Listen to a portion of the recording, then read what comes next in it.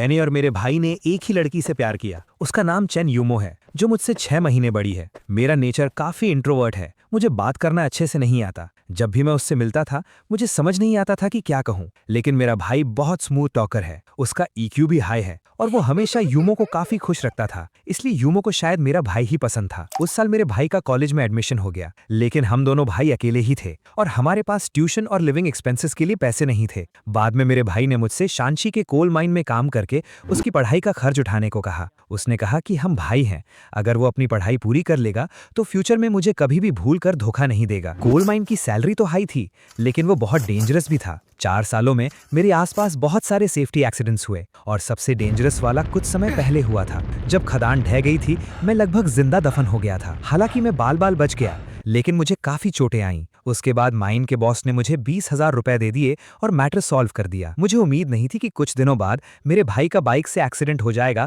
और उसके पैर में चोट लग जाएगी। उसे हॉस्पिटल में भर्ती होने के लिए पैसों की जरूरत थी, इसलिए मैंने बॉस से मिले वो 20,000 रुपए उसे ट्रांसफर कर दिए और मैं भी जल्दी से घर वापस आ गया। मुझे नहीं पता था कि मेरा भाई किस हॉस्पिटल में है और वो कॉल भी नहीं उठा रहा था, इसलिए मुझे पड़ोस की वांग आंटी के घर जाकर पूछना पड़ा। वांग आंटी ने कहा, जैंगफैन, तुमसे किसने कहा कि तुम्हारा भाई हॉस्पिटल में है? सुना है कि आज उसकी गर्लफ्रेंड का बर्थडे है और तुम्हारा भाई सामने वाले होटल में पार्टी दे रहा है। तो मेरा भाई हॉस्पिटल में नहीं था और अब उसकी एक गर्लफ्रेंड भी थी। वांग आंटी ने मुझे देखा और फिर बोली, उस जगह का बिल बहुत ज्यादा आता है, कम से कम कुछ 1000 रुपए तो लग ही जाते हैं। तुम्हारे भाई ने अभी अभी ग्रेजुएशन पूरा किया है और उसे कोई जॉब भी नहीं मिली है। पता नहीं उसके पास इतने पैसे कहाँ से आए। इन 4 सालों में मैंने जो भी पैसा कमाया था वो मेरी खून पसीने की कमाई थी। मैं कभी भी इतने महंगे होटल में नहीं गया था, लेकिन मेरा भाई तो मजे कर रहा था, सिर्फ एक पार्टी के लिए हजारों रुपए उड़ा रहा था। लेकिन मुझे सबसे ज्यादा गुस्सा इस बात पर आ रहा था कि उसने मुझे इन सालों में धोखा दिया। मुझे हमेशा डर लगा रहता था कि उसके पास खाने और पहनने के लिए कुछ है या नहीं, लेकिन उसने मुझसे हॉस्पिटल का बहाना बनाकर वो 20,000 रुपए ठग लिए। वो पैसे मैंने अपनी जान की बाजी लगाकर कमाए थे। मैं अपना गुस्सा कंट्रोल नहीं कर पाया। मैं सीधा उसी होटल की तरफ निकल गया जिसके बारे में वांग आंटी ने बताया था। वो अंदर से एकदम शानदार था। जल्द ही एक बेहद खूबसूरत चेहरा मेरी नजरों के सामने आया। ये कोई और नहीं बल्कि 4 साल बाद दिखने वाली यूमो थी। उस पल मेरे दिल की धड़कन जैसे रुक सी गई। यूमो ने भी मुझे देख लिया और जल्दी से मेरे पास आकर बोली, जैंगफैन। मैंने कहा, यूमो, कितने समय बाद मिल रहे हैं? उसके चेहरे पर एक पल के लिए भारी सरप्राइज दिखा, लेकिन जल्द ही उसकी जगह गुस्से ने ले ली। उसने कहा, 4 साल पहले तुम बिना कुछ कहे चले गए थे। उसके बाद मैं लगातार तुम्हारे बारे में पता लगाने की कोशिश करती रही, लेकिन तुम तो जैसे गायब ही हो गए। मुझे तुम्हारा कुछ भी पता नहीं चला, जब तक कि 2 महीने पहले मुझे जैंगयोंग ने नहीं बताया कि तुमने शादी कर ली है। कॉन्ग्रेचुलेशंस, तुमने इतनी जल्दी शादी कर ली। तुम अपनी वाइफ को वापस क्यों नहीं लाए ताकि हम सब भी उसे देख सकें? मैंने शादी कर ली? मैं तो इन 4 सालों से कोल माइन में काम कर रहा था। ये शादी वाली बात कहाँ से आ गई? मैं बस उसे एक्सप्लेन ही करने वाला था। तभी मेरा भाई प्राइवेट रूम से बाहर आया। उसने एक बढ़िया सा सूट पहना हुआ था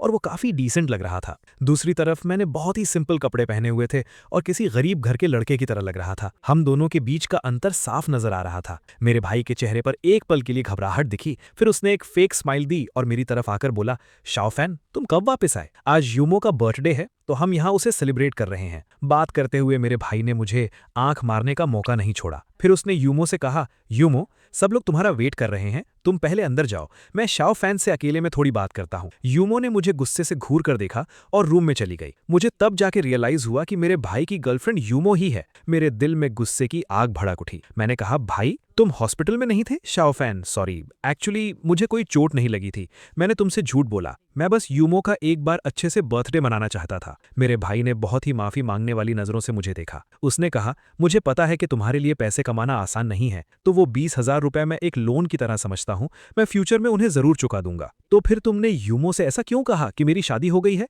मैंने गुस्से से पूछा। मेरा भाई कुछ सेकंड्स के लिए हिचकिचाया, फिर उसने मेरे कंधे पर हाथ रखा और बोला, मुझे पता है कि तुम भी यूमो को पसंद करते हो, लेकिन तुम्हें यह साफ साफ पता होना चाहिए कि वो मुझे पसंद करती है और हम दोनों के बीच वो सब भी हो चुका है। मेरा दिल जैसे किसी सुई से चुभ गया हो। मुझे बहुत जोर का दर्द महसूस हुआ। काफी देर बाद मैंने अपने इमोशंस पर कंट्रोल किया। मुझे तुम दोनों के बारे में कुछ नहीं जानना है, मुझे बस इतना जानना है कि तुमने ऐसा क्यों कहा कि मेरी शादी हो गई है। मेरे भाई ने एक्सप्लेन किया, वैसे तो इन दोनों बातों का कोई कनेक्शन नहीं है, लेकिन यूमो ने कहा कि तुमने इन सालों में बहुत स्ट्रगल किया है, हाई स्कूल भी पूरा नहीं किया और मेरी पढ़ाई का खर्च उठाने के लिए काम करने चले गए। उसे डर था कि तुम फ्यूचर में भी ऐसे ही सफर करोगे, इसीलिए वो पहले तुम्हारी शादी का मामला सेटल करना चाहती थी, उसके बाद ही वो मेरे साथ रिलेशनशिप में आने के लिए राजी होती। इसीलिए मैंने उससे झूठ बोल दिया कि तुम्हारी पहले ही शादी हो चुकी है। मैंने कहा, तुम दोनों के बीच सब कुछ हो चुका है, लेकिन फिर भी तुम ऑफिशियली एक कपल नहीं हो। क्या यूमो इतनी इजी लड़की है? मेरा भाई हंसते हुए बोला, शाओफैन, लगता है कि तुम अभी भी कुछ नहीं समझते हो। जब उस तरह की बातों की बात आती है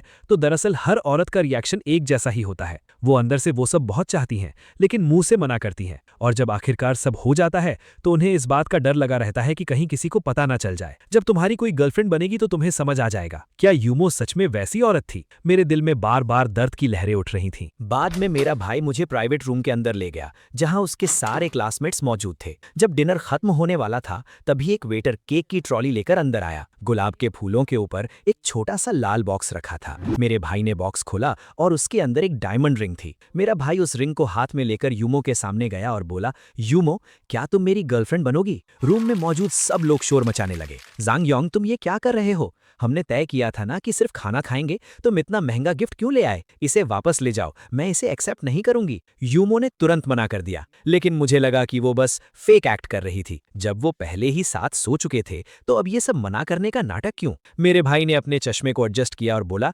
यूमो, पहले मेरी तुम्हें प्रपोज करने की हिम्मत नहीं थी क्योंकि मेरे पास तुम्हारी देखभाल करने की कैपेबिलिटी नहीं थी, लेकिन अब मेरा ग्रेजुएशन पूरा हो चुका है। मुझे पूरा विश्वास है कि मैं तुम्हें खुश रख सकता हूँ, और अब शाओफैन की भी शादी हो चुकी है तो मुझे उसकी भी कोई टेंशन नहीं है। यूमो, मुझे बस एक मौका दो, क्या मैं तुम्हारा ख्याल रख सकता हूँ? यूमो ने बहुत ही कंफ्यूज्ड एक्सप्रेशंस के साथ मेरी तरफ देखा और पूछा, शाओफैन, क्या तुम कुछ कहना नहीं चाहते? शाओफैन मेरा सगा भाई है, जाहिर सी बात है वो भी यही चाहेगा कि मैं उस लड़की के साथ रहूं जिसे मैं प्यार करता हूं। मैंने सही कहा ना शाओफैन? मेरे भाई ने मेरी तरफ आंख मारी। हालांकि मैं भी यूमो को पसंद करता था, लेकिन मैं तो हाई स्कूल तक भी नहीं पढ़ा था। मैं उसके लायक कैसे हो सकता था? और सबसे बड़ी बात, वो और मेरा भाई पहले ही साथ सो चुके थे, और फिर भी वो इतनी बेशर्मी से मुझसे मेरा ओपिनियन पूछ रही थी। ये कितना मजाक लग रहा था। मैंने एक ही झटके में शराब के कई गिलास पी लिए और बोला, मेरा भाई बहुत अच्छा है, तुम दोनों साथ में खुश रहोगे। तो क्या मुझे तुम्हारी इन ब्लेसिंग्स के लिए थैंक यू कहना चाहिए? ये कहने के बाद यूमो ने सबके सामने वो डायमंड रिंग पहन ली। उस दिन मेरा भाई बहुत ज्यादा पीकर ड्रंक हो गया था। मैं और यूमो मिलकर उसे घर छोड़ने गए। मेरा घर लिचैंग शहर के आउटस्कर्ट्स में था। आसपास सब पुराने घर ही थे। पहले यूमो भी यहीं रहा करती थी, लेकिन जब उसके परिवार के पास पैसे आ गए तो वो लोग यहाँ से चले गए। मेरे भाई को बेड पर लिटाने के बाद यूमो थककर हांफते हुए बेड के किनारे बैठ गई। मैंने कहा, यूमो, काफी लेट हो गया है, मैं तुम्हें घर छोड़ देता हूँ। यूमो ने मुझे घूर कर देखा और बोली, मैंने कब कहा कि मुझे आज रात वापस जाना है? मैं अब तुम्हारे भाई की गर्लफ्रेंड हूँ। वो ड्रंक है तो क्या मुझे यहाँ रुककर उसकी देखभाल नहीं करनी चाहिए? जब तुम ड्रंक होते हो तो क्या तुम्हारी वाइफ तुम्हारी देखभाल नहीं करती? मैंने एक कड़वी मुस्कान के साथ सोचा, मेरी कोई वाइफ कहाँ है? मेरी तो कोई गर्लफ्रेंड तक नहीं है। तुम कुछ बोल क्यों नहीं रहे हो? क्या मैंने कुछ गलत कहा? यहाँ रुककर उसकी देखभाल करने की बात तो छोड़ो, अगर मैं उसके साथ एक ही कमरे में सो जाऊं तो वो भी नॉर्मल बात है ना?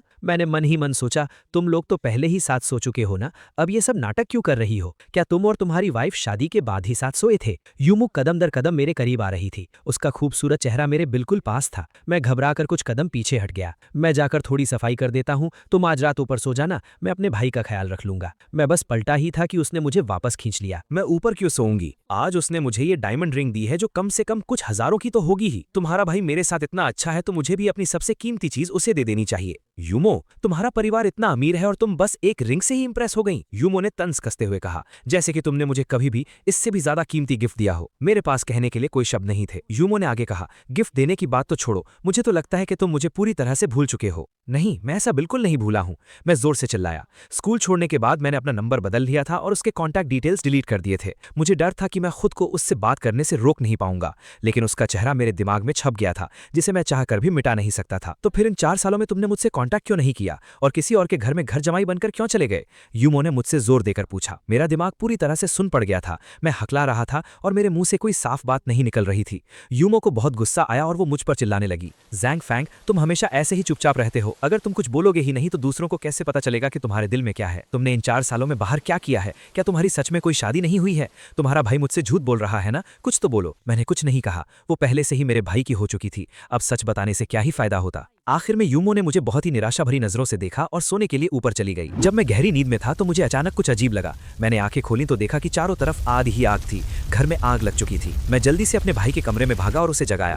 वो बहुत डर गया था और उसका पहला रिएक्शन बस बाहर भागने का था। मैंने अपने भाई को कसकर पकड़ लिया और कहा, यूमो अभी भी ऊपर है और आग बहुत तेजी से फैल रही है। मेरे भाई के चेहरे पर खौफ साफ दिख रहा था। उसने मेरा हाथ झटक दिया और अपनी जान बचाने के लिए आंगन से बाहर भाग गया।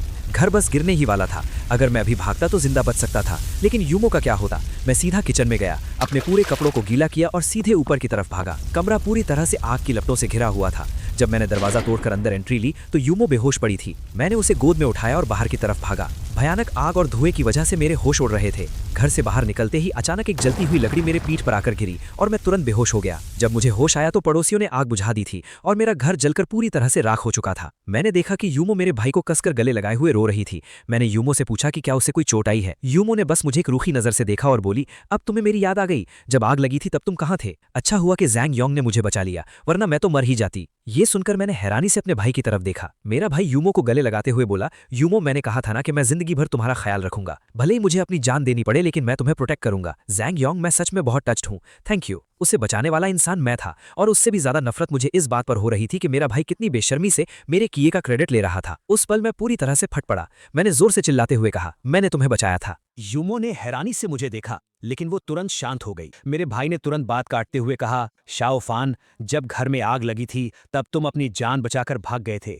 मैं अपनी जान जोखिम में डालकर यूमो को बचाकर लाया हूं, तो ये तुम्हारा क्रेडिट कैसे बन गया? तुम्हारे ऐसा कहने का मतलब क्या है? और वैसे भी यूमो मेरी गर्लफ्रेंड है, तो उसे बचाना मेरी रिस्पॉन्सिबिलिटी है। तुम उसे किस हक से बचाओगे और यूमो तुम पर क्यों विश्वास करेगी? यूमो ने मुझे बड़ी बेरुखी से देखा और बोली, ज़ांगफान, तुम्हारे भाई बिल्कुल सही कह रहे हैं। तुम्हें पता भी है कि उस सिचुएशन में अंदर जाकर किसी को बचाने के लिए कितनी हिम्मत चाहिए होती है। क्या तुम अपनी जान जोखिम में डालकर मुझे बचाओगे? अगर मैं तुम्हारे लिए सच में इतनी इंपॉर्टेंट होती तो तुम इन 4 सालों में मुझसे कांटेक्ट जरूर करते, है ना? इस बात को यहीं खत्म करते हैं। मुझ पर किसने एहसान किया है ये बात मुझे बहुत अच्छे से पता है। इस सवाल जवाब के बीच मैं फिर से चुप हो गया। उस घटना ने मुझे पूरी तरह से दिखा दिया था कि मेरा भाई असल में कैसा इंसान है। घर के जल जाने के बाद यूमो मेरे भाई को अपने घर ले गई। उसके पेरेंट्स पहले उनके रिलेशन के खिलाफ थे, लेकिन जब उन्होंने सुना कि मेरे भाई ने आग से उसकी जान बचाई है और वो एक कॉलेज स्टूडेंट भी है, तो उन्होंने चुपचाप उनके रिश्ते को मंजूरी दे दी। मेरे पास जाने के लिए कोई जगह नहीं थी, इसलिए मैं पड़ोस में वांग आंटी के घर कुछ दिन रुक गया। वांग आंटी ने मुझसे पूछा कि आग कैसे लगी, लेकिन मुझे भी कुछ समझ नहीं आ रहा था।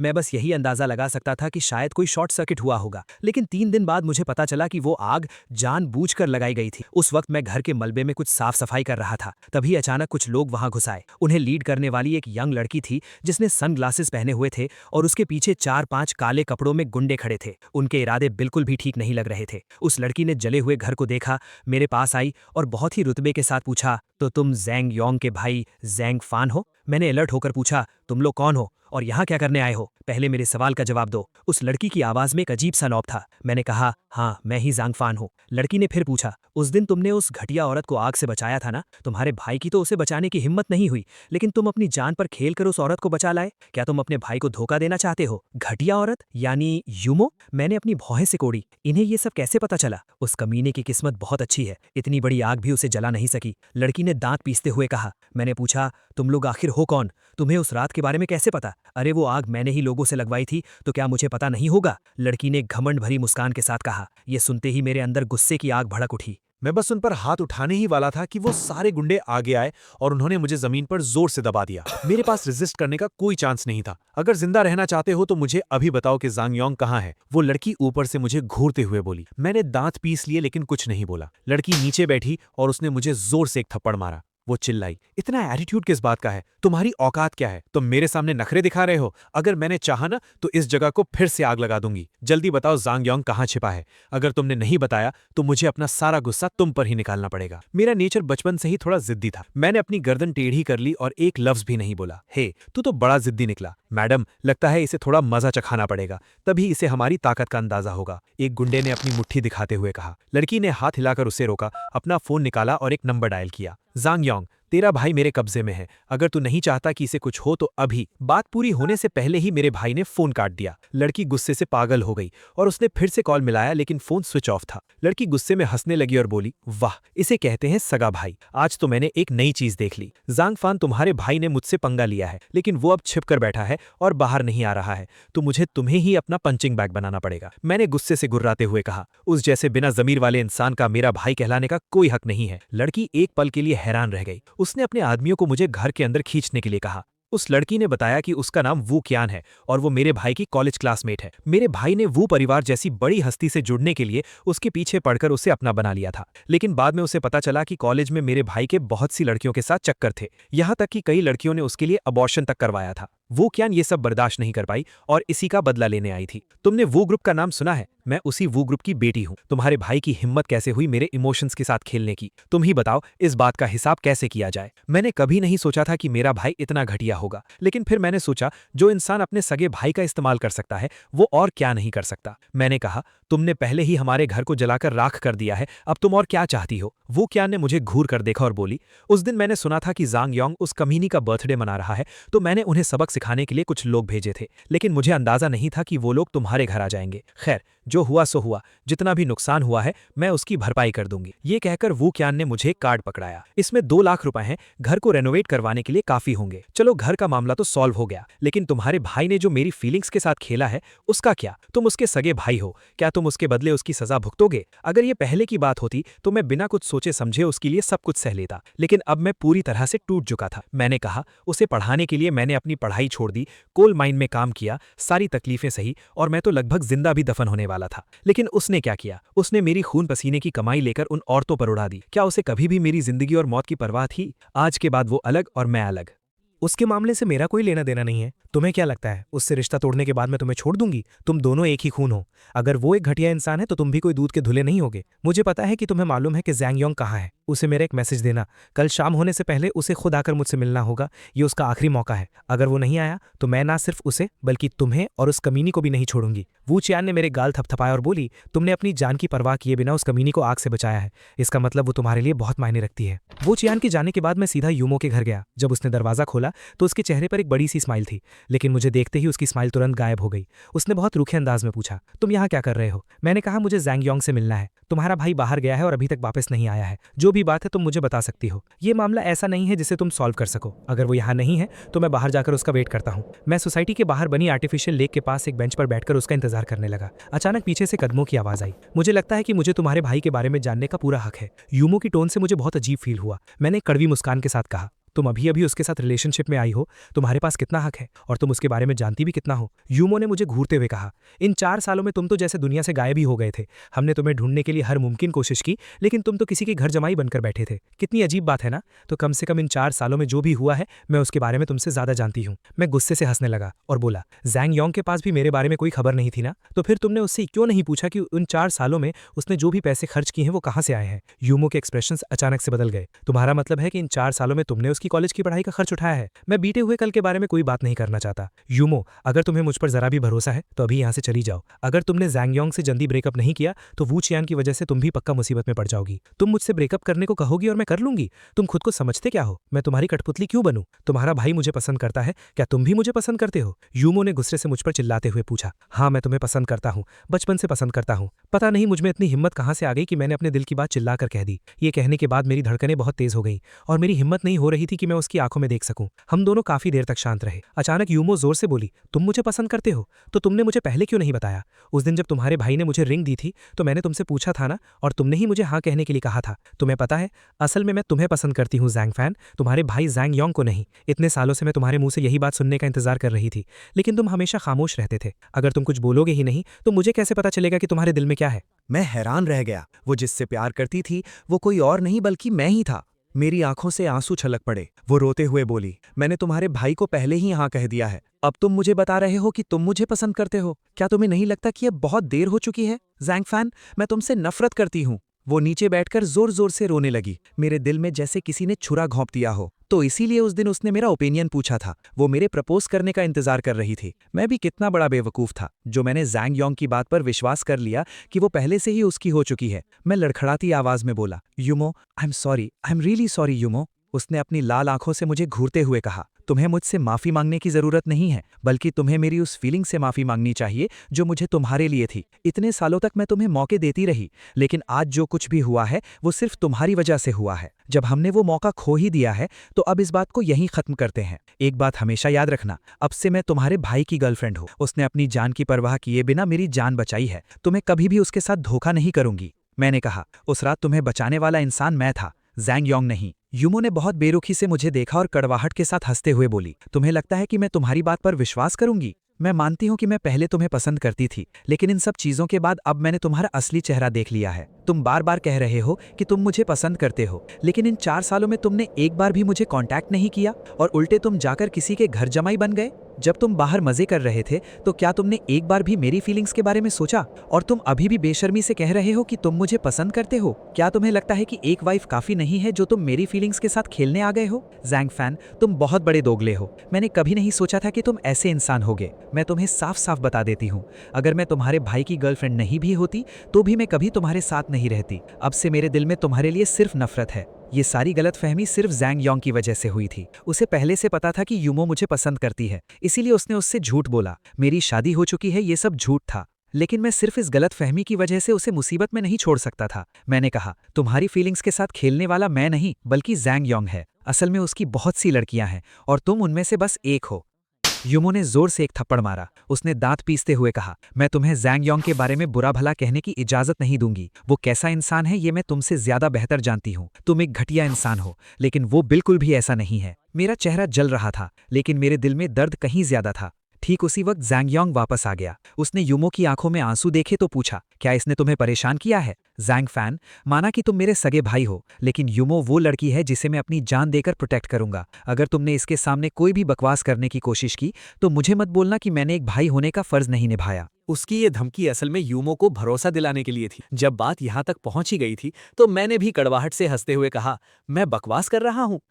क्या तुम वू चियान को जानते हो? उसने मुझे तुम्हें ये बताने को कहा है कि कल शाम होने से पहले बेहतर होगा कि तुम खुद जाकर उससे मिलो, वरना इसके नतीजे बहुत बुरे होंगे। वू चियान कौन है? मैं तो ऐसी किसी लड़की को नहीं जानता। जैंग फैन, मुझे पता है तुम ये सब क्यों कह रहे हो। तुम बस यही चाहते हो कि यूमो मुझे छोड़ दे, लेकिन क्या यूमो तुम्हारी इन फालतू बातों में आ जाएगी? यूमो, मुझ पर विश्वास करो, मैं सच में किसी वू चियान को नहीं जानता। यूमो मुस्कुराते हुए बोली, जैंग योंग, अगर मुझे तुम पर इतना भी भरोसा नहीं है तो मैं तुम्हारी गर्लफ्रेंड कहलाने के लायक नहीं हूँ। जैंग योंग के चेहरे पर एक बड़ी सी जीत की मुस्कान थी और वो यूमो को गले लगाते हुए वहां से चला गया। जब शाम हुई तो वू चियान के दो आदमियों ने अचानक मुझे ढूंढ लिया और मुझे शहर के बाहर एक रिजॉर्ट में ले गए। वू चियान कार्ड रूम में बैठी थी और उसकी बाईं आंख के पास का बर्थ मार्क साफ दिख रहा था। कल मैंने तुम्हें जो काम दिया था, क्या तुमने वो पूरा किया? मैंने हाँ में सिर हिलाया। वू चियान ने मेज पर जोर से हाथ मारा और बोली, लेकिन वो अभी तक मेरे पास क्यों नहीं आया? क्या उसे सच में लगता है कि मुझे नहीं पता वो कहाँ छिपा है? तभी एक गुंडे ने जल्दी से कहा, मैडम, मुझे अभी कॉल आया है, वो इंसान मिल गया है और उसके साथ उस चेन यूमो नाम की लड़की को भी ले आए हैं। मेरा दिल जोर से धड़का। यूमो भी पकड़ी गई। वू चियान मेरे पास आई और बोली, अगर कल तुमने रास्ता नहीं दिखाया होता तो मुझे सच में पता नहीं चलता कि वो दोनों कुत्ते कहाँ छिपे हैं। तब जाके मुझे रियलाइज हुआ कि कल कोई मेरा पीछा कर रहा था। मैंने जल्दी से कहा, मिस वू, असल में यूमो को जैंग योंग और तुम्हारे रिश्ते के बारे में कुछ नहीं पता है, इसलिए तुम्हें उसे बीच में नहीं लाना चाहिए। वू चियान ने मुझे बीच में ही रोक दिया। बकवास बंद करो। उस छोटी सी क्यूट लड़की का नाम सुनते ही मुझे गुस्सा आ जाता है। अगर तुमने एक लफ्ज भी और बोला तो मैं तुम्हारी जबान कटवा दूंगी। कुछ 10 मिनट बाद जैंग योंग और यूमो को अंदर लाया गया। वू चियान सीधा जैंग योंग पर झपटी और उसे लातों घूसों से पीटने लगी। जैंग योंग ने रेजिस्ट करने की कोशिश की, लेकिन गुंडों ने उसे जमीन पर पटक दिया। जल्दी से रुको, तुम लोग इसे क्यों मार रहे हो, वरना मैं पुलिस को कॉल कर दूंगी। यूमो का डर के मारे चेहरा पीला पड़ गया था। वू चियान ने उसे बड़ी ठंडी नजरों से देखा और बोली, ओए छोटी बच्ची, तू सच में बहुत खूबसूरत है। तभी तो जैंग योंग जैसे कुत्ते ने मुझे धोखा दिया, लेकिन मुझसे पंगा लेने की एक बहुत भारी कीमत चुकानी पड़ती है। जैंग योंग ने जल्दी से कहा, यूमो, मेरी गलती है, मुझे तुमसे झूठ नहीं बोलना चाहिए था। मैं इसके साथ कुछ समय तक रिलेशनशिप में था, लेकिन बाद में मुझे लगा कि हम एक दूसरे के लिए सही नहीं है, तो हमने ब्रेकअप कर लिया। मैं जिससे सच में प्यार करता हूँ वो तुम ही हो। वू चियान ने एक एशट्रे उठाई और उसे मारने ही वाली थी कि एक गुंडे ने उसे रोक दिया। इसकी घटिया जिंदगी की कीमत ही कितनी है, मैं इसके पैसे दे सकती हूँ। वू चियान ने गुस्से से कहा, जैंग योंग, कान खोल कर सुन ले, तूने मुझे नहीं छोड़ा बल्कि मैंने तुझे छोड़ा है। तेरे जैसा घटिया इंसान मेरे जूते साफ करने के लायक भी नहीं है, लेकिन तूने मुझे पूरी तरह से गुस्सा दिला दिया है। तुझे ये क्यूट लड़की बहुत पसंद है ना, तो अब मैं तुझे अपनी आंखों से इसे बर्बाद होते हुए दिखाऊंगी। मैं तेरी जिंदगी नरक से भी बदतर कर दूंगी। वू चियान ने अपनी गुंडों की तरफ देखा और बोली, आज तो तुम लोगों की किस्मत खुल गई। ये क्यूट लड़की कितनी फ्रेश और सुंदर है, इसके साथ थोड़ा प्यार से पेश आना, जान से मत मार देना। गुंडों की आंखें चमक उठीं और वो पूरी तरह से विरोध करती हुई यूमो को घसीटते हुए अंदर ले जाने लगे। जैंग योंग ने वू चियान के पैर पकड़ ली और भीख मांगने लगा। वू चियान, मैं तुमसे हाथ जोड़ता हूँ, उसे कुछ मत करना। तुम मुझसे जो कहोगी मैं करूंगा, कुछ भी करूंगा। तो ठीक है, यान गुओ की तरह अपना एक हाथ कुर्बान कर दे और मैं उसे छोड़ दूंगी। वू चियान ने बड़ी बेरुखी से कहा। जैंग योंग का चेहरा पीला पड़ गया और वो अपनी जगह पर ही जम गया। तू डर गया? वू चियान ने उसे लात मारकर दूर किया और बोली, मुझे पता था कि तेरी हिम्मत नहीं होगी। मैंने तुझे मौका दिया था, अब मुझे बेरहम मत समझना। ले जाओ इसे। यूमो को घसीटकर बाहर ले जाया जाने लगा। मैंने वो कार्ड निकाला और कहा, मिस वू, मैं ये 2 लाख रुपए तुम्हें वापस कर रहा हूँ। बस मेरी गुजारिश है कि यूमो को छोड़ दो। मुझे ये 2 लाख नहीं चाहिए। वू चियान ने मुझे घूर कर देखा। मैं जानता हूँ मिस वू कि तुम्हें पैसों की कोई कमी नहीं है, लेकिन जिसने गलती की है सजा उसी को मिलनी चाहिए। यूमो सच में इनोसेंट है। क्या मिस वू उसे छोड़ सकती है? मैंने गिड़गिड़ाते हुए कहा। वू चियान ने मुझे कुछ सेकंड्स के लिए देखा और बोली, अपनी एक बाजू के बदले उसकी सलामती। क्या तुझ में हिम्मत है? अगर तू तैयार है तो मैं उस बच्ची को छोड़ दूंगी। मैं बहुत डर गया था। वू चियान ने ताना मारते हुए कहा, लगता है तू भी एक नामर्दी है। मुझ में हिम्मत है, मैंने जोर से कहा, लेकिन तुम्हें अपना वादा निभाना होगा। वू चियान की आंखों में एक पल के लिए हैरानी दिखी और उसने एक इशारा किया। 2 गुंडे मेरे पास आए। एक ने मेरा दाया हाथ कार्ड वाली मेज पर जोर से दबा दिया और दूसरे ने एक स्टूल उठा लिया। लड़के, सोच ले, अगर ये स्टूल नीचे आया तो तेरा ये हाथ हमेशा के लिए बर्बाद हो जाएगा।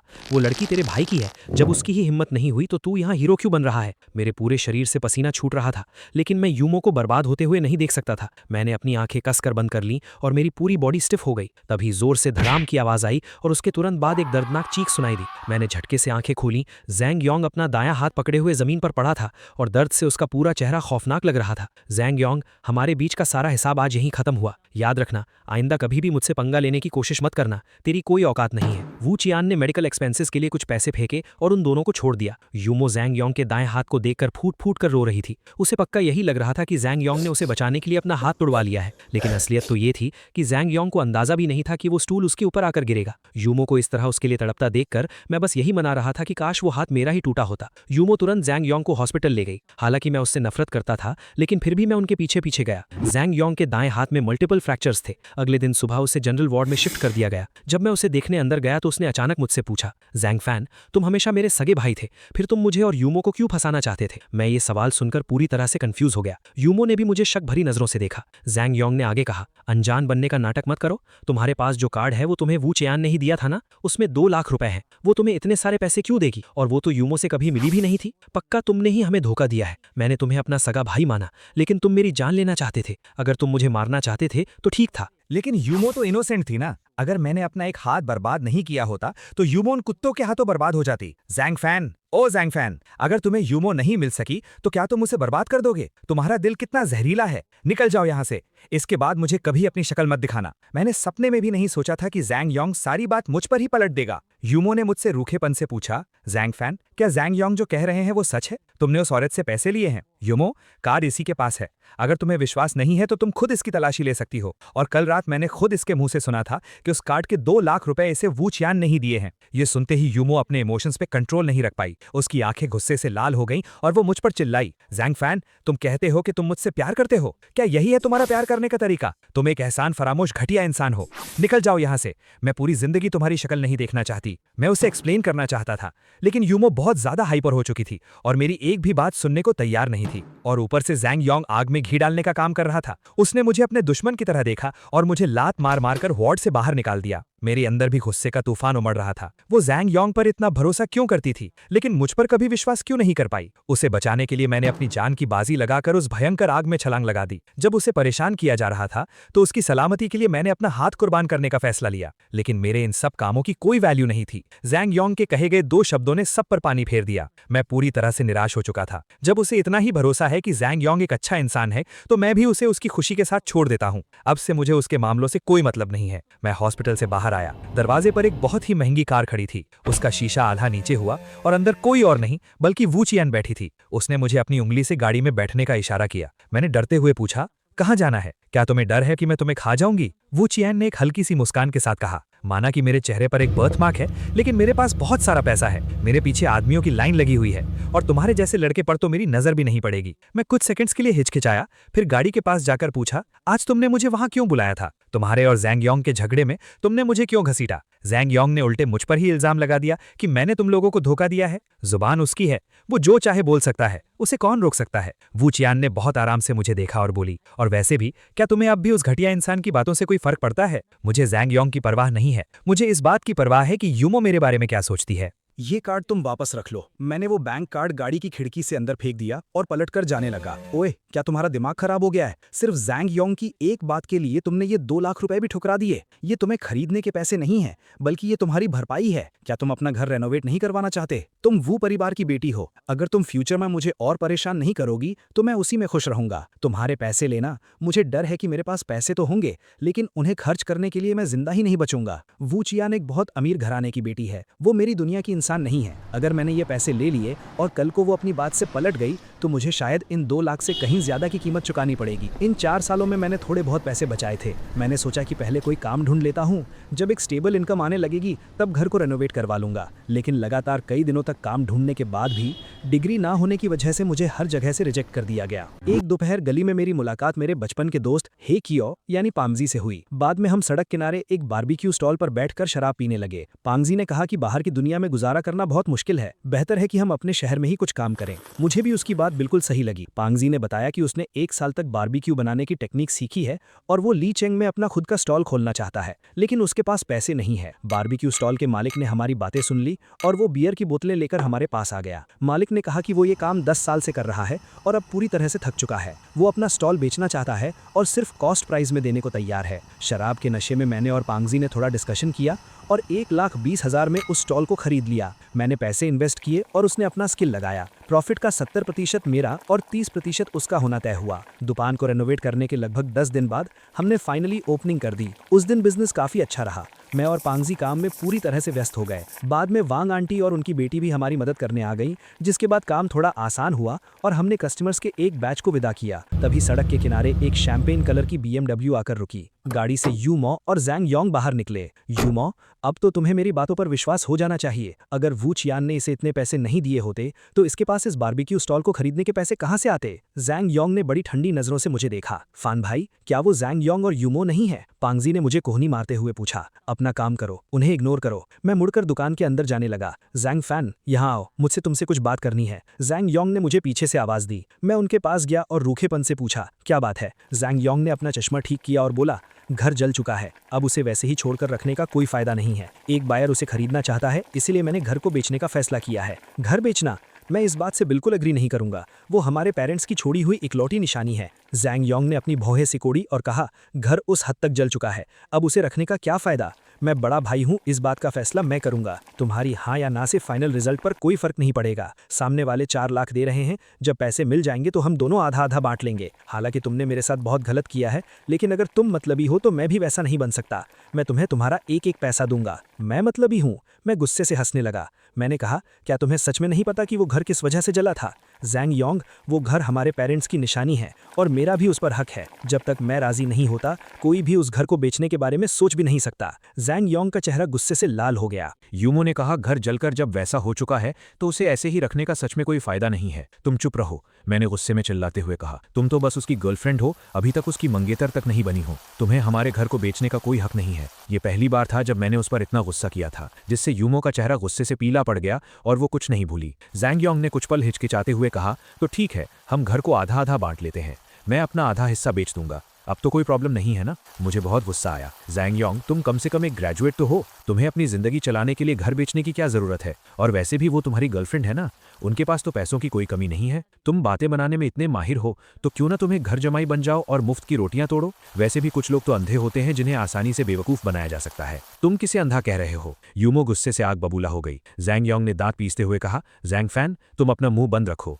मैं यूमो के पीछे इसीलिए हूँ क्योंकि मैं उससे प्यार करता हूँ। मुझे उसकी फैमिली की वेल्थ से कोई मतलब नहीं है। मैं अपने खुद के दम पर उसे खुश रखूंगा, न कि मुफ्त की रोटियां तोड़ूंगा। क्या तुम्हें लगता है कि मैं तुम्हारी तरह हूं, जिसने इस बारबेक्यू स्टॉल को खोलने के लिए अपने सगे भाई को ही धोखा दे दिया? मैं एक इज्जतदार इंसान हूं। मैं बस एक ठंडी हंसी हंस पड़ा। वोंग आंटी और पांगजी ने जल्दी से आकर बीच बचाव किया। वोंग आंटी ने मुस्कुराते हुए कहा, श्याओ योंग, घर बेचने के बारे में बाद में भी बात हो सकती है। आज श्याओ फैन की दुकान की ओपनिंग है। अगर तुम दोनों के पास कोई काम नहीं है तो यहीं बैठो और उसका हौसला बढ़ाओ। पांगजी ने मुस्कुराते हुए कहा, योंग भाई और यूमो, आज मेरी तरफ से पार्टी है। तुम दोनों मेरा बनाया हुआ खाना खाकर देखो और बताओ कि मुझे इसमें क्या सुधार करने की जरूरत है। जैंग योंग और यूमो भी वहीं रुक गए। जब पांगजी चाय दे रहा था तो जैंग योंग ताना मारते हुए बोला, हे श्याओ, तुम और जैंग फैन मिलकर इस दुकान को चला रहे हो। हम बचपन से एक दूसरे को जानते हैं, इसीलिए मैं तुम्हें एक सलाह देना चाहता हूँ। जैंग फैन पैसों के लिए अपने सगे भाई तक को धोखा दे सकता है। उसके साथ बिजनेस करते हुए तुम्हें बहुत सावधान रहना होगा। कहीं ऐसा ना हो कि वो तुम्हें बेच दे और तुम उसके पैसे गिन रहे हो। मेरे दिल में गुस्से की आग भड़क उठी,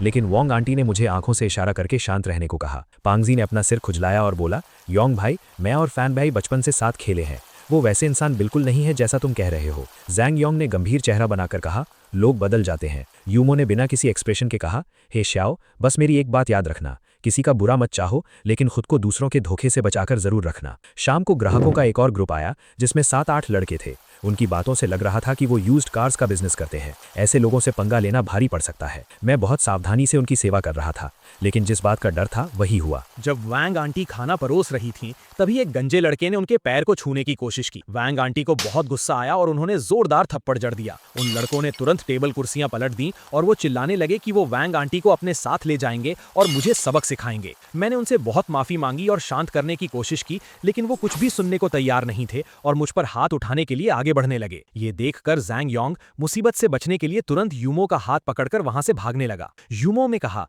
योंग भाई, हम बचपन से वैंग आंटी को जानते हैं, हम उन्हें इस हालत में छोड़कर नहीं जा सकते। जैंग योंग ने डरते हुए धीरे से कहा, यूमो, धीरे बोलो, कहीं वो सुन ना लें। ये लोग यूज्ड कार्स के बिजनेस में हैं, जो बस एक दिखावा है। असल में ये लोग बहुत डेंजरस काम करते हैं, हम इसमें कुछ नहीं कर सकते। उसके पास पैसे नहीं थे, फिर भी उसने दुकान खोल ली। उसे क्या लगता है कि बारबेक्यू स्टॉल चलाना इतना आसान है? यहाँ हर तरह के बुरे लोग आते हैं और दुकान चलाने के लिए तुम्हें हर तरह के लोगों को हैंडल करना आना चाहिए। अगर दुकान बर्बाद होती है तो होने दो, वैसे भी उसने ये दुकान गलत पैसों से खोली है, ये उसके कर्मों का ही फल है। यूमो ने मेरी तरफ देखा, उसकी आंखों में बहुत सारे सवाल थे, लेकिन जैंग योंग ने कहा, कोई लेकिन वेकिन नहीं। यूमो, क्या तुम भूल गई कि मेरा ये हाथ कैसे टूटा था? अगर इस इंसान ने हमें धोखा नहीं दिया होता तो हम कभी भी वू चियन के चंगुल में नहीं फंसते और तुम मुसीबत में नहीं पड़ती। भले ही वो मुसीबत मेरी वजह से आई थी, लेकिन ये पैसों के लिए हमारे साथ ऐसा तो नहीं कर सकता था ना? ये सुनकर यूमो की आंखों में नफरत साफ दिखने लगी और वो अपनी कार की तरफ बढ़ गई। ठीक उसी वक्त वहां एक के बाद एक कई लग्जूरियस कारें आकर रुकी और उनमें से कई अमीर लड़के लड़कियां बाहर निकले। उनमें से सबसे महंगी कार से वू चियन उतरी। वू चियन ने अपने सनग्लासेस उतारे और दुकान का ये हाल देखकर मुझसे पूछा,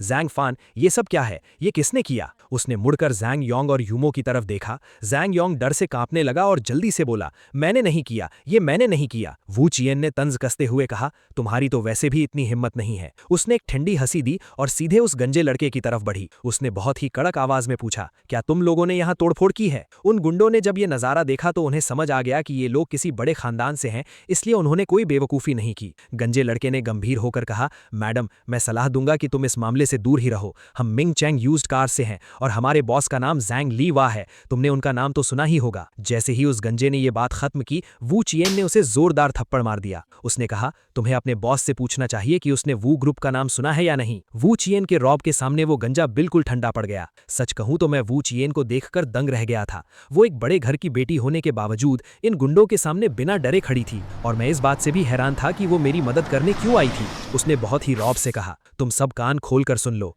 जैंग फान मेरा आदमी है। अगर किसी ने उसके साथ कुछ भी गलत करने की कोशिश की तो इसका मतलब होगा कि उसने सीधे मुझसे दुश्मनी मोल ली है। ये सुनकर वहां खड़े सभी लोग हैरान रह गए। मैंने जल्दी से कहा, मैं तुम्हारा आदमी कब से बन गया? तुम कुछ भी बकवास मत करो। मैं उसका शुक्रगुजार था, लेकिन मैं सच को नहीं बदल सकता था। इस पर वू चियान धीरे से मुस्कुराई और इससे पहले कि मैं कुछ समझ पाता, उसने मेरी ठुड्डी पकड़ी और पूरे हक से कहा, पहले नहीं थे, लेकिन अब से तुम जैंग फैन सिर्फ मेरे हो। अब से मैं तुम्हें प्रोटेक्ट करूंगी। अगर किसी की भी तुम्हें परेशान करने की हिम्मत हुई तो मुझे बताना, मैं उसे मजा चखा दूंगी। मैंने सपने में भी नहीं सोचा था कि वो मेरे साथ इस तरह फ्लर्ट करेगी। मैं घबराकर पीछे हट गया और मेरा चेहरा गुस्से और शर्म से लाल हो गया। जैंग योंग की आंखें नफरत से भरी हुई थीं, लेकिन जब उसने देखा कि मेरे पीछे इतनी बड़ी ताकत खड़ी है तो वो वहां से खिसकने लगा। यूमो के चेहरे पर अजीब सी एक्सप्रेशंस थे। उसने दांत पीसते हुए मुझे एक तीखी नजर से देखा। वो गंजा लड़का भी अब पूरी तरह से डर चुका था और माफी मांगने लगा था। वू चियान ने उसे देखा और ठंडे लहजे में बोली, मुझे पता है कि जैंग लियुआ पहले एक गुंडा हुआ करता था, लेकिन अगर गुंडागर्दी की बात है तो मैं किसी से नहीं डरती। वो लड़का बार बार सिर झुकाकर माफी मांग रहा था। वू चियान ने कहा, तुम्हारी माफी को देखते हुए मैं आज तुम्हें छोड़ रही हूं, लेकिन जो भी नुकसान हुआ है उसकी पूरी भरपाई करनी होगी। क्या कोई एतराज है? गुंडे ने झट से कहा, नहीं नहीं, बिल्कुल नहीं, ये तो मेरा फर्ज है, मैं पूरा नुकसान भर दूंगा। वू चियान ने मुझसे बिल बनाने को कहा, लेकिन मैंने कोई बिल नहीं बनाया। क्योंकि मैं उस पर डिपेंड नहीं होना चाहता था। आखिर में उस गंजे ने वोंग आंटी को 2000 रुपए दिए, उनसे माफी मांगी और वहां से दुम दबाकर भाग गया। वोंग आंटी मेरे पास आई और बोली, मिस वू, आपका बहुत बहुत शुक्रिया। अगर आज आप नहीं होती तो वो लोग हमें कभी चैन से जीने नहीं देते। आंटी, इसकी कोई जरूरत नहीं है। मैं और जैंग फैन एक दूसरे को बहुत अच्छे से जानते हैं। उसका मामला मेरा ही मामला है। वू चिया शरारत भरी मुस्कान से मेरी तरफ देखा। मैंने तुरंत अपनी नजरें घुमा ली। मुझे समझ नहीं आ रहा था कि वो मेरी मदद क्यों कर रही थी। पंगजी हंसते हुए बोला, फैन भाई, तुम मिस वू को जानते हो? तुमने मुझे कभी इस बारे में क्यों नहीं बताया?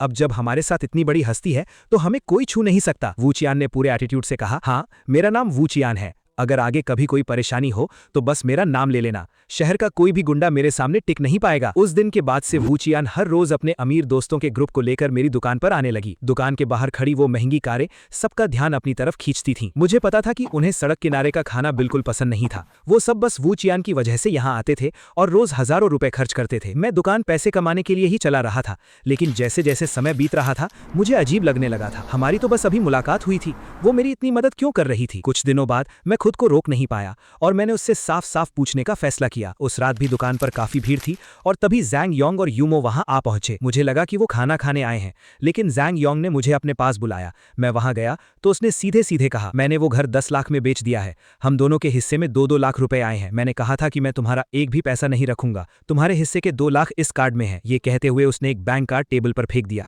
मेरे सब्र का बांध टूट गया। मैं आगे बढ़ा और मैंने उसका कॉलर पकड़ लिया। मैं उसे एक जोरदार घूसा मारने ही वाला था। यूमो ने तुरंत बीच में आकर मुझे रोकने की कोशिश की। जांग योंग ने कहा, यूमो, इसे मुझे मारने दो, मैं हाथ भी नहीं उठाऊंगा।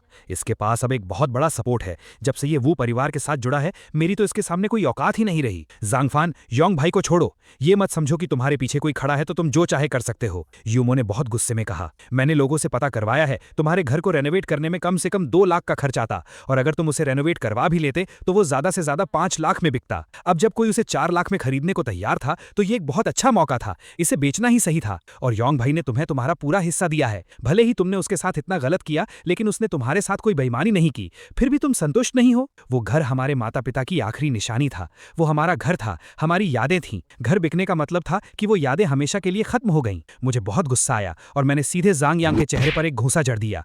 उसकी फिजिकल स्ट्रेंथ बहुत नॉर्मल थी और मुझ जैसे 4 साल तक भारी काम करने वाले इंसान के एक ही घूंसे से वो जमीन पर गिर पड़ा। यूमो ने मुझे जोर से धक्का दिया और जांग योंग को उठाते हुए बोली, जांगफान, तुम 1 नंबर के घटिया और बदतमीज इंसान हो। जांग योंग ने बहुत ही इनोसेंट बनने का नाटक किया और बोला, यूमो, तुम इसे मत रोको, इसे मुझे मारने दो। देखते हैं कि ये मुझे जान से मार डालता है या हमेशा के लिए अपाहिज कर देता है। ये सुनकर मुझे और गुस्सा आया। मैं फिर से आगे बढ़ा, लेकिन पैंगजी ने मुझे कसकर पकड़ लिया और बोला, सब ग्राहक देख रहे हैं, इससे दुकान का नाम खराब होगा। जांग योंग ने मुझे धमकी देते हुए कहा, जांगफान, तुम इसके लिए तैयार रहना। अगर आगे चलकर मुझे खरोच भी आई तो उसका जिम्मेदार सिर्फ तुम होगे। योंग भाई, गाड़ी में बैठो, ये पागल हो चुका है, इससे बात करना ही बेकार है। यूमो ने जांग योंग को गाड़ी में बिठाया और वहां से चली गई, लेकिन कुछ ही देर बाद उसकी कार फिर से वापस आ गई। यूमो गाड़ी से अकेले नीचे उतरी और सड़क के किनारे खड़ी हो गई। मैं खुद उसके पास गया तो उसने कहा, क्या तुम्हें नहीं लगता कि तुमने बहुत ज्यादा कर दिया है? तुम और योंग भाई सगे भाई हो।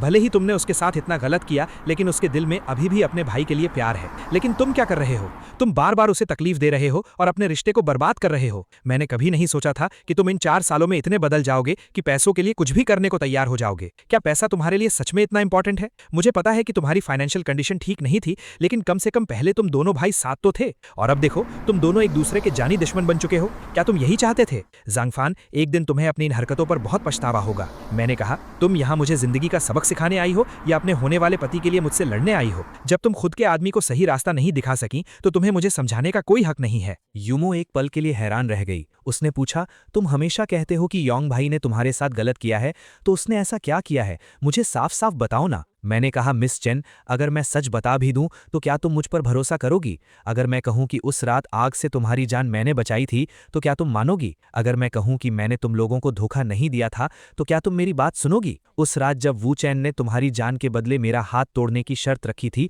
और मैं उसके लिए भी राजी हो गया था, क्या तुम इस बात पर यकीन करोगी? तुम्हारी नज़रों में जैंग योंग हमेशा से ही महान रहा है और मैं हमेशा एक घटिया और मतलबी इंसान रहा हूं। कुछ सेकंड्स तक उसके एक्सप्रेशंस बदले। वो हैरान हुई और फिर गहरी सोच में डूब गई, लेकिन आखिर में वो फिर से बेरुखी से बोली, मैं भी तुम पर भरोसा करना चाहती हूँ, लेकिन जो मैंने अपनी आंखों से देखा है वो कुछ और ही है। उस रात जब मेरी आंख खुली तो मैं योंग भाई की बाहों में थी और तुम बेहोश पड़े थे। भला एक बेहोश इंसान किसी की जान कैसे बचा सकता है? और तुम कह रहे हो कि वू चैन ने तुम्हारी वजह से मुझे छोड़ा, लेकिन चोट तो सिर्फ योंग भाई को आई थी और तुम्हें एक खरोच तक नहीं लगी थी। तुम ही बताओ, मैं तुम पर कैसे भरोसा करूं? मैंने गुस्से में चिल्लाकर कहा, बस बहुत हुआ। हाँ, मैं ही बुरा हूं। अब तुम खुश हो ना? तुमने कहा था ना कि तुम मेरी शक्ल भी नहीं देखना चाहती, तो मैं भी साफ कह देता हूं कि मुझे भी तुमसे कोई मतलब नहीं है। आइंदा कभी मेरे सामने मत आना। मैं गुस्से से पूरी तरह पागल हो रहा था और यूमो के चेहरे पर भी भयंकर गुस्सा साफ दिख रहा था। ठीक उसी वक्त वू चैन अपने दोस्तों के साथ वहां आ पहुंची। उसने अपने दोस्तों को अंदर जाने के लिए कहा और यूमो की तरफ देखते हुए मुझसे पूछा, जैंग फैन, ये यहाँ क्या कर रही है? मैं तुम्हें वार्निंग दे रही हूँ, तुम मेरे आदमी हो। मेरे पीठ पीछे कुछ भी गलत करने की कोशिश मत करना, वरना तुम्हारा हश्र उस कुत्ते जैंग योंग से भी बुरा होगा। यूमो ने कहा, तुम्हारा आदमी? तुम इससे पूछ क्यों नहीं लेती कि क्या इसकी शादी हो चुकी है? तुम कह रही हो कि ये तुम्हारा आदमी है, क्या तुमने इसकी वाइफ से इस बारे में पूछा है? वू चैन हैरान रह गई। उसने मुझे घूरते हुए पूछा, तुम्हारी शादी हो चुकी है? यूमो ने कहा, तो क्या तुम्हें अभी भी लगता है कि ये वैसा ही सीधा साधा इंसान है जैसा दिखता है? ये मुझसे कह रहा था कि ये मुझे पसंद करता है।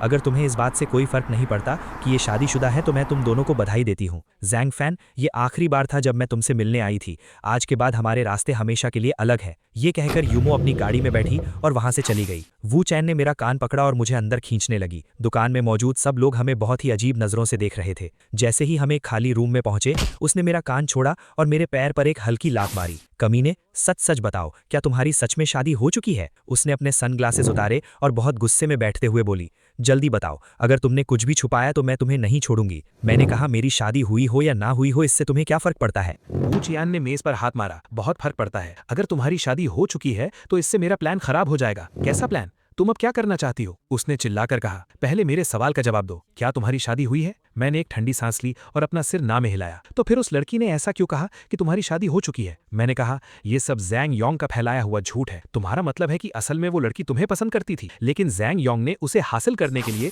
झूठ बोल दिया कि तुम्हारी शादी हो चुकी है और तुम दोनों भाइयों के बीच की ये दुश्मनी भी उसी लड़की की वजह से है। मैंने कहा, मिस वू, तुम इतनी बड़ी फैमिली से हो, थोड़ा तमीज से बात करो। यूमो को बस जैंग योंग ने बेवकूफ बनाया है, वो कोई बुरी लड़की नहीं है। वू चियान मजाक उड़ाते हुए हंसी। अरे वाह, अभी से उसके लिए इतना बुरा लग रहा है? उसके दिल में तो सिर्फ जैंग योंग है, तुम्हारे लिए तो वहां कोई जगह नहीं है। तुम उसका पक्ष ले रहे हो। क्या तुम्हें नहीं लगता कि तुम बहुत बड़े बेवकूफ हो? उसकी बात कड़वी जरूर थी, लेकिन वो बिल्कुल सच कह रही थी। वो मुझे एक घटिया इंसान समझती थी और मैं फिर भी हर जगह उसका ही ख्याल रख रहा था। ये एक तरफा पागलपन नहीं तो और क्या था? मैंने परेशान होकर वू चियान की तरफ देखा और कहा, आज के बाद तुम लोग यहाँ खाना खाने मत आना। इन दिनों तुम लोगों ने यहाँ बहुत पैसे खर्च किए हैं। मुझे पता है कि वो लोग सिर्फ तुम्हारी वजह से यहाँ आते हैं, लेकिन ये सही नहीं है। मुझे ऐसे पैसे कमाने में बिल्कुल सुकून नहीं मिल रहा है। उसने कहा, तुम दुकान के मालिक हो और हम तुम्हारे ग्राहक हैं। हम अपनी मर्जी से यहाँ पैसे खर्च कर रहे हैं, तुम्हें इसमें क्या परेशानी है? साफ साफ बताओ ना, क्या तुम चाहते हो कि मैं तुम्हारे लिए कुछ करूं? लेकिन मेरी कैपेबिलिटी भी सीमित है, जरूरी नहीं कि मैं तुम्हारी हर काम में मदद कर सकूं। उसने कहा, लगता है तुम उतने भी बेवकूफ नहीं हो। वू चियान अचानक मेरे पास आकर बैठ गई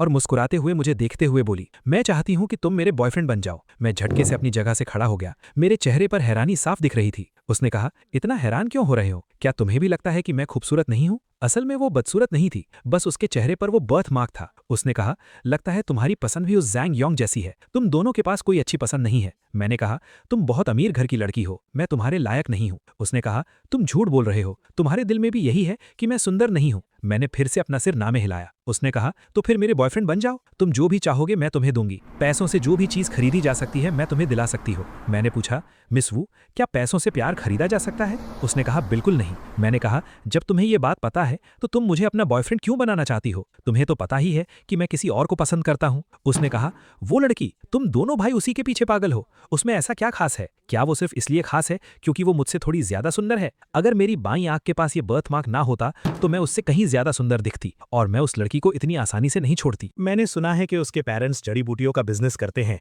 और पिछले कुछ सालों में उन्होंने अच्छे पैसे कमाए हैं, लेकिन अगर वो इस लीचिंग शहर में हैं तो मैं सिर्फ एक इशारे पर उनके पूरे परिवार को सड़क पर ला सकती हूँ। क्या तुम्हें मेरी बात पर यकीन है? मुझे उसकी ताकत पर जरा भी शक नहीं था। वू चियान ने मुझे चुप देखकर एक नजर डाली और बोली, इस बारे में सोच लो, मेरे बॉयफ्रेंड बनने से तुम्हें सिर्फ फायदा ही होगा, कोई नुकसान नहीं। ये कहकर उसने अपना फोन निकाला और कुछ टाइप करने के बाद मुझे दिखाया। देखो इसे। मैंने फोन हाथ में लिया तो वो घर खरीदने का एक डिजिटल कॉन्ट्रैक्ट था, और वो घर कोई और नहीं बल्कि हमारा पुराना पुश्तैनी घर था। बेचने वाला जैंग योंग था और खरीदने वाला हुचे। मैंने पूछा, तुम्हारे पास ये कॉन्ट्रैक्ट कैसे आया? वू चियान मुस्कुराती रही और उसने कुछ नहीं कहा। मेरे दिमाग में एक बहुत बड़ा ख्याल आया। मैंने उससे पूछा, क्या हमारे घर को तुमने खरीदा है? उसने कहा, हाँ। इसमें कोई प्रॉब्लम है क्या? तुम्हारे उस घर की कीमत ज्यादा से ज्यादा 7-8 लाख रुपए थी, लेकिन मैंने उसके लिए पूरे 10 लाख रुपए दिए हैं। जैंग योंग जैसा लालची इंसान भला इस डील को कैसे छोड़ सकता था? 10 लाख? लेकिन जैंग योंग ने तो मुझसे कहा था कि घर सिर्फ 4 लाख में बिका है। मैंने कॉन्ट्रैक्ट को ध्यान से देखा, वहां सच में 10 लाख लिखा हुआ था। मुझे सारी बात समझ आ गई। उस कमीने जैंग योंग ने अकेले ही 8 लाख रुपए रख लिए। अब समझ आया कि वो इतनी शराफत से मुझे पैसे देने क्यों आया था, क्योंकि उसने मेरे पीठ पीछे धोखा किया था। उसने कहा, मैंने सुना है कि तुम घर बेचने के खिलाफ थे क्योंकि वो तुम्हारे माता पिता की आखिरी निशानी था। इससे पता चलता है कि तुम सच में बहुत भावुक इंसान हो। तो सुनो, एक डील करते हैं। अगर तुम सिर्फ 3 महीने के लिए मेरे बॉयफ्रेंड बनने को तैयार हो जाओ तो मैं वो घर तुम्हें वापस दे दूंगी, और तब उस घर पर सिर्फ तुम्हारा हक होगा। जैंग योंग का उससे कोई लेना देना नहीं होगा। क्या कहती हो? सिर्फ 3 महीने के बदले 10 लाख रुपए का घर? मेरा दिल पिघल गया। पैसों के लिए नहीं बल्कि अपने पुश्तैनी घर को वापस पाने के लिए। लेकिन मेरे मन में एक शक भी था, वो मुझे अपना बॉयफ्रेंड बनाने के लिए इतनी बड़ी कोशिश क्यों कर रही थी? इसका प्यार से तो कोई लेना देना नहीं था। उसने कहा, एक मर्द की तरह फैसला लो, औरतों की तरह हिचकिचाओ मत। जो लोग फौरन फैसला नहीं लेते वो जिंदगी में कभी कुछ बड़ा नहीं कर पाते। मुझे साफ साफ बताओ, क्या तुम तैयार हो या नहीं? मैंने बिना सोचे समझे हाँ कह दिया। मुझे उम्मीद नहीं थी कि वू चियान सीधे बाहर जाएगी और सबके सामने हमारे रिलेशनशिप का ऐलान कर देगी। उसके अमीर दोस्त तुरंत मेरे पास आए और मुझे ऐसे गले लगाने लगे जैसे हम सालों पुराने दोस्त हों। उस दिन वो लोग काफी देर रात तक वहां रहे। जब वो चले गए तो पैंगजी मेरे पास आया और बोला, फान भाई, तुम्हारी तो किस्मत चमक गई। अब अपने इस भाई को मत भूल जाना। मैं तुम्हारे लिए पानी लाऊंगा, जो भी काम कहोगे वो करूंगा। मैंने कहा, मामला उतना आसान नहीं है जितना तुम समझ रहे हो। मेरी कोई किस्मत नहीं चमकी है। उसने कहा, फान भाई, लगता है तुम मुझे अपना भाई नहीं मानते। मैंने उसके सिर पर हल्की छपाट लगाई और कहा, अपना काम करो, फालतू की बातें सोचना बंद करो। उसने कहा, फान भाई, वैसे मैं तुमसे एक बात पूछना चाहता हूँ। तुम्हारे और योंग भाई के बीच की बात यहाँ तक कैसे पहुंची? क्या ये सब यूमो की वजह से हुआ है? सच तो ये है कि अगर तुम ना भी बताओ तो भी मुझे पता है कि तुम बचपन से ही यूमो को पसंद करते हो। यूमो का नाम सुनते ही मेरे दिल में दर्द सा होने लगा। मैंने एक फीकी मुस्कान दी और कोई जवाब नहीं दिया। अगले दिन सुबह जैसे ही मैंने अपना नाश्ता खत्म किया, वू चियान मुझसे मिलने आ गई। उसने कहा, जैंग फैन, मेरे बॉयफ्रेंड होने के नाते क्या तुम्हारा फर्ज नहीं बनता कि तुम मेरे साथ शॉपिंग पर चलो? मैंने कहा, मिस वू, मैं तो बस एक फेक बॉयफ्रेंड हूँ।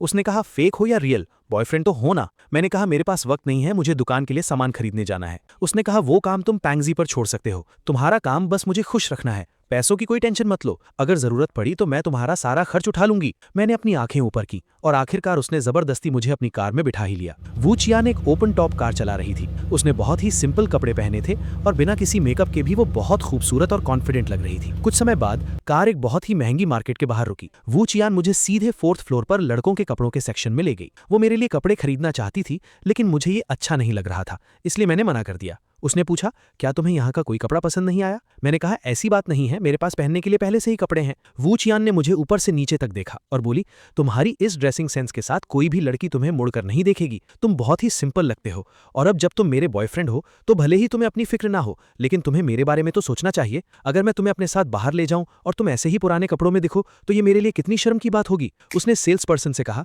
तुम्हारे स्टोर के सबसे महंगे कपड़े लेकर आओ। सेल्स पर्सन को समझ आ गया कि यहाँ पैसों की कोई कमी नहीं है। वो बहुत खुश हुई और कुछ कपड़े लेकर आई और बोली, सर, आप इन्हें ट्राई करके देख सकते हैं कि साइज सही है या नहीं। वू चियान ने हाथ हिलाया और कहा, ट्राई करने की जरूरत नहीं है, सब पैक कर दो। वो बिल्कुल एक अमीर लड़की की तरह बिहेव कर रही थी। उन 3 कपड़ों का कुल बिल 19,800 रुपये आया। मैं हैरान रह गया और धीरे से बोला, रहने दो, ये बहुत महंगे हैं, ऐसे कपड़े मुझ पर अच्छे नहीं लगेंगे। वू चियान ने मुझे एक नज़र देखा और बोली, क्या मेरे पास पैसों की कोई कमी है? कार्ड स्वाइप करो। मैं चुप रहा। काफी देर तक शॉपिंग करने के बाद मेरे पैर दर्द करने लगे थे। वू चियान मुझे पास के ही एक बहुत ही शांत कैफे में ले गई। कुछ ही देर में वहां 3 लोग अंदर आए। सच में दुनिया बहुत छोटी है। वो लोग कोई और नहीं बल्कि जैंग योंग और यूमो थे, और उनके साथ एक सूट पहना हुआ लड़का भी था। मैं और वू चियान एक कोने में बैठे थे, इसलिए उन्होंने हमें नहीं देखा। उन तीनों के बैठने के बाद वो सूट पहना हुआ लड़का मुस्कुराते हुए बोला, मिस्टर जैंग और मिस चैन, आपकी पसंद सच में बहुत अच्छी है। उस घर का लेआउट और वेंटिलेशन बहुत ही शानदार है। तो वो दोनों एक नया घर खरीदने वाले थे। वू चियान ने कॉफी की एक घूंट ली और बोली, तो वो लोग नया घर खरीद रहे हैं, लगता है वो जल्द ही शादी करने वाले हैं। शादी की बात सुनकर मेरे दिल में एक अजीब सी तकलीफ हुई। जैंग योंग ने कहा, मैनेजर ली, आज के लिए बस इतना ही, हम आपस में थोड़ा डिस्कस कर लेते हैं और अगर सब ठीक रहा तो हम आपसे कांटेक्ट करेंगे। मैनेजर ने कहा, ठीक है, मैं आपके कॉल का इंतजार करूंगा। उसके जाने के बाद जैंग योंग ने यूमो से पूछा, तुम्हें वो घर कैसा लगा, क्या तुम खुश हो? यूमो ने हाँ में सिर हिलाया और कहा, बस उसकी प्राइस थोड़ी ज्यादा है। जैंग योंग ने कहा, अच्छे घर की डिमांड हमेशा रहती है, इसलिए प्राइस ज्यादा होना नॉर्मल है। अगर तुम्हें वो पसंद है तो हम डिपॉजिट दे देते हैं। मैंने अपना पुराना घर भी बेच दिया है। मैं एक मर्द होकर हमेशा तुम्हारे परिवार के साथ तो नहीं रह सकता ना। मुझे पता है कि तुम्हें कोई एतराज नहीं होगा, लेकिन ज्यादा समय बीतने पर तुम्हारे पेरेंट्स को बुरा लग सकता है, इसलिए मुझे पहले अपने घर का इंतजार खत्म करना होगा। जैंग योंग ने यूमो का हाथ पकड़ा और आगे कहा, तुम्हारे पेरेंट्स ने हमसे सगाई करने के लिए कहा था ना। बिना घर के सगाई करना बाहर के लोगों के सामने अच्छा नहीं लगेगा। यूमो ने मुस्कुराते हुए कहा, लेकिन तुम्हारे पास सिर्फ 2 लाख हैं और मैं भी ज्यादा से ज्यादा 2 लाख ही दे सकती हूँ। उस घर की कीमत तो 20 लाख है। जैंग योंग ने कहा, हम पहले डाउन पेमेंट दे देंगे और बाकी के पैसे मैं धीरे धीरे चुका दूंगा। तुम मुझे कमजोर तो नहीं समझोगी ना? जैंग योंग ने कहा, लेकिन सच कहूं तो तुम्हारी फैमिली की बैकग्राउंड इतनी अच्छी है, तुम्हारे पेरेंट्स भी बहुत अच्छे हैं और मेरे पास अपना घर तक नहीं है। मेरे साथ रहकर तुम्हें बहुत कॉम्प्रोमाइज करना पड़ रहा है। यूमो ने कहा, योंग भाई, तुम ये कैसी बातें कर रहे हो? तुम मेरे साथ इतने अच्छे हो और तुमने ही मेरी जान बचाई है, मैं तुम्हें कमजोर कैसे समझ सकती हूँ? और वैसे भी तुम्हारा ग्रेजुएशन अभी अभी पूरा हुआ है, मुझे यकीन है कि तुम फ्यूचर में बहुत तरक्की करोगे। यूमो ने आगे कहा, तो ऐसा करते हैं, मैं घर जाकर अपने पेरेंट्स से बात करती हूँ और देखती हूँ कि क्या वो हमें कुछ पैसे दे सकते हैं ताकि हम पूरा पेमेंट करके घर खरीद सकें। हम उन पैसों को एक लोन की तरह समझकर बाद में चुका देंगे। जैंग योंग ने कहा, मैं ऐसा कैसे कर सकता हूँ? मैं एक मर्द होकर तुम्हारे पैसों पर? यूमो ने कहा, क्या तुम मुझे अभी भी पराया समझते हो? जैंग योंग हंसते हुए बोला, तुम सही कह रही हो, वैसे भी हमें शादी करनी ही है और आगे जाकर सिर्फ तुम मेरी ही होने वाली हो। यूमो का चेहरा शर्म से लाल हो गया। जैंग योंग ने पुराना घर बेचकर 10 लाख कमाए थे, लेकिन उसने यूमो से झूठ बोला कि घर सिर्फ 2 लाख में बिका। इस तरह वो यूमो से भी लाखों रुपए ठगकर पूरा पेमेंट करके घर अपने नाम करवाना चाहता था। वो बहुत ही शातिर था। वू चियान ने अचानक गुस्से से कहा, इन दोनों को देखकर मेरा खून उबलने लगता है। जैंग फैन, चलो हम किसी और जगह चलते हैं। यहाँ कैसे कैसे घटिया लोग आ जाते हैं। मैं आज के बाद इस जगह कभी नहीं आऊंगी। जैंग योंग और यूमो ने हमारी तरफ देखा। जैंग योंग की आंखों में गुस्सा साफ था, लेकिन उसकी कुछ भी बोलने की हिम्मत नहीं हुई। यूमो अपनी जगह से खड़ी हो गई और बोली, वू चियान, हम पहले ही बहुत बर्दाश्त कर चुके हैं, लेकिन तुम अब हद पार कर रही हो। मुझे पता है कि योंग भाई ने तुम्हें प्रपोज किया था, लेकिन वो बात पुरानी हो चुकी है, तो तुम बार बार इस तरह बर्दाश्त से बाहर क्यों हो रही हो? जैंग योंग ने उसे रोकने की कोशिश की और कहा कि वो शांत रहे। यूमो ने कहा, भले ही तुम वू परिवार की बेटी हो, लेकिन तुम किसी की सेल्फ रिस्पेक्ट का इस तरह मजाक नहीं उड़ा सकती। वू चियान ने कहा, सेल्फ रिस्पेक्ट शब्द तुम्हारे मुंह से बहुत अजीब लग रहा है। तुम्हें शर्म नहीं आ रही है? एक बिना दिल का इंसान है और दूसरी अंधी है। अगर मैं कहूं कि तुम दोनों एक परफेक्ट कपल हो तो इसमें कुछ भी गलत नहीं होगा। यूमो ने कहा, भले ही मैं अंधी हूं, लेकिन मुझे सही और गलत की समझ है। मुझे पता है कौन अच्छा इंसान है और कौन बुरा। वू चियान ने कहा, कुछ दिनों पहले ये लड़का तुमसे कह रहा था कि ये तुम्हें पसंद करता है और अब तुम इस धोखेबाज के साथ घूम रही हो। तुम जैसी अंधी लड़की के लिए ये बिल्कुल सही है। यूमो ने कहा, अंधी तो तुम हो। क्या जैंग योंग और जैंग फैन की कोई कंपैरिजन हो सकती है? मुझे तो लगता है कि जैंग योंग के सामने जैंग फैन की कोई औकात नहीं है। वू चियान ने कहा, तुम खुद उस जैंग योंग के चेहरे को देखो। उसकी आंखें बिल्कुल ठीक हैं, लेकिन वो फिर भी एक चश्मा लगाकर घूमता है ताकि लोगों को दिखा सके कि वो ग्रेजुएट है। भले ही उसके पास डिग्री हो तो क्या हुआ, वो एक लालची और धोखेबाज इंसान है जो पूरी जिंदगी वैसा ही रहेगा। दूसरी तरफ जैंग फॉन ने भले ही अपनी स्कूल की पढ़ाई पूरी नहीं की, लेकिन वो बहुत ही वफादार और साफ दिल का इंसान है और मैं उसे पसंद करती हूँ। अब बोलो। यूमो का चेहरा गुस्से से सफेद पड़ गया। उसने कहा, वो वफादार है? मुझे तो ऐसा बिल्कुल नहीं लगता। वू चियान ने कहा, इसीलिए मैंने कहा कि तुम अंधी हो। यूमो ने पूछा, तो ठीक है मिस वू, तुम ही मुझे बताओ कि जैंग फैन कितना महान और वफादार है। उसने किसके लिए क्या किया है? वू चियान ने गहरी सांस ली और वो जैंग योंग के पास जाकर उसे ऊपर से नीचे तक देखने लगी। जैंग योंग का चेहरा डर के मारे पीला पड़ गया था। वो बहुत ही अनकंफर्टेबल लग रहा था। वू चियान ने कहा, चैन, क्या तुम्हें सच में लगता है कि ये घटिया इंसान बहुत अच्छा है? वू चियान की नजरों के सामने जैंग योंग को छिपने की जगह नहीं मिल रही थी। उसने कहा, मैं तुम्हें सच बताती हूँ, पहले इसने मेरा पीछा करने के लिए हर मुमकिन कोशिश की थी, लेकिन बाद में मुझे पता चला कि इसके कई लड़कियों के साथ चक्कर थे और कई लड़कियों ने इसके लिए अबॉर्शन भी करवाया था। क्या इस तरह लड़कियों की जिंदगी बर्बाद करने वाला इंसान धोखेबाज नहीं है? दूसरी तरफ जैंग फैन हमेशा से सिर्फ तुमसे प्यार करता था, तो तुम ही बताओ कि असली वफादार कौन है? जैंग योंग ने जल्दी से कहा, यूमो, इसकी बकवास पर ध्यान मत दो। मैं वैसा इंसान नहीं हूँ। कॉलेज के समय मैं सिर्फ अपनी पढ़ाई पर फोकस कर रहा था। मेरे पास इन सब फालतू कामों के लिए वक्त नहीं था। युमो ने जैंगयोंग की तरफ देखा और बोली, योंग भाई, तुम्हें सफाई देने की कोई जरूरत नहीं है।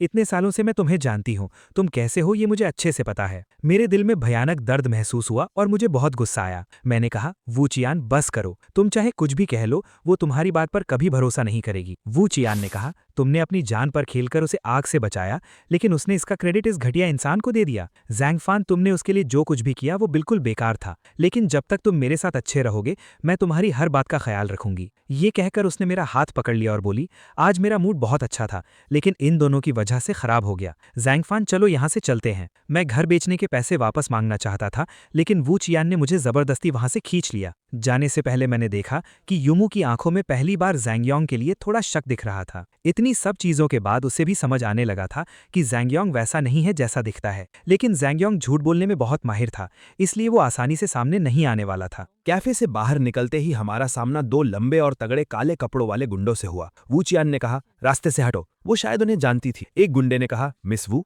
हमारे मालिक आपको डिनर पर बुलाना चाहते हैं, कृपया हमारे साथ चलिए। वू चियान ने कहा, अगर वो मुझे बुलाएंगे तो क्या मेरा जाना जरूरी है? क्या मैं उनकी कोई कठपुतली हूँ? ये कितना मजाक है। जाकर केन हुआ से कह दो कि मुझे उसमें कोई इंटरेस्ट नहीं है और अब मेरा एक बॉयफ्रेंड भी है, वो आइंदा कभी मुझे परेशान न करे। उस समय वू चियान ने मेरा हाथ पकड़ा हुआ था। उन दोनों गुंडों ने मुझे बहुत ही ठंडी नजरों से देखा। एक ने कहा, मिस वू, बेहतर होगा कि आप ये बातें खुद किन भाई के सामने कहें। ये कहकर उन्होंने वू चियान को जबरदस्ती ले जाने की कोशिश की। वू चियान उनके सामने बिल्कुल कमजोर थी और वो खुद को नहीं बचा पा रही थी। उसने चिल्लाकर कहा, जैंगफान, मुझे बचाओ। मैंने दांत भींचे और आगे बढ़ा, लेकिन इससे पहले कि मैं कुछ कर पाता उन्होंने मुझे जोर से लात मारकर जमीन पर गिरा दिया। गुंडे ने मेरी तरफ उंगली दिखाते हुए कहा, लड़के, अगर जिंदा रहना चाहते हो तो चुपचाप यहां से भाग जाओ। मेरा जिद्दी स्वभाव फिर से बाहर आया। मैं खड़ा हुआ और आगे की तरफ छलांग लगाकर उन दोनों को जमीन पर गिरा दिया। मैंने चिल्लाकर कहा, भागो यहां से। उसने कहा, लेकिन तुम? मैंने कहा, मैं ज्यादा देर इन्हें नहीं रोक पाऊंगा, तुम भागो। मैंने उन दोनों को कसकर पकड़ लिया।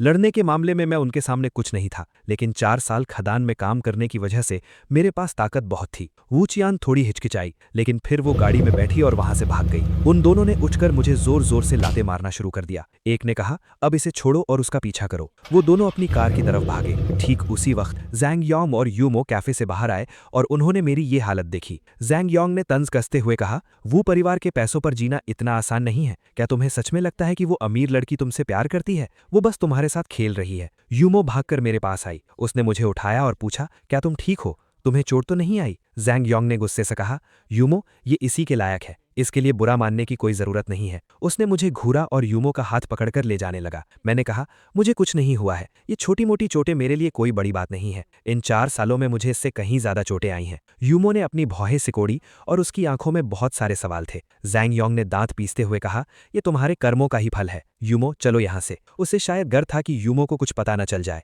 इसलिए वो जल्दी से उसे खींचकर ले गया। कुछ मिनटों बाद जैसे ही मैं मार्केट से बाहर आया, मेरे सामने एक ओपन टॉप कार आकर रुकी। वू चियान ने मुझसे पूछा, जैंगफान, क्या तुम ठीक हो? अगर आज तुमने मेरी मदद नहीं की होती तो वो लोग मुझे उठा ले जाते। Thank you. उसने गाड़ी से उतरकर मुझे ध्यान से देखा। मैंने कहा कि बस कुछ लाते ही पड़ी हैं, कोई बड़ी बात नहीं है। मैंने पूछा, क्या तुमने उन्हें पीछे छोड़ दिया? वो हंसकर बोली, उन्हें चकमा देना मेरे लिए बहुत आसान है। गाड़ी में बैठो, मैं तुम्हें हॉस्पिटल ले चलती हूँ। मैंने कहा कि मुझे हॉस्पिटल जाने की कोई जरूरत नहीं है। उसने पूछा, क्या तुम सच में ठीक हो? मैंने हाँ में सिर हिलाया। वो मुस्कुराकर बोली, तो ठीक है, तुमने आज मेरी जान बचाई है तो मैं इसके बदले तुम्हें क्या दूं? क्यों ना मैं तुम्हें एक बहुत ही बढ़िया डिनर कराऊं? उसने मुझे जबरदस्ती गाड़ी में बिठाया और एक बहुत ही महंगे रेस्टोरेंट ले गई। वहां की चीजें बहुत महंगी थीं और उसने जानबूझकर सबसे महंगी चीजें ऑर्डर की। उस खाने और शराब का कुल बिल 10,000 रुपए से भी ज्यादा आया। उसने मुझसे पूछा, क्या तुम्हारा पेट भर गया? सच कहूं तो मेरा पेट आधा ही भरा था, लेकिन वहां की कीमतें देखकर मैंने कह दिया कि हाँ, मेरा पेट भर गया है। वू चियान ने पेमेंट करने के लिए अपना फोन निकाला,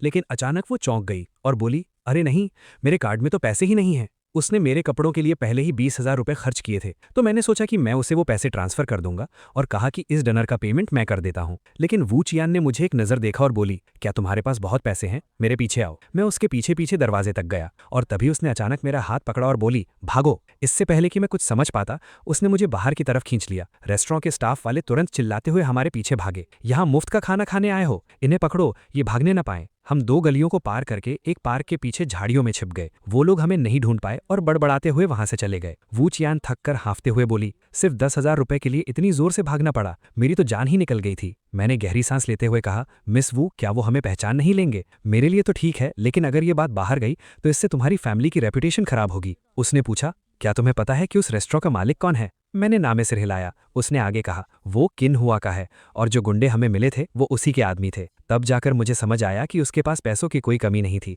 वो बस पैसे देना ही नहीं चाहती थी। मैं अपनी हंसी रोक नहीं पाया। उसने गुस्से से पूछा, तुम ऐसे पागलों की तरह क्यों हंस रहे हो? उसने घबराकर मुझे देखा और फिर अपने कपड़ों की तरफ देखा। उसे शायद कोई गलतफहमी हो गई थी। मैंने जल्दी से कहा, नहीं ऐसी कोई बात नहीं है, मुझे बस इस बात पर हैरानी हो रही थी कि तुम जैसी अमीर लड़की भी ऐसी हरकत कर सकती है। उसने कहा, तो क्या हुआ, क्या अमीर लड़कियां इंसान नहीं होती? वो लोग चले गए हैं, चलो बाहर चलते हैं। ये कहकर वो जैसे ही खड़ी हुई, एक आवाज आई और मैंने सिर उठाकर देखा तो मैं दंग रह गया। वू चियान के जैकेट का एक हिस्सा झाड़ी में फंस गया था, जिसकी वजह से उसकी जिपर खुल गई। हम दोनों एक पल के लिए सुन्न रह गए। अगले ही पल वो जोर से चिल्लाई और उसने तुरंत अपने हाथ आगे कर लिए। उसने गुस्से से कहा, तुम अभी भी देख रहे हो? अगर तुमने और देखा तो मैं तुम्हारी आंखें निकाल दूंगी। मैंने तुरंत अपनी नजरें घुमा ली। वू चियान ने अपनी जिपर बंद की और गुस्से में बाहर चली गई। जब मैं बाहर आया तो उसका चेहरा शर्म से लाल था और वो मुझे अजीब तरीके से देख रही थी। उसने कहा, ज़ैंग फैन, मैं तुम्हें पहले ही साफ बता देती हूँ, भले ही तुम मेरे बॉयफ्रेंड हो, लेकिन जब तक मैं हाँ ना कहूँ तुम्हारे मन में मेरे लिए कोई गलत ख्याल नहीं आना चाहिए। अगर तुमने मेरे साथ कुछ भी करने की कोशिश की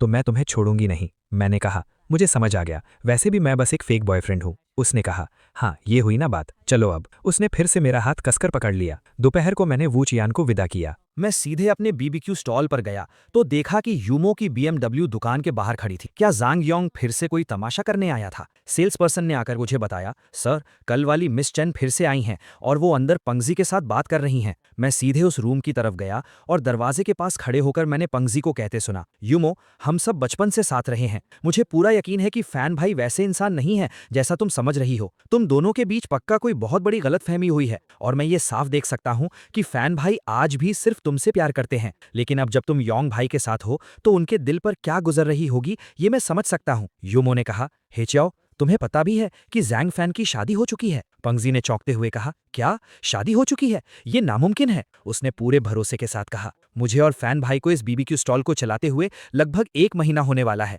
और हम दिन रात साथ रहते हैं। अगर फैन भाई की सच में शादी हो चुकी होती तो उनकी वाइफ ने उन्हें कभी तो कॉल किया होता ना। ऐसा हो ही नहीं सकता कि मुझे इस बारे में कुछ भी ना पता हो। पंगजी ने पूछा, यूमो, तुम्हें ये सब किसने बताया? क्या योंग भाई ने? यूमो ने कहा, हाँ, वो दोनों सगे भाई हैं।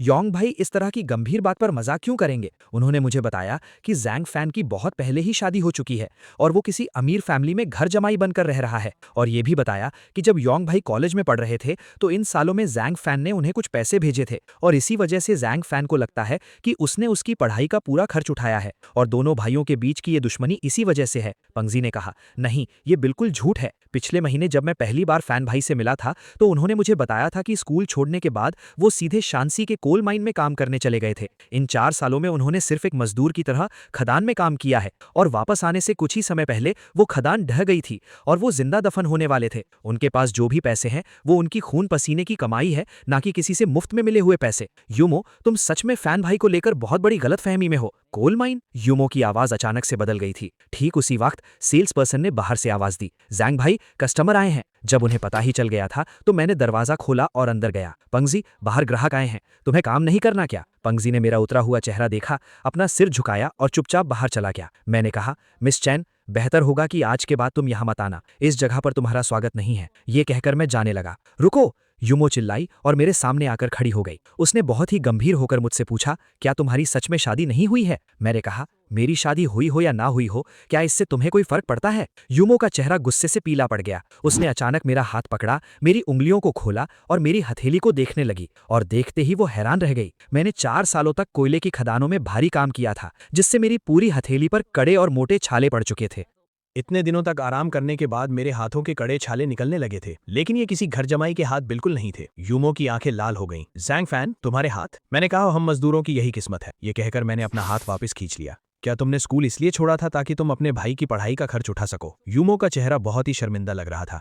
उसकी आंखें उलझन में थी, जैसे उसे कोई बहुत बड़ा सदमा लगा हो। मैंने कहा, मेरा कोई भाई नहीं है और ना ही कोई रिश्ता है। अब मैं सिर्फ पैसों को मानता हूँ। यूमो ने फिर पूछा, उस दिन घर में आग लगने पर क्या सच में तुमने मुझे बचाया था? मैं जोर से हंस पड़ा। मेरे जैसा धोखेबाज इंसान अपनी जान जोखिम में डालकर तुम्हें क्यों बचाएगा? मिस चैन, तुम ज्यादा सोच रही हो। तुम्हें बचाने वाला इंसान जैंग योंग था। एक हीरो की तरह किसी लड़की को बचाने का काम सिर्फ वही कर सकता है। कस्टमर आ गए हैं, मैं काम पर जा रहा हूँ, तुम आराम से बैठो। ये कहकर मैं एक रूखे चेहरे के साथ बाहर चला गया। वहां से जाते हुए यूमो के चेहरे पर अजीब से एक्सप्रेशंस थे। वो बार बार मुड़कर मुझे देख रही थी। कुछ मीटर का रास्ता पार करने में उसे 1-2 मिनट लग गए। उसके जाने के ठीक बाद पास की एक टेबल पर बैठे एक लड़के ने आवाज दी, अपने बॉस को बुलाओ। मैं मुड़कर देखा, वो लड़का 27-28 साल का लग रहा था।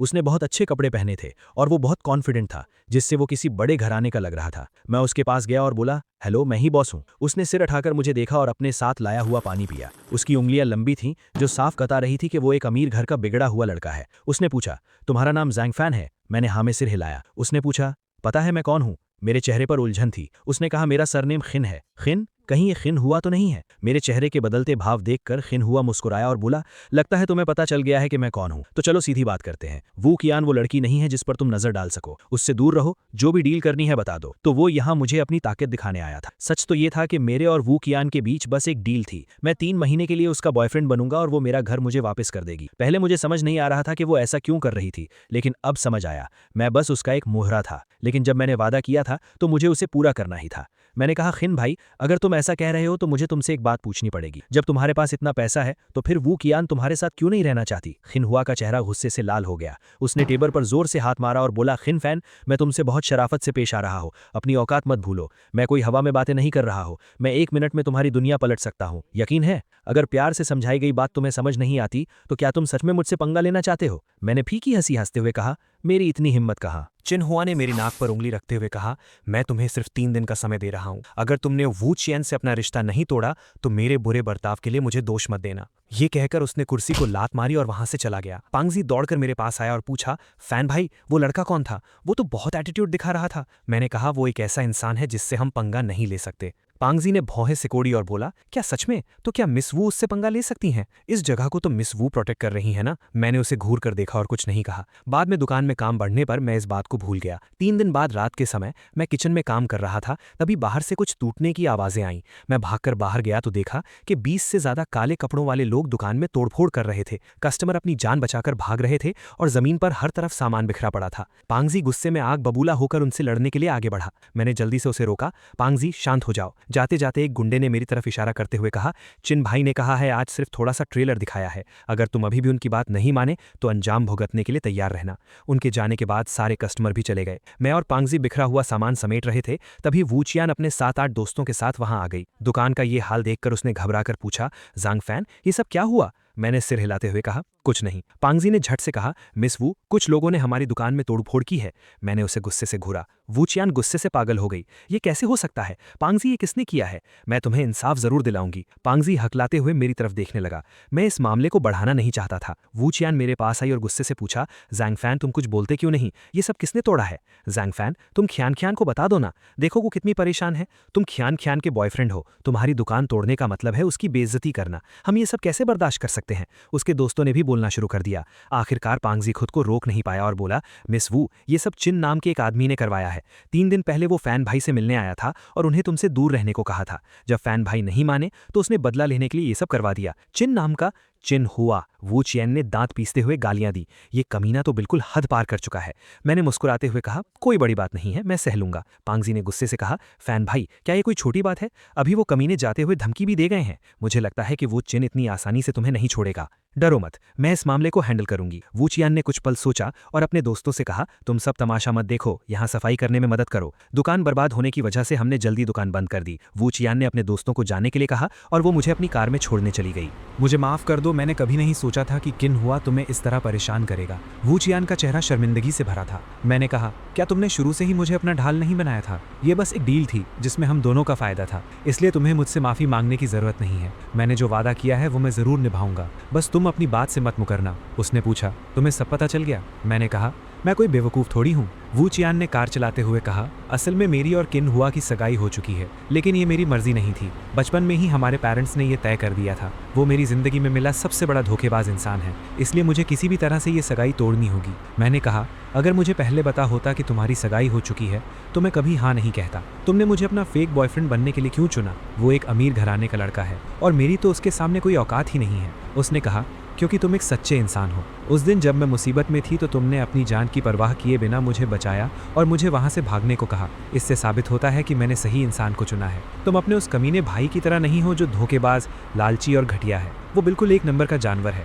वू चियान ने मुस्कुराते हुए मुझे देखा और पूछा, क्या तुम शराब पीना चाहते हो? मेरा दिमाग बहुत खराब हो रहा था, इसलिए मैंने हाँ में सिर हिला दिया। वू चियान मुझे पास के ही एक क्लब में ले गई। शराब बहुत तेज थी और जब तक मुझे एहसास हुआ कि मैंने ज्यादा पी ली है तब तक बहुत देर हो चुकी थी। मेरा सिर बुरी तरह घूम रहा था, लेकिन वू चियान बिल्कुल होश में थी। उसने अचानक मेरी तरफ देखा और बोली, मेरे पास एक तरीका है जिससे किन हुआ खुद ये सगाई तोड़ देगा, और ये बहुत आसान है। मैंने कहा, क्या तरीका? वो मुस्कुराते हुए मेरी तरफ देखा और बोली, हम अपने इस नाटक को सच में बदल देते हैं। जब किन हुआ को पता चलेगा कि हम दोनों के बीच वो सब हो चुका है तो वो खुद ही पीछे हट जाएगा। नाटक को सच में बदलना? मेरा सिर बुरी तरह से चकरा रहा था। मैंने जल्दी से अपना सिर ना में हिलाया। वू चियान ने हंसते हुए कहा, जब तुम भी राजी हो तो चलो मेरे प्लान के हिसाब से चलते हैं। अरे मैंने तो साफ साफ ना में सिर हिलाया था, लेकिन शराब के नशे में इसके बाद क्या हुआ मुझे कुछ भी याद नहीं। जब मेरी आंख खुली तो अगली सुबह हो चुकी थी। मैं बिस्तर पर था और वू चियान मेरे पास बैठकर शरारत भरी मुस्कान के साथ मुझे देख रही थी। मुझे कुछ गलत होने का एहसास हुआ। मैंने कंबल हटाकर देखा तो मैं सिर्फ अंडरवेयर में था। उसने बहुत ही आराम से कहा, अब क्या देख रहे हो? तुम पहले ही अपनी इज्जत गवा चुके हो। मुझे बहुत जोर का गुस्सा आया। मैं सोकर उठा और मेरी इज्जत लुट गई। मैं किससे जाकर शिकायत करूं? मैंने चिल्लाकर कहा, वू चियान, क्या तुम्हारा दिमाग खराब है? क्या तुम इतनी गिरी हुई लड़की हो? वू चियान का चेहरा बदल गया। वो झटके से मेरे ऊपर आकर बैठ गई, मेरा गला दबाया और पूछा, तुम किसे गिरी हुई लड़की कह रहे हो? मैं सिर्फ नाटक कर रही हूँ, नाटक, समझे? क्या तुम्हें सच में लगता है कि मैंने तुम्हारे साथ कुछ किया है? अगर हमारे बीच सच में कुछ हुआ भी होता तो उसमें मेरा ही नुकसान होता। कैसे इंसान हो तुम? तुम्हें लड़कियों से तमीज से पेश आना भी नहीं आता। तुमने मुझे तकलीफ पहुंचाई है। दरवाजा खुला। दरवाजा खोलने वाली होटल की स्टाफ थी और उसके पीछे एक उम्र दराज कपल खड़ा था। औरत ने बहुत ही शानदार कपड़े पहने थे और आदमी एक सूट में था जिसका चेहरा बहुत ही कड़क लग रहा था। मैंने तुरंत कंबल से खुद को ढका और घबराकर वू चियान की तरफ देखा। वू चियान का चेहरा पीला पड़ गया। वो तुरंत बिस्तर से नीचे कूदी और सिर झुकाकर बोली, मॉम, डैड। मेरे दिल की धड़कन रुक गई। अब तो मैं बहुत बुरा फंस गया था। डर के मारे मेरी सांस भी नहीं निकल रही थी। वू चियान की मां ने बिस्तर का ये बिखरा हुआ हाल देखा तो उन्हें समझ नहीं आ रहा था कि वो क्या कहें। वू चियान ने अभी भी मेरा गला कसकर पकड़ा हुआ था। मेरा दिमाग खराब हो गया था। मैंने कहा, मैडम, मैं ही वो गिरा हुआ इंसान हूं। अब तुम खुश हो? वू चियान ने मुंह बनाते हुए कहा, नहीं, मैं कुछ और सुनना चाहती हूं। उसके पापा ने बहुत ही सख्त आवाज में पूछा, तुम कल रात घर नहीं आई? क्या तुम पूरी रात इसके साथ यहीं थी? वू चियान ने सिर झुकाते हुए धीरे से हाँ कहा। उसके पापा गुस्से में आग बबूला हो गए और उसे मारने के लिए हाथ उठाया। मैंने जल्दी से कहा, मिस्टर वू, मिसेस वू, आप गलत समझ रहे हैं। मेरे और वू चियान के बीच कुछ नहीं हुआ है। वू चियान ने बीच में टोकते हुए कहा, मॉम, डैड, ये झूठ बोल रहा है। हमारे बीच सब कुछ हो चुका है। उसने मुड़कर मुझे घूरा और बोली, ज़ैंग फैन, क्या तुम सच में मर्द हो? जब तुम मुझे होटल ला सकते हो तो सच मानने से क्यों डर रहे हो? तुमने मुझे बहुत निराश किया है। मेरे तो रोने वाले हालात हो गए थे। मैं सोच रहा था, मुझे यहाँ कौन लेकर आया था? मैं कुछ और सफाई देना चाहता था। उसके पापा ने जोर से चिल्लाते हुए कहा, वू चियान, तुमने हमारे पूरे खानदान की नाक कटवा दी है। अभी के अभी यहाँ से दफा हो जाओ और फिर कभी अपनी शक्ल मत दिखाना। वो फिर से हाथ उठाने वाले थे, लेकिन वू चियान अपनी माँ के पीछे छिप गई। उसकी माँ ने मुझे एक अजीब सी नजर से देखा और अपने पति से कहा, जो होना था वो हो चुका है, अब इसे मारने से कुछ नहीं बदलेगा। उसके पापा ने कहा, तुम हमेशा इसका बचाव करती हो। अगर तुमने इसे सिर पर ना चढ़ाया होता तो क्या ये आज ऐसी हरकत करती? अगर ये बात किन परिवार के कानों तक पहुंच गई तो हम उन्हें क्या मुंह दिखाएंगे? वो गुस्से में वहां से चले गए। वू चियान ने कहा, मॉम, मुझे किन हुआ बिल्कुल पसंद नहीं है। पूरी दुनिया जानती है कि वो एक प्लेबॉय है। मैं उस जैसे इंसान से कभी शादी नहीं करूंगी। मैं सिर्फ ज़ैंग फैन से प्यार करती हूं। अगर मैं किसी से शादी करूंगी तो वो सिर्फ ज़ैंग फैन है। वू चियान ने मेरी तरफ इशारा करते हुए कहा। उसकी मां ने एक ठंडी सांस ली और बोली, चियान चियान, अगर तुम किन हुआ से शादी नहीं करना चाहती थी तो भी तुम्हें ऐसा कदम नहीं उठाना चाहिए था। आखिरकार तुम एक लड़की हो, तुम्हें अपनी इज्जत का ख्याल रखना चाहिए था। वू चियान ने बहुत ही बेशर्मी से कहा, मॉम, मुझे पता है, लेकिन मैं ज़ैंग फैन को इतना प्यार करती हूँ कि मैं खुद को रोक ही नहीं पाई। मेरी तो आंखों में आंसू आ गए थे। अब ये सारी गलती मेरे ही सिर आ गई थी। वू चियान की माँ बहुत निराश लग रही थी। उन्होंने कहा, इससे पहले कपड़े पहनने दो, मैं बाहर तुम दोनों का इंतजार कर रही हूँ। उनके जाने के बाद वू चियान के चेहरे पर एक बहुत बड़ी जीत की मुस्कान थी। ज़ैंग फैन, अब जब तुम मेरी मॉम से मिलोगे तो वो चाहे कुछ भी कहें, तुम्हें बस यही कहना है कि तुम मुझसे प्यार करते हो और मेरे साथ रहना चाहते हो। अगर तुमने एक भी लफ्ज़ गलत बोला तो अपने उस पुश्तैनी घर को हमेशा के लिए भूल जाना। मैंने कहा, यह सब तुम्हारा ही प्लान था ना? तुमने जानबूझकर अपने पेरेंट्स को इस होटल में बुलाया ताकि उन्हें ये गलतफहमी हो सके। उसने मुस्कुराते हुए कहा, हाँ, हूं ना मैं बहुत स्मार्ट। मैं गुस्से से बस अपनी आंखें घुमाकर रह गया। हम होटल से बाहर निकले, उसकी माँ एक पेड़ के नीचे खड़ी थी। मैं बहुत धीरे धीरे चल रहा था। वू चैन ने मेरा हाथ खींचा और बोली, चलो ना, जल्दी चलो, डर किस बात का है, मेरी मॉम तुम्हें खा थोड़ी जाएंगी। मॉम, हम आ गए। जैंग फैन, उन्हें हेलो बोलो। मैंने बहुत हिम्मत जुटाकर कहा, हेलो मिसेस वू, मेरा नाम जैंग फैन है। उन्होंने कहा, मुझे तुम्हारा नाम पता है। कैन कैन, तुम जाकर गाड़ी में बैठो, मुझे जैंग फैन से अकेले में कुछ बात करनी है। वू चैन ने कहा, ठीक है, आप लोग बात कीजिए। जाते हुए उसने मुझे एक नज़र देखा जो साफ इशारा था कि मुझे क्या बोलना है। उसके जाने के बाद उसकी माँ ने मुझे ऊपर से नीचे तक देखा और पूछा, तुम और कैन कैन एक दूसरे को कब से जानते हो? तुम दोनों रिलेशनशिप में कब आए? मैं चाहती हूँ कि तुम मुझे सब कुछ सच सच बताओ। क्या तुम बता सकते हो? सच सच बताना? अपने घर को वापस पाने के लिए मुझे वू चैन का साथ देना ही पड़ा। मैंने कहा, हम एक दूसरे को काफ़ी समय से जानते हैं, लेकिन हम कुछ ही समय पहले रिलेशनशिप में आए हैं। उन्होंने मुझे घूरते हुए पूछा, क्या ये सच है? मैंने बहुत कॉन्फिडेंस के साथ हाँ में सिर हिलाया। उन्होंने पूछा, क्या तुम्हें पता है कि कैन कैन की सगाई हो चुकी है? मैंने कहा, हाँ मुझे पता है। उन्होंने कहा, जब तुम्हें ये बात पता थी तो फिर तुम उसके साथ क्यों आए? क्या तुम उसके प्यार के साथ खेल रहे हो? मैंने कहा, मिसेस वू, मैंने उसके प्यार के साथ कोई धोखा नहीं किया है, बिल्कुल नहीं। उन्होंने मुस्कुराते हुए पूछा, तो क्या तुम सच में मेरी बेटी से प्यार करते हो? बात यहाँ तक पहुंच चुकी थी तो मुझे कहना ही पड़ा, हाँ मैं उससे प्यार करता हूँ। उन्होंने पूछा, क्या तुम्हें उसका चेहरा बदसूरत नहीं लगता, या तुम्हारा कोई और मकसद है? उनकी नज़रें ऐसी थी जैसे वो मेरे अंदर तक सब कुछ पढ़ रही हों, जिससे मुझे बहुत डर लग रहा था। मैंने कहा, मिसेस वू, सच कहूँ तो वू चैन बिल्कुल भी बदसूरत नहीं है, उसके नैन नक्श बहुत खूबसूरत हैं और मुझे आपके वू परिवार से कुछ भी नहीं चाहिए। उन्होंने कहा, लेकिन उसकी बाईं आंख के पास एक बर्थ मार्क है। मैंने मुस्कुराते हुए कहा, लेकिन वो दिल की बहुत अच्छी है। वो कुछ सेकंड्स के लिए चुप रहीं और फिर बोलीं, तो इसका मतलब है कि तुम दोनों ने साथ रहने का पक्का इरादा कर लिया है। सच कहूँ तो मुझे भी पता है कि कैन कैन इस शादी के खिलाफ है, लेकिन ये दोनों खानदानों का फैसला है जिसे मैं नहीं बदल सकती। अगर तुम सच में उसके साथ रहना चाहते हो तो तुम्हें खुद ही किन्हुआ और उसकी सगाई को तोड़ने का कोई रास्ता निकालना होगा। इसे मेरी तरफ से अपने लिए एक टेस्ट समझो। मैं चुप रहा क्योंकि मैं जानता था कि हम तो बस नाटक कर रहे हैं। फिर वो वू चैन को अपने साथ ले गईं। बाद में वू चैन का कॉल आया कि क्या बात हुई, तो मैंने उसे सब कुछ बता दिया। वो बहुत खुश हुई और हंसते हुए बोली, बहुत बढ़िया काम किया, अगली बार जब हम मिलेंगे तो मैं तुम्हें रिवॉर्ड दूंगी। मैंने पूछा, अगली बार कब? तुम्हारे पापा ने तुम्हें सजा दी होगी ना? उसने कहा, वो बस गुस्से में बोल रहे थे। सच तो यह है कि घर में सबसे ज़्यादा प्यार मुझे मेरे पापा ही करते हैं। अगर सब ठीक रहा तो आज दोपहर तक मैं बाहर आ जाऊंगी। कॉल काटने के बाद मैं पंगजी के घर सोने चला गया और दोपहर को हम साथ में बीबीक्यू स्टॉल पर चले गए। पंगजी ने पूछा, फैन भाई, कल रात तुम कहाँ थे? आज तुम बहुत थके हुए लग रहे हो। उसने आंख मारते हुए कहा, कहीं कल रात तुम मिस वू के साथ तो नहीं थे? फैन भाई, तुम तो मेरे हीरो हो, मैं सच में तुम्हारी बहुत इज्जत करता हूँ। बाद में मुझे भी बताना कि लड़कियों को कैसे खुश किया जाता है। मैंने कहा, बकवास मत करो, मेरे लिए तो ठीक है, लेकिन अगर ये बात बाहर फैल गई तो वू चैन की इज्जत पर बहुत असर पड़ेगा। पंगजी ने कहा, फैन भाई, तुम उसकी इतनी फिक्र कर रहे हो, कहीं सच में तो तुम्हें मिस वू से प्यार नहीं हो गया? वैसे ये नॉर्मल बात है, वो इतनी अमीर है और दिखने में भी अच्छी है, जब इंसान साथ रहता है तो प्यार हो ही जाता है। मैंने मन ही मन सोचा, ये कैसे हो सकता है, ये तो बस एक नाटक है। कल रात जब दुकान में तोड़फोड़ हुई थी तो हमने नई टेबल कुर्सियां लगवा ली थी, लेकिन आज काम बहुत कम था। शाम तक सिर्फ 2 कस्टमर आए थे। मैंने पंगजी से अपने पुराने ग्राहकों को कॉल करने के लिए कहा कि आज उनके लिए खाना एकदम फ्री है। मैं अभी बैठा ही था और मैंने पानी का एक ग्लास भरा था, तभी अचानक मुझे जांग योंग की आवाज सुनाई दी। जांग फैन, तुमने यूमो से क्या कहा है? तुम जैसे कमीने इंसान को मेरी खुशी बर्दाश्त नहीं हो रही है ना? इससे पहले कि मैं कुछ समझ पाता, उसने मुझे जोर से लात मारकर नीचे गिरा दिया। जांग योंग ने आगे बढ़कर मुझे और लातें मारी और मुझे मारने के लिए कुर्सी उठा ली। मैं जल्दी से लुढ़क कर दूर हुआ और खड़ा हो गया। अगर बात लड़ाई की थी तो मैं उससे बिल्कुल नहीं डरता था। गुस्से में आग बबूला होकर मैंने उससे लड़ना शुरू कर दिया। पंगजी भागकर बाहर आया और उसने हमें जबरदस्ती अलग किया। पंगजी ने कहा, योंग भाई, फैन भाई, तुम दोनों सगे भाई हो, ऐसी कौन सी बात है जो तुम बैठकर सुलझा नहीं सकते? इस तरह एक दूसरे की जान के पीछे पड़ने से क्या फायदा? जांग योंग ने कहा, मैं इस कमीने के साथ कोई बात नहीं कर सकता। हे चियाओ, तुम बीच में से हट जाओ, आज मैं इसे ऐसा सबक सिखाऊंगा कि ये याद रखेगा। मेरा चेहरा भी गुस्से से काला पड़ चुका था और मैं भी पीछे हटने वाला नहीं था। तभी यूमो की BMW सड़क के किनारे आकर रुकी। पंगजी ने जल्दी से कहा, यूमो, तुम बिल्कुल सही समय पर आई हो, जल्दी से इन्हें रोको, मैं इन्हें नहीं रोक पा रहा हूँ। यूमो हमारे पास आई और हम दोनों के चेहरों पर चोट के निशान देखकर दांत पीसते हुए बोली, मारो ना, रुक क्यों गए? एक दूसरे को मार मारकर जान से खत्म कर दो, वो ज्यादा अच्छा होगा।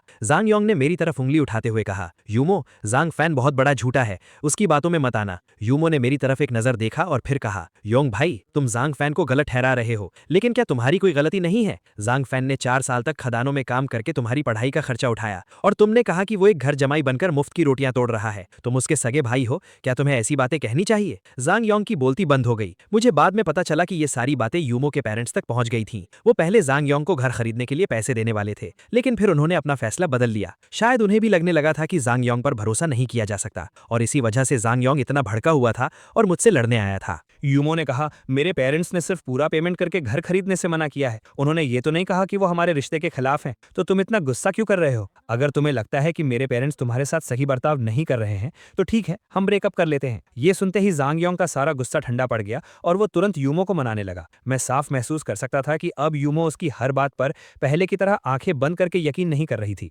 जब यूमो शांत हुई तो जांग योंग ने उसका हाथ पकड़ा और बोला, यूमो, मैं आगे से कभी भी इस तरह से गुस्सा नहीं करूंगा। मैं अपने गुस्से पर कंट्रोल रखूंगा। मुझे इस बार माफ कर दो, ठीक है?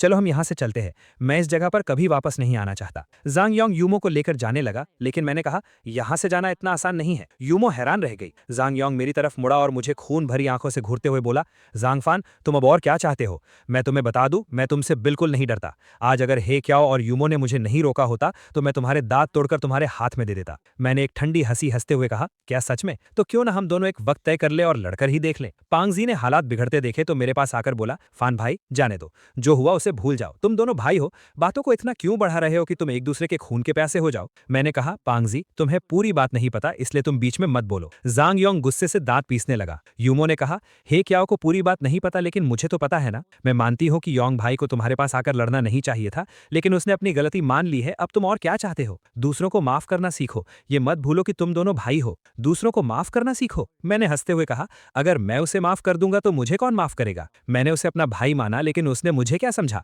पैसे कमाने की कोई मशीन या फिर कामयाबी तक पहुंचने की सीढ़ी? चन यूमो, क्या तुम्हें पता है कि तुम इस वक्त कितनी घटिया लग रही हो? तुम अपना मुंह बंद रखो। यूमो का चेहरा बहुत ही भयानक लग रहा था। उसने कहा, मैं घटिया लग रही हूँ? बहुत बढ़िया। जब तुमने ऐसा कह ही दिया है तो मैं तुम्हें और भी ज्यादा घटिया बनकर दिखाती हूँ। अगर आज तुमने योंग भाई को हाथ भी लगाया तो मैं तुम्हें जिंदा नहीं छोड़ूंगी। जांग योंग ने देखा कि यूमो उसका बचाव कर रही है तो उसने मुझे बहुत ही चढ़ाने वाली हंसी के साथ देखा। मेरे अंदर गुस्से का ज्वालामुखी फटने वाला था। मैं उछलकर उसे मारने के लिए आगे बढ़ा। पांगजी ने मुझे कसकर पकड़ लिया। फान भाई, शांत हो जाओ। मैं पूरी ताकत से खुद को छुड़ाने की कोशिश कर रहा था। मेरी आंखें गुस्से से लाल थीं। यूमो वहां से जाने के बजाय पांगजी से बोली, हे क्याओ, तुम इसे छोड़ दो। मैं भी तो देखूं कि ये आज हमारा क्या बिगाड़ सकता है।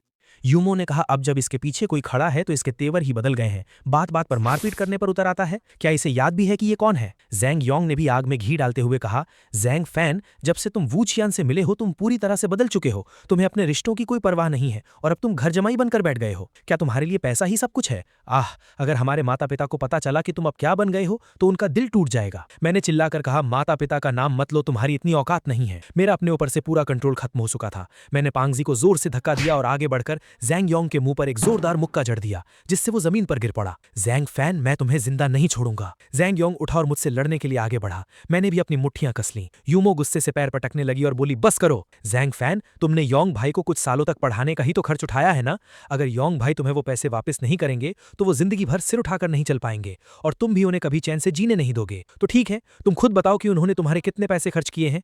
मैं उनकी तरफ से तुम्हारे सारे पैसे चुका दूंगी। उसकी ये बात सुनकर मैं अपने गुस्से पर काबू नहीं रख पाया। मैंने कहा, हर साल के 50,000, 4 साल के 2 लाख, लाओ मुझे मेरे पैसे दो। यूमो भी गुस्से से पागल हो रही थी। उसने अपने बैग से एक बैंक कार्ड निकाला और मेरे पैरों में फेंक दिया। उसने कहा, तुम अभी जाकर चेक कर सकते हो, इसमें पूरे 2 लाख हैं, एक भी पैसा कम नहीं है। और बस ये याद रखना, आज के बाद से योंग भाई पर तुम्हारा कोई कर्ज नहीं है और तुम आगे कभी इस बात को लेकर कोई तमाशा नहीं करोगे। वो 2 लाख रुपए जैंग योंग को घर खरीदने के लिए दिए गए थे। भला वो उन्हें इतनी आसानी से मुझे कैसे दे देता? उसने तेजी से आगे बढ़कर वो कार्ड उठा लिया। उसने कहा, यूमो, ये तुम्हारे पैसे हैं। मैंने इससे जो पैसे लिए हैं वो मैं इसे एक दिन जरूर वापस कर दूंगा। मैंने कहा, जैंग योंग, अगर तुमने मुझे स्कूल छोड़कर काम करने के लिए नहीं कहा होता तो आज मैं भी ग्रेजुएट होने वाला था। तुमने मुझसे कहा था कि अगर मैं तुम्हारी पढ़ाई का खर्च उठाऊंगा तो तुम मुझ पर कोई एहसान नहीं भूलोगे, लेकिन तुमने मेरे साथ क्या किया? तुमने मेरी जिंदगी बर्बाद कर दी। तुम इसका हर्जाना कैसे भरोगे? क्या तुम ये चुका सकते हो? लेकिन जैंग योंग तो अपनी बात से ही मुकर गया। बकवास बंद करो। उस समय मैंने कहा था कि मैं बाहर काम करके तुम्हारी पढ़ाई का खर्च उठाऊंगा, लेकिन जब मुझे पता चला तब तक तुम स्कूल छोड़ चुके थे और अब तुम उल्टे मुझ पर इल्जाम लगा रहे हो। जैंग फैन, क्या तुम सच में इंसान हो? मुझे बिल्कुल उम्मीद नहीं थी कि वो इतनी बड़ी सफेद झूठ बोलेगा। मैंने कहा, मुझे पता था कि तुम ये बात नहीं मानोगे। इस बात को 4 साल बीत चुके हैं तो इसे यहीं छोड़ते हैं। मैं तुमसे बस इतना पूछता हूं, तुमने वो घर कितने में बेचा था? 4 लाख में या 10 लाख में? जैंग योंग की आंखों में घबराहट साफ दिख रही थी। उसने जल्दी से कहा, जाहिर सी बात है 4 लाख में। एक जला हुआ घर 10 लाख में बिकेगा, क्या इस बात पर कोई यकीन करेगा? मैं गुस्से से हंसने लगा। मैंने कहा, जैंग योंग, वो घर 10 लाख में ही बिका था। तुमने मुझे 2 लाख दिए और बाकी के 8 लाख तुमने अकेले ही हड़प लिए। मैंने गुस्से से यूमो की तरफ देखा। क्या तुम इसका सारा उधार चुकाने वाली थी ना? तो अब वो पैसे भी मुझे दे दो। यूमो ने शक भरी नजरों से जैंग योंग को देखा। जैंग योंग ने जल्दी से कहा, यूमो, क्या तुम इसके जैसे इंसान की बातों पर यकीन करोगी? वो घर सच में सिर्फ 4 लाख में बिका था। मैं जो भी कह रहा हूं वो बिल्कुल सच है। यूमो ने कहा, घर पूरी तरह से जल चुका था, उसका 4 लाख में बिकना ही बहुत बड़ी बात है। जैंग योंग ने जोर से सिर हिलाते हुए कहा, बिल्कुल, तो इसका ये कहना कि घर 10 लाख में बिका है सरासर झूठ है। क्या सच में? तभी एक जानी पहचानी आवाज आई। वो कोई और नहीं बल्कि वू कियान थी। उसने बहुत ही मजाकिया अंदाज में यूमो को देखा और कहा, तुम कितने बेशरम इंसान हो। क्या तुम चाहते हो कि मैं तुम्हारा घर बेचने का वो कॉन्ट्रैक्ट सबको दिखाऊं? तभी तुम मानोगे कि घर 10 लाख में बिका था। तो ठीक है, जैसा तुम चाहो। वू कियान ने अपना फोन निकाला, वो डिजिटल कॉन्ट्रैक्ट खोला और बोली, अपनी इन गंदी आंखों को खोल कर देखो, क्या इस पर 10 लाख लिखे हैं या 4 लाख? जैंग योंग पूरी तरह से घबरा गया और उसका चेहरा सफेद पड़ गया। यूमो ने उसके हाथ से फोन छीन लिया और उसे ध्यान से पढ़ने लगी। उसका चेहरा धीरे धीरे बदलने लगा। उसे अपनी आंखों पर यकीन नहीं हो रहा था कि वो कॉन्ट्रैक्ट असली था। यूमो, मैं तो बस अपने नए घर के लिए कुछ ज्यादा पैसे बचाना चाहता था। योंग भाई, तुम ऐसा कैसे कर सकते हो? मैंने तुम पर घर खरीदने के लिए कोई दबाव नहीं डाला था। अगर हमारे पास पैसे नहीं हैं तो हम बाद में और कमा सकते हैं, लेकिन तुमने ऐसा क्यों किया? तुमने मुझे बहुत निराश किया है। यूमो, मैं जानता हूं कि मुझसे गलती हुई है, मुझे माफ कर दो। मैं अभी इसके हिस्से के बाकी 3 लाख इसे दे देता हूं। जैंग योंग बहुत शातिर था। जब उसे लगा कि अब उसके पास बचने का कोई रास्ता नहीं है, तो उसने 3 लाख रुपए देकर यूमो की माफी मांगने का नाटक किया। भले ही यूमो अब उस पर पहले की तरह भरोसा नहीं करती थी, लेकिन वो फिर से उसके धोखे में आ गई। जैंग योंग ने पैसे ट्रांसफर किए और यूमो को लेकर जाने लगा। यूमो ने अपना बैंक कार्ड मेज पर पटकते हुए कहा, आज से तुम्हारे और योंग भाई के बीच का सारा हिसाब खत्म। अब उन पर तुम्हारा कोई उधार नहीं है। वू कियान ने कहा, चेन यूमो, पहले मुझे सुंदर लेकिन बेवकूफ वाली बात पर यकीन नहीं होता था, लेकिन तुमसे मिलने के बाद मुझे पूरा यकीन हो गया है। इतने सब कुछ के बाद भी तुम उस कमीने का साथ दे रही हो, तुम पर तो तरस आता है। यूमो रुकी और उसने पूछा, तुम कहना क्या चाहती हो? जैंग योंग की हिम्मत नहीं हुई कि वो वू कियान को और कुछ बोलने दे। उसने तुरंत यूमो का हाथ खींचा और उसे लेकर चला गया। वू कियान ने निराश होकर अपना सिर हिलाया। मैंने बहुत सी बेवकूफ लड़कियां देखी हैं, लेकिन इसके जैसी बेवकूफ आज तक नहीं देखी। पांगजी को कुछ भी समझ नहीं आ रहा था। उसने कहा, मिस वू, क्या योंग भाई ने फैन भाई के साथ कुछ और भी गलत किया है? सच कहूं तो मैंने कभी नहीं सोचा था कि योंग भाई ऐसे इंसान निकलेंगे जो अपने पुश्तैनी घर के पैसे भी हड़प लें। पहले मुझे लगता था कि फैन भाई गलत है, लेकिन आज मुझे योंग भाई की असलियत समझ आ गई है। वू कियान ने पांगजी के कंधे पर हाथ रखा और बोली, असलियत शब्द उस जैसे इंसान के लिए इस्तेमाल करना बहुत बड़ी बेइज्जती है। अगर मैं सच कहूं तो वो कमीना किसी जानवर से भी बदतर है। पांगजी ने अपनी भौएं सिकोड़ी और उसकी आंखों में हैरानी थी। वू चियान ने कहा, हाँ, और अब से तुम मुझे मिस वू मत बुलाना, अब से तुम मुझे चियान दीदी कह सकते हो। कल रात मैं और तुम्हारे फैन भाई एक होटल रूम में थे। वू चियान ने मुझे एक बहुत ही शरारत भरी नजर से देखा और जानबूझकर शर्माने का नाटक किया। पांगजी ने कहा, क्या सच में? आज फैन भाई सुबह से ही कुछ अजीब लग रहे थे। मैंने उनसे पूछा था कि क्या वो कल रात तुम्हारे साथ होटल में थे, लेकिन वो मुकर गए। चियान दीदी, मेरे फैन भाई बहुत अच्छे इंसान हैं, वो योंग भाई जैसे बिल्कुल नहीं हैं। उनके साथ रहकर तुम बहुत खुश रहोगी। मैं तुम दोनों को बधाई देता हूँ। वू चियान ने कहा, वो कैसे हैं ये मुझे तुमसे पूछने की जरूरत नहीं है, मुझे सब पता है। कस्टमर आ रहे हैं, तुम जाकर उन्हें अटेंड करो, मुझे जैंग फैन से कुछ बात करनी है। वू चियान मुझे खाली रूम में ले गई और दरवाजा बंद कर दिया। वो मेरे करीब आई और पूछने लगी, अपनी प्यारी यूमो को जैंग योंग का साथ देते हुए तुम्हें बहुत तकलीफ हुई होगी ना? लेकिन मैंने सब कुछ छुपाते हुए कहा, अब वो अपने रास्ते और मैं अपने रास्ते, हम दोनों हमेशा के लिए अजनबी बन चुके हैं। क्या सच में? वू चियान मेरे और करीब आ रही थी। वो बस मुझसे टकराने ही वाली थी कि मैं खुद ब खुद पीछे हट गया। उसने कहा, क्या तुम्हें पता है कि तुम्हारी सबसे बड़ी कमजोरी क्या है? तुम अपने इमोशंस पर कंट्रोल नहीं कर पाते। तुम्हारी खुशी, तुम्हारा गुस्सा, तुम्हारा दुख, सब कुछ तुम्हारे चेहरे पर साफ दिख जाता है। मेरे पास कहने के लिए कोई शब्द नहीं थे। उसने कहा, मुझे पता है कि तुम्हारे लिए उसे इतनी जल्दी भूलना नामुमकिन है, इसलिए मैं तुम पर कोई दबाव नहीं डाल रही हूँ, लेकिन तुम्हें ये बात हमेशा याद रखनी होगी कि तुम अब वू चियान के बॉयफ्रेंड हो। अगर तुमने मेरे पीठ पीछे कुछ भी गलत किया तो मैं तुम्हें जैंग योंग से भी बुरा सबक सिखाऊंगी। मैंने भौहें सिकोड़ते हुए कहा, मैडम, यहाँ कोई और नहीं है, तो हमें नाटक करने की जरूरत नहीं है। नाटक? मैं बिल्कुल सच कह रही हूँ। कल रात हम दोनों होटल रूम में थे।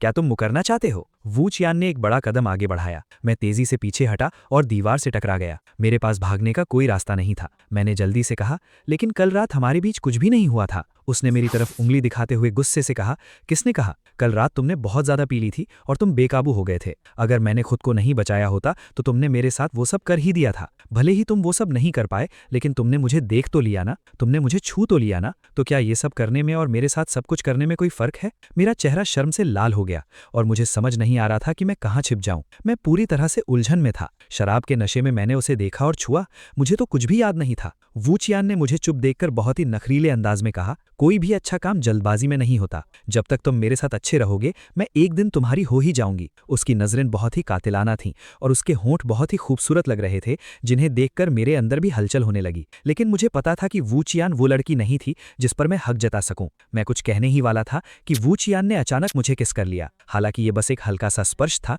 लेकिन इसने मेरे पूरे शरीर में जैसे बिजली सी दौड़ा दी। वू चियान के गाल लाल हो गए थे, उसकी आंखें नम थीं और उसने धीरे से कहा, आज तुमने मेरी मॉम के सामने बहुत अच्छा बर्ताव किया, तो ये किस तुम्हारे लिए उसी का रिवॉर्ड था। मेरा दिमाग पूरी तरह से खाली हो गया था। वूचेन ने फिर कहा, आज जब मैंने वो कॉन्ट्रैक्ट सबके सामने दिखाया तो ज़ांग समझ गया होगा कि वो घर मैंने ही खरीदा था, तो अब इस बात को छुपाने का कोई फायदा नहीं है। मैं वो घर तुम्हें दे रही हूँ, किसी को बुलाकर उसे रेनोवेट करवा लेना और फिर तुम वहां रहने जा सकते हो। लेकिन तुमने 3 महीने का मेरा बॉयफ्रेंड बनने का जो वादा किया है, तुम उससे मुकर नहीं सकते, वरना मैं वो घर वापस ले लूंगी। अगली सुबह वूचेन घर रेनोवेट करने वालों को लेकर मेरे पास आई। घर देखने के बाद उस आदमी ने कहा, मिस वू, घर बहुत बुरी तरह जल चुका है, अगर इसे पूरी तरह से रेनोवेट करना है तो कम से कम 2 लाख रुपए से ज्यादा का खर्च आएगा। अच्छे से काम करना, पैसों की तुम कोई फिक्र मत करो। उस आदमी ने सिर झुकाते हुए कहा, मिस वू ने जो काम दिया है उसे मैं कैसे मना कर सकता हूं, तो मैं जाकर सारा सामान तैयार करता हूं, हम कल से ही काम शुरू कर देंगे। उसके जाने के बाद वूचियन में एक लंबी सांस ली और कहा, चलो ये मामला तो अच्छे से सुलझ गया, अब जब घर तुम्हें वापस मिल गया है तो मैं भी चैन की सांस ले सकती हूँ। शायद दूसरों की नजरों में वूचियन एक बहुत ही बिगड़ी हुई और जिद्दी अमीर लड़की थी, लेकिन मुझे लगा कि वो दिल की बहुत अच्छी थी। कम से कम वो मेरे साथ बहुत अच्छी थी। मेरा दिल भी मोम का था और मैं उसका बहुत शुक्रगुजार था। मैंने कहा, मिस वू, अभी मेरे पास सिर्फ 5 लाख रुपए हैं, मैं तुम्हें आधे पैसे अभी दे देता हूँ, बाकी के पैसे जब मैं कमा लूंगा तब मैं तुम्हें लौटा दूंगी। उस वक्त मेरे पास 8 लाख रुपए थे, जिसमें से 2 लाख यूमो के थे और घर बिकने के मुझे 5 लाख मिले थे। मैंने 5 लाख वाला कार्ड वूचियन को दे दिया। उसने मेरी तरफ देखा और पूछा, ये तुम क्या कर रही हो? तुमने घर खरीदने के लिए 10 लाख रुपए खर्च किए हैं, अब जब तुमने मुझे मेरा घर वापस दे दिया है तो मैं तुम्हें आधे पैसे अभी लौटा रही हूँ, बाकी के पैसे मैं बाद में दूंगी। मुझे पैसों की बहुत जरूरत थी और मुझे पैसे पसंद भी थे, लेकिन बेईमानी के पैसे मुझे नहीं चाहिए थे। उसने कहा, तुम इस बीबीक्यू स्टॉल को चलाकर साल भर में 5 लाख भी नहीं कमा पाओगी, क्या तुम इतनी आसानी से मुझे ये पैसे दे रही हो? तुम्हें कोई पछतावा नहीं होगा? वूचेन ने मुझे घूरते हुए पूछा। मैंने मुस्कुराकर अपना सिर ना में हिलाया और कहा, एक अच्छा इंसान भी पैसे कमाना चाहता है, लेकिन वो सही रास्ते से कमाता है। मैं कोई बहुत महान इंसान तो नहीं हूं,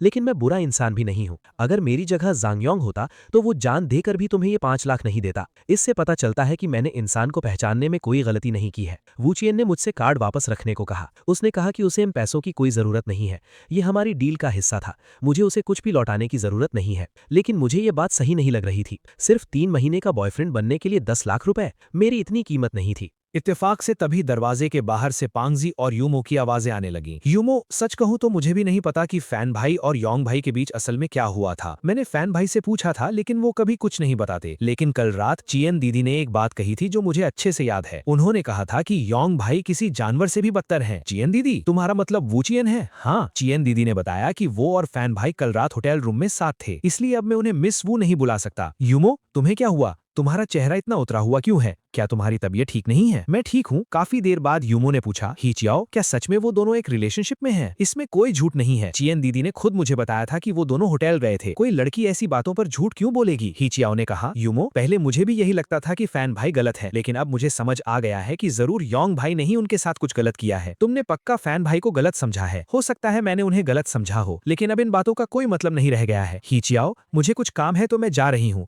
तुम ज़ैंग फैन को मत बताना कि मैं तुमसे मिलने आई थी, ठीक है? ठीक है, मुझे याद रहेगा। यूमो, मैं तुम्हें बाहर तक छोड़ देता हूँ, इसकी कोई जरूरत नहीं है। यूमो दरवाजे के पास से गुजरी। उसने अनजाने में आंगन की तरफ देखा। मैं और वू चियन वहीं खड़े थे। उसके कदम हल्के से रुके। उसने मुझे एक बहुत ही ठंडी नजर से देखा और फिर तेजी से वहां से चली गई। उस घटना के बाद मुझे कई दिनों तक यूमो दिखाई नहीं दी। मैं उसे सब कुछ समझाना चाहता था, लेकिन फिर मैंने सोचा कि छोड़ो, अगर वो अब मुझे परेशान करने नहीं आएगी तो ये मेरे लिए और भी अच्छा होगा। दूसरी तरफ वू चियान रोज की तरह मुझे ढूंढने आने लगी। शुरुआत में मुझे थोड़ा अजीब लगता था, लेकिन समय के साथ मुझे एहसास हुआ कि वो दिल की बहुत अच्छी थी, बस उसका गुस्सा थोड़ा तेज था। अगर उसे समझ लिया जाए तो उसके साथ रहना बहुत आसान था, लेकिन मैं हमेशा खुद को याद दिलाता था कि मुझे उससे दूरी बनाए रखनी है।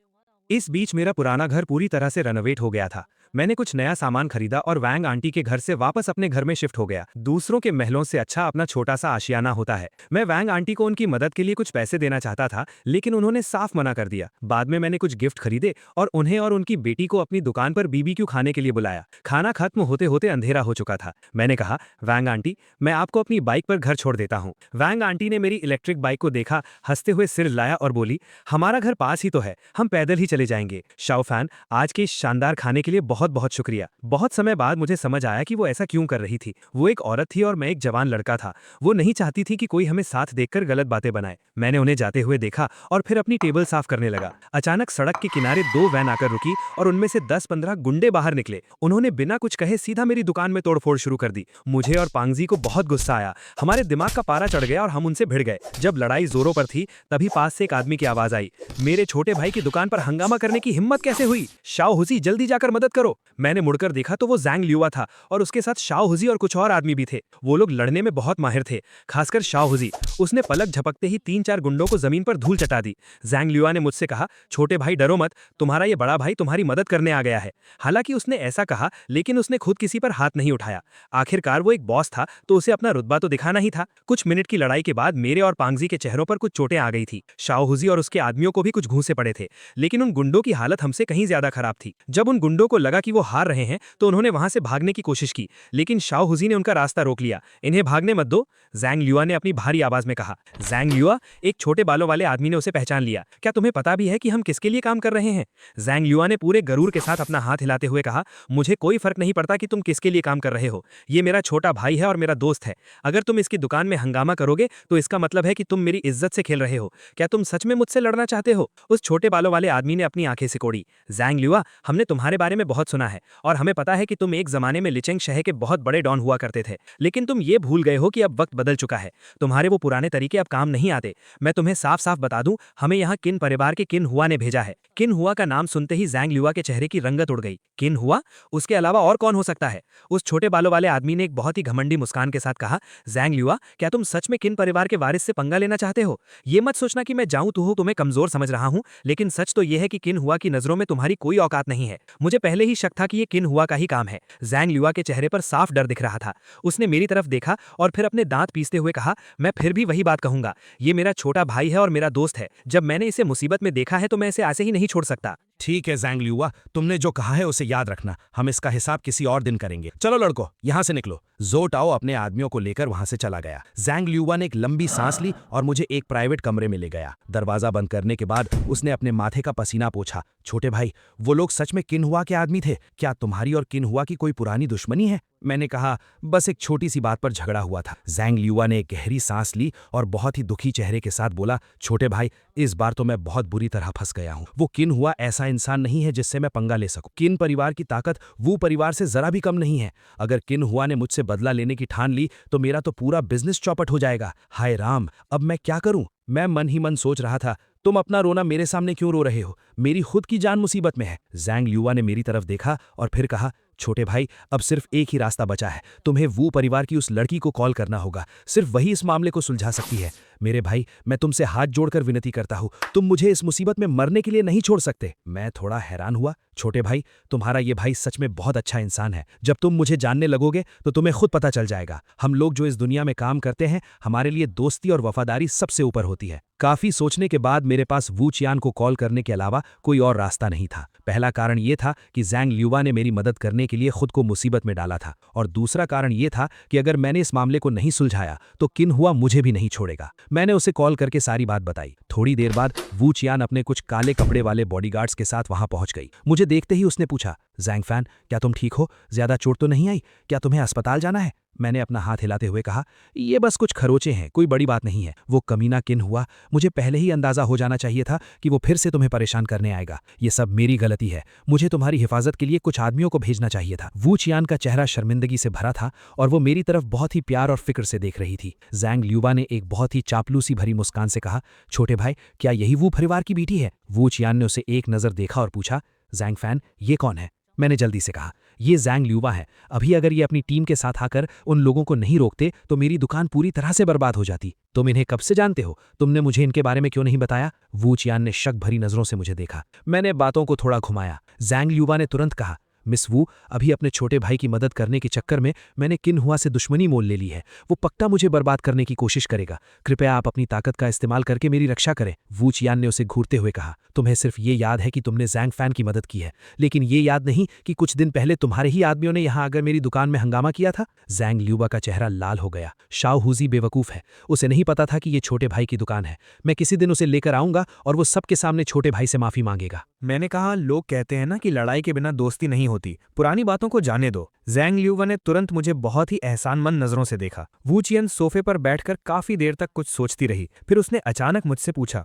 जैंग फैन, क्या तुम मेरे साथ किन्हुआ के पास चलने की हिम्मत रखते हो? मैंने कहा, जिसके पास खोने के लिए कुछ नहीं होता वो किसी से नहीं डरता।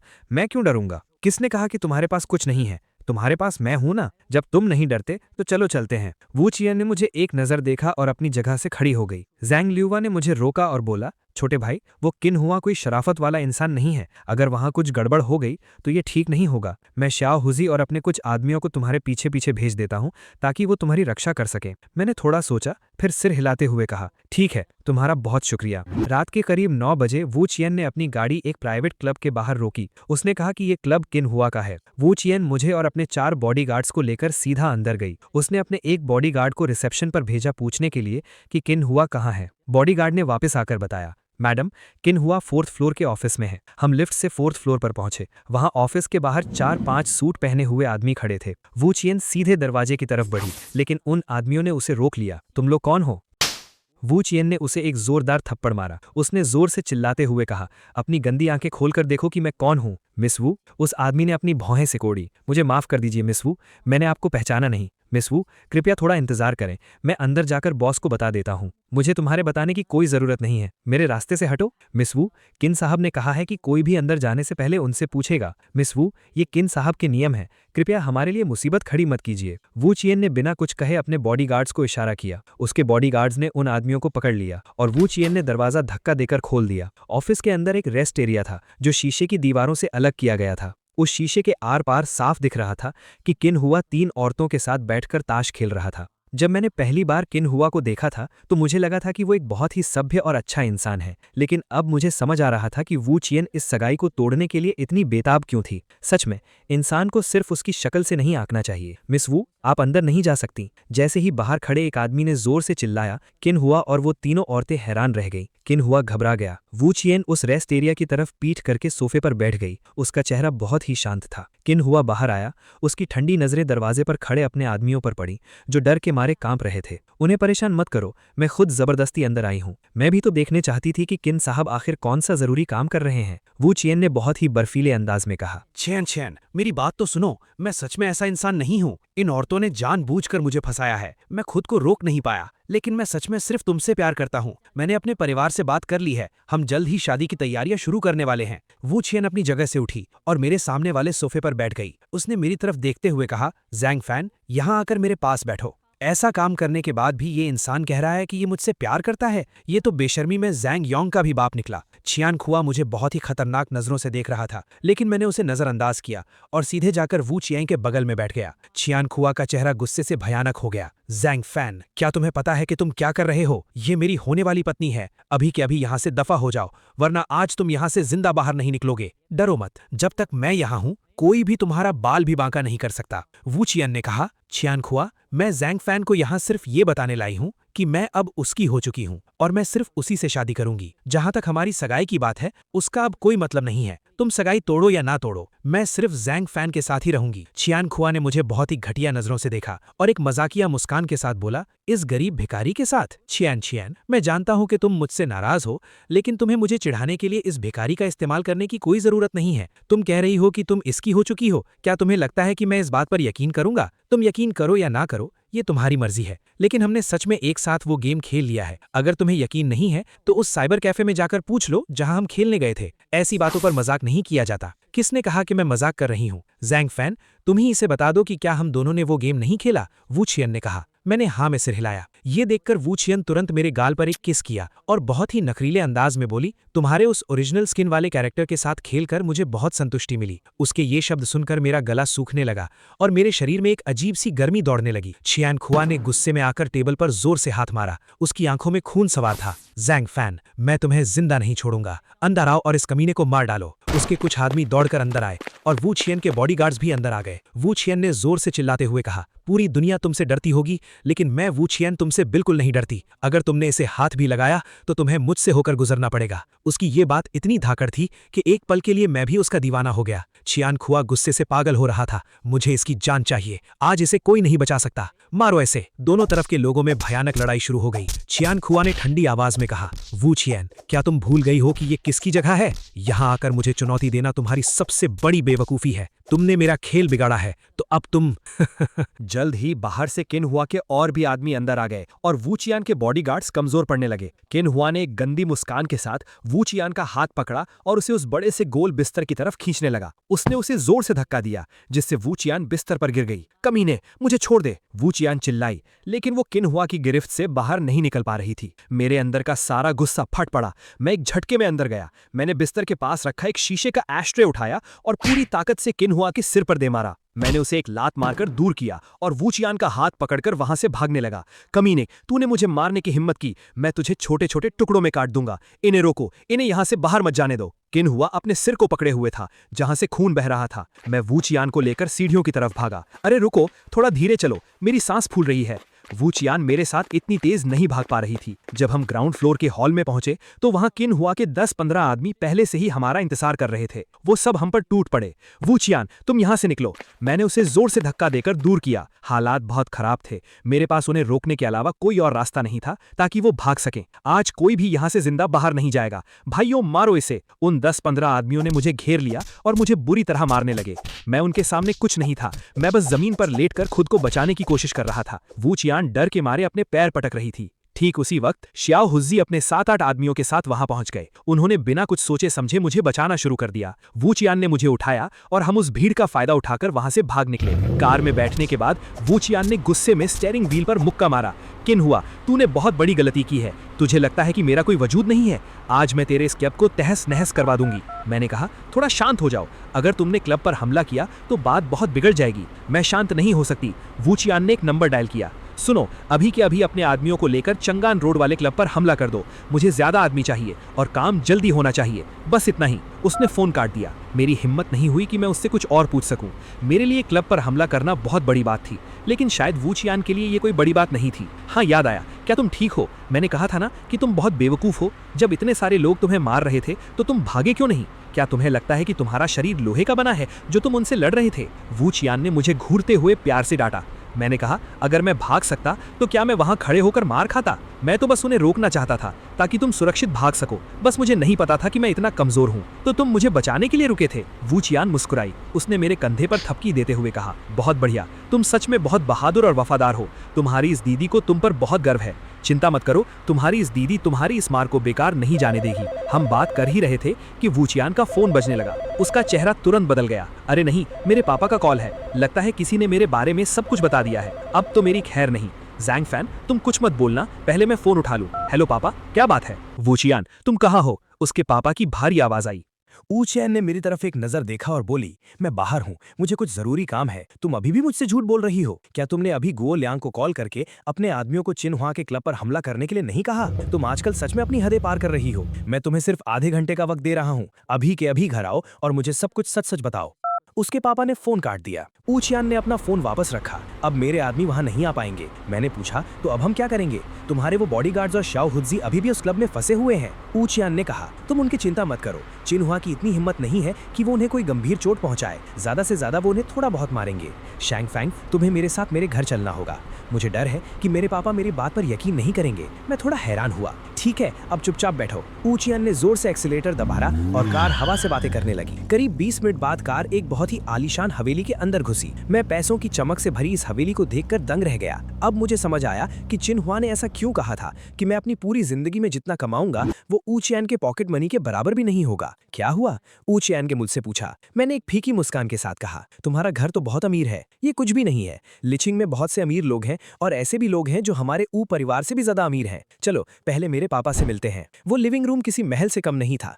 उसके पापा एक बड़े से सोफे पर बहुत ही गंभीर चेहरे के साथ बैठे थे। उसकी माँ भी वहां मौजूद थी और वो ऊ चियान को आंखों से इशारा कर रही थी। चैंग चैंग, तुम्हारे पापा बहुत गुस्से में हैं। तुम जल्दी से अपनी गलती मान लो। मॉम, मैंने कोई गलती नहीं की है, ऊ चियान ने कहा। उसके पापा ने गुस्से से टेबल पर हाथ मारा। कोई गलती नहीं की है। चिन्हुआ ने मुझे खुद फोन करके बताया है कि तुमने उस पर हमला किया है और तुम अभी भी कह रही हो कि तुम्हारी कोई गलती नहीं है। ऊ चियान, जब तुम छोटी मोटी जिद करती हो तो मैं उसे नजरअंदाज कर देता हूँ, लेकिन इस बार तुमने सच में हद पार कर दी है। छोड़ो इस बात को कि चिन परिवार इस बात का क्या बतंगड़ बनाएगा। तुम्हें ये नहीं भूलना चाहिए कि तुम्हारी और चिन्हुआ की सगाई हो चुकी है। तुम भविष्य में चिन परिवार की बहू बनने वाली हो। अगर वो लोग अभी तुम्हारी इन हरकतों को माफ कर रहे हैं तो सिर्फ इसलिए क्योंकि तुम्हारी अभी शादी नहीं हुई है। जरा सोचो, जब तुम उनके घर जाओगी तो वो तुम्हारे साथ कैसा बर्ताव करेंगे। हमें कोई भी काम करने से पहले उसके भविष्य के बारे में सोचना चाहिए। ऊ चियान ने अपनी आंखें घुमाते हुए कहा, मैं उस जैसे घटिया इंसान से कभी शादी नहीं करूंगी। तुमने क्या कहा?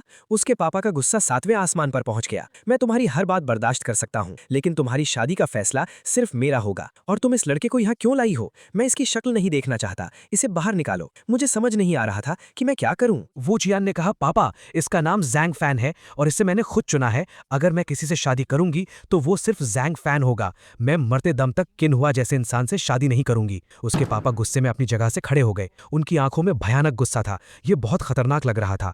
उसकी माँ जल्दी से वू चियान के सामने आकर खड़ी हो गई। उन्हें डर था कि कहीं उसके पापा उसे मार ना दे। चैन शैन, आखिर किन्हुआ के साथ तुम्हारा क्या झगड़ा है? तुम ऐसे क्यों बात कर रही हो? ऐसा लग रहा है जैसे वो कोई बहुत बड़ा मुजरिम हो। उसके पापा ने अपने दांत पीसे और वापस सोफे पर बैठ गए। मुझे लगता है कि किन्हुआ बहुत अच्छा इंसान है। पापा, क्या आप सच में किन्हुआ को जानते हैं? क्या आपको पता है कि वो असल में कितना गिरा हुआ इंसान है? आपको कुछ नहीं पता। जब वो आपके सामने आता है तो वो एक बहुत ही शरीफ इंसान होने का नाटक करता है, लेकिन जब आप नहीं होते तो उसका असली रंग बाहर आ जाता है। क्या आप लोग जानना चाहते हैं कि आज क्या हुआ? तो सुनो, मैं उससे मिलने गई थी, लेकिन जब मैं वहां पहुंची तो पता है मैंने क्या देखा? मैंने उसे कई औरतों के साथ गंदी हालत में देखा। आप लोग हमेशा मुझे ही गलत समझते हैं, लेकिन अगर आप मेरी जगह होते तो आप क्या करते? उसकी माँ का चेहरा थोड़ा लाल हो गया और वो गुस्से में बोली, किन्हुआ ऐसा इंसान कैसे हो सकता है? मुझे तो यकीन ही नहीं होता। उसके पापा ने अपना हाथ हिलाते हुए कहा, मॉम, पापा, क्या मैं ऐसी बातों पर मजाक करूंगी? अगर आप किसी ऐसे इंसान से पूछेंगे जो किन्हुआ को अच्छे से जानता है तो आपको खुद पता चल जाएगा कि वो कैसा इंसान है। वू चियान के चेहरे पर बहुत गुस्सा था। उसकी माँ ने थोड़ी गंभीरता से कहा, सच कहूं तो मैंने भी किन्हुआ के बारे में कुछ ऐसी अफवाहें सुनी हैं। उसके पापा ने कहा, इस दुनिया में कोई भी इंसान पूरी तरह से अच्छा नहीं होता, और अगर वो होता भी तो वो तुम्हें पसंद नहीं करता। वू चियान ने कहा, पापा, आप हमेशा उसी का पक्ष लेते हैं। वू चियान ने गुस्से से अपने पैर पटके। उसके पापा ने गहरी सांस ली। चाहे जो भी हो, तुम्हें उस पर हाथ नहीं उठाना चाहिए था। मैंने सुना है कि तुमने उसे बहुत बुरी तरह मारा है। उसके सिर से खून बह रहा था। वो तो बस उसी के लायक था। वू चियान ने कहा, पता है तब क्या हुआ? जब मैंने उसे उन औरतों के साथ देखा तो जाहिर सी बात है मुझे बहुत गुस्सा आया। मैं अंदर गई और उससे लड़ने लगी, लेकिन पता है उसने क्या किया? उसने अपनी गलती मानने के बजाय कहा कि हमारा वो परिवार तो उनके किन परिवार के सामने कुछ भी नहीं है।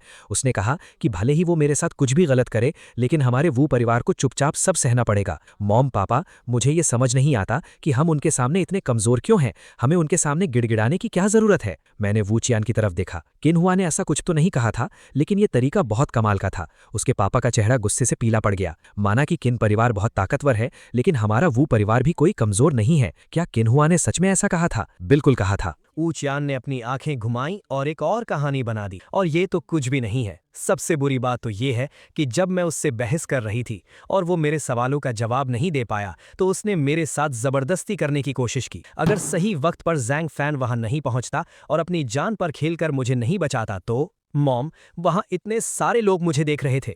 मैं तो किसी को मुंह दिखाने लायक नहीं रही। ऊ चियान दौड़कर अपनी मां के गले लग गई और जोर जोर से रोने लगी। मैं हैरान रह गया। क्या जबरदस्त एक्टिंग थी। अगर मैं खुद वहां मौजूद नहीं होता तो मैं भी उसकी इस कहानी पर यकीन कर लेता। ये तो बिल्कुल हद हो गई। उसके पापा गुस्से में आग बबूला हो गए। वो अपनी जगह से उठे और बाहर की तरफ जाने लगे। उसकी माँ ने उन्हें रोका। इतनी रात गए तुम कहाँ जा रहे हो? किन परिवार के पास? उसकी माँ ने सिर हिलाते हुए कहा, ये ठीक नहीं है, हमारे पास कोई सबूत नहीं है। अगर किन हुआ मुकर गया तो हम क्या करेंगे? ये तो हमारे लिए ही मुसीबत बन जाएगा। तो क्या मैं अपनी बेटी के साथ ये सब होने दूंगा? मुझे लगा था कि किन हुआ बहुत ही शरीफ और अच्छा इंसान है। मुझे नहीं पता था कि वो इतना घटिया और नीच इंसान निकलेगा। मैं अपनी बेटी की जिंदगी बर्बाद नहीं होने दूंगा। ऐसा इंसान शादी के लायक नहीं है। हमें ये सगाई तोड़नी होगी। ऊ चियान और भी जोर से रोने लगी। चियान, मुझे माफ कर दो, हम हमेशा तुम्हें ही गलत समझते थे। हमें नहीं पता था कि तुम्हें इतना कुछ सहना पड़ रहा है। तुम चिंता मत करो, अगर किन हुआ सच में ऐसा इंसान है तो मैं खुद इस सगाई को तोड़ दूंगी। उसकी माँ ने उसे प्यार से गले लगाया। तुम तो मेरी ही बेटी हो, क्या मैं तुम्हारे लिए बुरा चाहूंगा? उसके पापा ने कहा, पहले मैं तुम्हें उससे शादी करने के लिए मजबूर कर रहा था क्योंकि मुझे उसकी असलियत नहीं पता थी, लेकिन अब जब मुझे सब पता चल गया है तो मैं तुम्हें कभी मजबूर नहीं करूंगा। उसकी माँ थोड़ी परेशान लग रही थी, लेकिन अगर हम खुद ये सगाई तोड़ेंगे तो मुझे डर है कि किन परिवार आसानी से नहीं मानेगा। उसके पापा थोड़ी देर तक इधर उधर टहल रहे थे, फिर बोले, तो हम इस बात को टालते रहेंगे। जब किन परिवार थक जाएगा तो वो खुद ही ये सगाई तोड़ देंगे। लेकिन हम कब तक टालेंगे? अगर किन परिवार ने सगाई नहीं तोड़ी तो क्या हमारी बेटी कभी शादी नहीं करेगी? आखिरकार उसके पापा ने फैसला किया कि वो अभी इस बात को टालेंगे और सही वक्त आने पर किन परिवार से बात करेंगे। उसकी माँ भी इस बात से सहमत हो गई। तुम्हारा नाम ज़ैंग फैन है ना? उसके पापा ने मेरी तरफ देखते हुए पूछा। मैंने जल्दी से हाँ में सिर हिलाया। चियान ने जो भी कहा है, क्या वो सच है? ऊ चियान ने मुझे बहुत ही दुखी नजरों से देखा। पापा, आप अभी भी मुझ पर यकीन नहीं करते? मैं तुमसे नहीं पूछ रहा हूँ, ज़ैंग फैन, तुम बताओ। मुझे डर था कि कहीं मेरा झूठ पकड़ा ना जाए। मैंने बहुत ही गंभीर होकर जवाब दिया, मिस्टर वू, ऊ चियान जो भी कह रही है वो बिल्कुल सच है। आज तुम्हारी वजह से मेरी बेटी की इज्जत बच गई, इसके लिए मैं तुम्हारा शुक्रगुजार हूँ। तुम जो चाहे मांग सकते हो, जैसे कि पैसे। मैं तुम्हारी हर मांग पूरी करूंगा, लेकिन मेरी सिर्फ एक ही शर्त है, तुम्हें अभी के अभी मेरी बेटी की जिंदगी से हमेशा के लिए जाना होगा। तुम दोनों एक दूसरे के लिए नहीं बने हो। उसके पापा ने बहुत ही सख्त और ठंडी आवाज में कहा। वो चियान ने अपने आंसू पहुंचते हुए कहा, पापा, मैं ज़ैंग फैन के साथ ही रहूंगी, कोई भी हमें अलग नहीं कर सकता। उसने मेरा हाथ कसकर पकड़ लिया जैसे वो उन्हें चुनौती दे रही हो। ये क्या बेवकूफ़ी है, उसका हाथ छोड़ो। उसके पापा ने गुस्से में चिल्लाकर कहा, नहीं, मैं ज़ैंग फैन से प्यार करती हूँ, वू चियान ने पूरी जिद के साथ कहा। उसके पापा ने गुस्से में अपने दांत पीसे और अपना हाथ हवा में लहराया। क्या तुम मेरी जान लेकर ही मानोगी? ये कहकर वो सीढ़ियों से ऊपर चले गए। उसकी माँ ने मुझे एक बहुत ही अजीब नजर से देखा। कुछ देर बाद वो बोली, ज़ैंग फैन, उसके पापा का गुस्सा थोड़ा तेज है, तुम उनकी बातों का बुरा मत मानना। हमारी सिर्फ एक ही बेटी है चियान। हमने उसे बहुत नाजों से पाला है। हमें हमेशा डर रहता है कि कोई उसे चोट ना पहुंचाए। लोगों के दिलों में क्या है ये कोई नहीं जान सकता। जैसे कि केन हुआ, हमें लगा था कि वो बहुत अच्छा इंसान है, लेकिन उसकी असलियत क्या थी ये तो हमें आज ही पता चला। मुझे लगता है कि तुम किन हुआ जैसे नहीं हो। वू चियान ने कहा, मॉम, ज़ैंग फैन मेरे लिए बहुत अच्छा है। जब भी मैं मुसीबत में थी उसने हमेशा मेरी जान बचाई है। अरे हाँ मॉम, मेरे वो बॉडीगार्ड्स अभी भी किन हुआ के क्लब में फंसे हुए हैं। आप जल्दी से उन्हें बचाने का कोई तरीका निकालिए। बाद में उसकी माँ ने खुद किन हुआ को फोन किया और अपने आदमियों को छोड़ने को कहा। किन हुआ को उनकी बात माननी पड़ी। वू चियान ने ड्राइवर को मुझे वापस घर छोड़ने के लिए कहा। जाते वक्त वू चियान ने मुझसे कहा, घर जाकर आराम से सो जाना, मैं कल तुमसे मिलने आऊंगी, बाय बाय। घर पहुंचने के बाद मुझे एक अनजान नंबर से फोन आया। छोटे भाई, मैंने सुना है कि तुम्हारी लड़ाई हो गई है, तुम ठीक तो हो? ये ज़ैंग लियुआ था। मैंने कहा कि बस कुछ खरोचे आई हैं। क्या शाओ हुज्जी और उसके आदमी वापस आ गए हैं? वो तो बहुत पहले ही आ गए थे। मैंने सुना है कि वू मैडम ने खुद किन हुआ को कॉल किया था, तब जाकर उसने उन्हें छोड़ा। ये बात वू परिवार तक भी पहुंच गई है। मैंने ज़ैंग लियुआ से कुछ पल बात की। ये भी अच्छा है, किन हुआ से निपटना कोई आसान काम नहीं था। अब जब वू मैडम ने खुद दखल दे दिया है तो ये मामला आसानी से सुलझ जाएगा। मैंने ज़ैंग लियुआ से पूछा, ऐसा लग रहा है जैसे तुम किन हुआ को बहुत अच्छे से जानते हो। ज़ैंग लियुआ जोर जोर से हंसने लगा और बात को टालते हुए बोला, बस सुना है, बस सुना है। छोटे भाई, तुम्हें तो पता ही है कि मैं एक जमाने में डॉन था, इसलिए मैं हर तरह के लोगों को जानता हूँ। उसकी बात सुनने में तो सही लग रही थी, लेकिन मुझे लगा कि बात इतनी सीधी नहीं है। जब भी किन हुआ का नाम आता था, ज़ैंग लियुआ बहुत घबरा जाता था, लेकिन वो कुछ भी बताने को तैयार नहीं था, इसलिए मैंने भी ज्यादा सवाल नहीं किए। मैं रात को बहुत देर से सोया था, इसलिए अगले दिन करीब 11 बजे उठा। मैंने थोड़ा बहुत नाश्ता किया और अपनी बारबेक्यू की दुकान पर चला गया। दोपहर को वू चियान ने मुझे कॉल करके पूछा कि मैं कहाँ हूँ। मैंने बताया कि मैं दुकान पर हूँ। कुछ ही देर में वो अपनी एक बड़ी सी एसयूवी लेकर वहां आ गई। गाड़ी में उसके 3-4 बहुत ही खास दोस्त भी थे जिन्हें मैं पहले से जानता था। वू चियान गाड़ी से बाहर नहीं आई, उसने बस खिड़की से हाथ हिलाकर मुझे अंदर आने को कहा। मैंने उसके पास जाकर पूछा, अब कहाँ जाना है?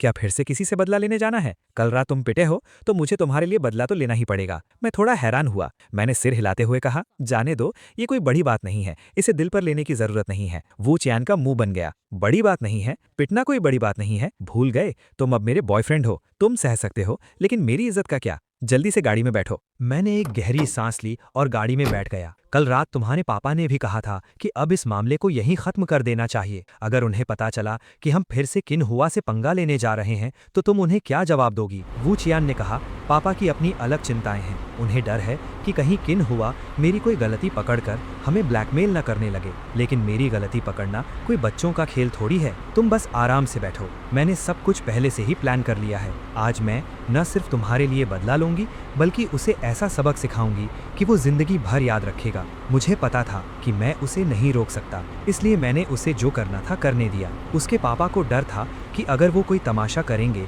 तो किन हुआ उन्हें ब्लैकमेल कर सकता है। लेकिन वू चियान का कहना था कि उसके पास एक ऐसा तरीका है जिससे वो किन हुआ को सबक भी सिखाएगी और उसे चुप रहने पर मजबूर भी कर देगी। मुझे ये जानने की बहुत उत्सुकता थी कि वो क्या करने वाली है। हम वू परिवार के ही एक आरामगाह पर पहुंचे। वू चियान ने वहां अगल बगल के 2 कमरे बुक कर रखे थे जिनके बीच सिर्फ एक दीवार थी। वू चियान मुझे दाई तरफ वाले कमरे में ले गई और उसके बाकी दोस्त बगल वाले कमरे में चले गए। मैंने दरवाजा बंद करते हुए पूछा, अब तो तुम मुझे बता सकती हो कि तुम्हारा प्लान क्या है? वू चियान ने कोई जवाब नहीं दिया। उसने अपना लैपटॉप खोला और उसमें कुछ करने लगी। जल्द ही लैपटॉप की स्क्रीन पर बगल वाले कमरे का वीडियो दिखने लगा। वहां कुछ औरतें सोफे पर बैठी थीं और पास ही एक बड़ी सी गोल मेज पर शराब और खाना सजा हुआ था। तुम्हें थोड़ी देर में सब पता चल जाएगा। वू चियान ने मुझे लैपटॉप की स्क्रीन देखने को कहा और खुद बगल वाले कमरे में चली गई। उसने एक छोटे कपड़े पहनी हुई औरत से पूछा, क्या सब तैयार है? उस औरत का नाम हुआंग यिंग था। उसने हाँ में सिर हिलाते हुए कहा, हाँ सब तैयार है। चियान चियान, क्या तुम सच में ये करने वाली हो? मुझे लगता है कि ये बहुत खतरनाक है। वो किन हुआ कोई सीधा इंसान नहीं है। वू चियान ने उसे घूरते हुए कहा, क्या तुम डर गई हो? अगर डर गई हो तो तुम जा सकती हो, मैं तुम्हें नहीं रोकूंगी। चियान चियान, तुम ये क्या कह रही हो? हम सबसे अच्छी सहेलियां हैं। तुम्हारी परेशानी मेरी परेशानी है। मैं किसी से नहीं डरती। हुआंग यिंग ने तुरंत अपनी वफादारी दिखाई। थोड़ी ही देर में बगल वाले कमरे का दरवाजा खटखटाया गया। वू चियान ने दरवाजा खोला और बाहर एक टोपी पहने हुए किन हुआ खड़ा था। कल रात मैंने उसे एक भारी एस्ट्रे मारा था तो यकीनन वो अस्पताल से पट्टी करवा कर आ रहा होगा। चिनहुआ का चेहरा एकदम ठंडा था। वू चियान, तुम अब क्या नया नाटक कर रही हो? मैं पहले ही बता दूं, अगर तुम कल रात की बात के लिए माफी मांगना चाहती हो तो मैं अंदर आऊंगा। अगर कुछ और बात करनी है तो मेरे पास टाइम नहीं है। वू चियान ने बहुत ही माफी मांगने वाली स्माइल दी। तुम्हारा दिल कितना छोटा है। कल रात जब मैं घर गई तो मेरे पापा ने मुझे बहुत बुरी तरह डांटा। मुझे अपनी गलती का एहसास हो गया है, इसलिए मैंने माफी मांगने के लिए खाने और शराब का इंतजाम किया है। जल्दी अंदर आओ ना। उसने आगे बढ़कर चिनहुआ का हाथ पकड़ा। तुम ठीक तो हो ना? ज्यादा चोट तो नहीं आई? उस कमीने ने कल रात काफी जोर से मारा था, पूरी रात दर्द रहा होगा। वैसे वो कमीना कहाँ है? चिनहुआ गालियां देते हुए अंदर आया। वू चियान ने कहा, पता नहीं, उसने मुझे कांटेक्ट नहीं किया। वू चियान ने चिनहुआ को बिठाया और हुआ यिंग, जिन्नू और बाकी दोस्तों से बोली, लड़कियों, तुम सबको पता है कल रात मेरे और चिनहुआ के बीच कुछ झगड़ा हो गया था। गलती मेरी थी, इसलिए आज की ये पार्टी उससे माफी मांगने के लिए है। मैं थोड़ी मुंहफट हूं और मुझे ठीक से बात करनी नहीं आती, इसलिए आज रात सब कुछ तुम लोगों पर है। चिनहुआ को खुश करना है, समझ आई बात? जिन्नू ने हाँ में सिर हिलाया। हुआ यिंग ने एक बहुत ही अट्रैक्टिव स्माइल दी। चैन चैन, हम सब समझ गए, तुम टेंशन मत लो। चिन साहब छोटी छोटी बातों को दिल पर लेने वाले इंसान थोड़ी हैं, है ना? चिनहुआ एक आशिक मिजाज इंसान था। इतनी सारी खूबसूरत लड़कियों के बीच बैठकर वो खुशी से पागल हो गया और मार खाने की बात पूरी तरह भूल गया। लड़कियां लगातार शराब डाल रही थीं और वो बिना सोचे समझे पीता जा रहा था। आधी बोतल शराब जल्दी खत्म हो गई। चिनहुआ नशे में चूर होकर अपना सिर हिलाने लगा। नहीं, अभी तो सिर्फ आधी बोतल हुई है, मैं इतनी जल्दी नशे में कैसे आ गया? वू चियान ने मुस्कुराते हुए कहा, आधी बोतल शराब बहुत होती है। मुझे तो लगा था तुम 4-5 ग्लास में ही गिर जाओगे। लगता है मैंने तुम्हारी कैपेसिटी को अंडर एस्टिमेट कर लिया। इससे ये भी साफ होता है कि तुम हर रोज इन्हीं कामों में लगे रहते हो। शराब में कुछ मिलाया गया है? चिनहुआ को अचानक समझ आया। उसने गुस्से में टेबल पर हाथ मारा और खड़े होने की कोशिश की, लेकिन उसका पूरा शरीर कमजोर पड़ चुका था और वो वापस गिर पड़ा। उसने गुस्से से कहा, वू चियान, तुम धोखा कर रही हो। तभी तो तुमने इन लड़कियों को शराब पिलाने के लिए बुलाया था। तुम आखिर चाहती क्या हो? क्या चाहती हूँ? तेरे आदमियों ने मेरे जैंग फान को मारा है तो तुम्हारी ये दीदी उसका बदला लेगी। लड़कियों, शुरू हो जाओ, अपनी पूरी ताकत लगा दो। वू चियान उस पर झपटी और उसने लातों घूसों की बरसात कर दी। हुआ यिंग और जिन्नू ने भी आगे बढ़कर उसकी धुनाई शुरू कर दी। चिनहुआ का पूरा शरीर सुन्न पड़ चुका था। अब उसके पास सिर्फ मार खाने के अलावा कोई रास्ता नहीं था। वो किसी सुअर की तरह चिल्ला रहा था, मुझे तब जाकर वू चियान का प्लान समझ आया। उसने कुछ लड़कियों को चिन हुआ को सबक सिखाने के लिए बुलाया था। अगर ये बात चिन परिवार को पता भी चल जाती तो भी उन्हें चुप रहना पड़ता, लेकिन चिन हुआ को देखकर खूबसूरत लड़कियां उसके दिमाग पर हावी हो गई थीं। उसने सपने में भी नहीं सोचा था कि ये एक जाल है। इस धुनाई के बाद चिन हुआ का चेहरा बुरी तरह सूज गया था और वो किसी को मुंह दिखाने लायक नहीं बचा था। कमीने किन, अब पता चला तुम्हारी इस दीदी की ताकत। मुझसे पंगा लेने का यही अंजाम होता है। वू चैन अपने हाथों को कमर पर रखे हुए हाँफ रही थी। किन हुआ ने कराहते हुए कहा, वू चैन तू एक कमीनी औरत है, मैं तुझे नहीं छोड़ूंगा। अभी भी जबान चला रहा है। लड़कियों, लगता है तुम लोगों ने पूरी ताकत नहीं लगाई है। चैन चैन, हमने अपनी पूरी ताकत लगा दी है। मैं तो थककर चूर हो गई हूँ। ये तो उस काम से भी ज्यादा थका देने वाला है। अब मुझसे नहीं होगा, मुझे पानी पीना है। वू चैन ने मुंह बनाते हुए कहा, अपने बॉयफ्रेंड के साथ पूरी रात मजे करते हुए तो तुम लोग नहीं थकती, लेकिन यहाँ किसी को मारने के लिए कहो तो सबकी जान निकल रही है। हटो यहाँ से, अब मुझे देखने दो। वू चियन ने फिर से उस पर लातों घूसों की बरसात कर दी। किन हुआ की आवाज तक निकलनी बंद हो गई थी। तब जाके हुआंग यांग और बाकी लड़कियों ने वू चैन को पीछे खींचा। बस करो, अगर और मारा तो इसकी जान चली जाएगी। चैन चैन, अब तुम्हारा गुस्सा शांत हो गया है तो अब ये सोचो कि किन परिवार को क्या जवाब दोगी। ये मत भूलो कि वो तुम्हारा मंगेतर है। मेरा कोई मंगेतर नहीं है, मेरा बॉयफ्रेंड जैंग फैन है, जिसे तुम सबने देखा है। वू चैन ने अपने बाल ठीक किए और थोड़ा पानी पिया। हुआंग यांग, थोड़ी देर में तुम मेरे साथ किन परिवार के घर चलोगी। वहां जाकर तुम्हें बस इतना कहना है कि किन हुआ शराब के नशे में बेकाबू हो गया था और उसने तुम्हारे साथ जबरदस्ती करने की कोशिश की है और हमने तुम्हें बचाने के लिए उसे मारा है। किन हुआ रोने वाली हालत में बोला, क्या तुम्हें लगता है कि हमारे किन परिवार के लोग बेवकूफ हैं? उन्हें तुम्हारी ये चाल समझ नहीं आएगी। हुआंग यांग ने भी कहा, हाँ चैन चैन, अगर हम ऐसा कहेंगे तो क्या किन परिवार के लोग हमारी बात पर यकीन करेंगे? वू चैन ने बहुत ही आराम से मुस्कुराते हुए कहा, जब तक तुम अपनी इस बात पर अड़ी रहोगी कि किन हुआ ने तुम्हारे साथ जबरदस्ती की है, उन्हें यकीन करना ही पड़ेगा। और अगर वो यकीन नहीं भी करेंगे तो क्या कर लेंगे? उन्हें चुपचाप ये सब सहना ही पड़ेगा। अब और कुछ मत बोलो, जैसा मैंने कहा है वैसा ही करो। हुआंग यांग, तुम बाहर जाकर 2 आदमियों को बुला लाओ, इसे उठाकर गाड़ी में डालो, फिर हम किन परिवार के घर चलते हैं। मेरे कमरे में आकर वू चियन ने पूछा, कैसा लगा? संतुष्ट हो? अगर अभी भी संतुष्ट नहीं हो तो मैं जाकर उसे 2 लाते और मार सकती हूँ। मेरे पसीने छूट गए। मैंने कहा, बस इतना काफी है। तुम इतना खतरनाक प्लान कैसे सोच सकती हो? सच में तुमने कमाल कर दिया। वू चियन ने कहा, एक घटिया इंसान से निपटने के लिए कोई भी तरीका इस्तेमाल किया जा सकता है। थोड़ी देर में तुम भी मेरे साथ किन परिवार के घर चलोगी। अगर सब ठीक रहा तो मैं आज किन परिवार को खुद ये सगाई तोड़ने पर मजबूर कर दूंगी। कुछ 10-15 मिनट बाद हमने किन हुआ को गाड़ी में फेंका और किन परिवार के घर की तरफ निकल पड़े। रास्ते में मैंने पूछा, अगर मान लो किन परिवार फिर भी सगाई तोड़ने के लिए राजी नहीं हुआ तो क्या होगा? अगर वगर कुछ नहीं होता, वू चियन ने कहा। मैंने फिर पूछा, लेकिन अगर ऐसा हुआ तो? वू चियन ने मुझे घूर कर देखा और चिढ़कर बोली, जैंग फैन, क्या तुम्हारे दिमाग में कोई दिक्कत है? क्या तुम किसी चीज के बारे में अच्छा नहीं सोच सकते? जाहिर सी बात है, मैं भी यही चाहता था कि सब ठीक हो जाए, लेकिन किन परिवार ने इतने सालों से ये सगाई नहीं तोड़ी थी तो वो अचानक कैसे मान जाते? मैं हमेशा यही सोचता था कि किन हुआ ये सगाई तोड़ने से मना क्यों नहीं कर रहा था। माना कि वू चियन बहुत अमीर घर से थी, लेकिन उसकी बाईं आंख के पास का वो जन्म का निशान सच में डरावना था। किन हुआ के पीछे तो लड़कियों की लाइन लगी रहती थी। वो पक्का अंदर ही अंदर उसे पसंद नहीं करता होगा। तो फिर क्या इसके पीछे कोई और राज था? चिन परिवार की हवेली में लिविंग रूम में 7-8 लोग बैठे थे। चिन हुआ का सूजा हुआ चेहरा देखकर उसकी मां गुस्से से आग बबूला हो गईं। ये किसने किया है? मेरे बेटे को मारने की हिम्मत किसने की? मैं उसे इसकी 10 गुना सजा दूंगी। उसके पापा का चेहरा भी गुस्से से पीला पड़ गया था, लेकिन वो शांत बैठे थे।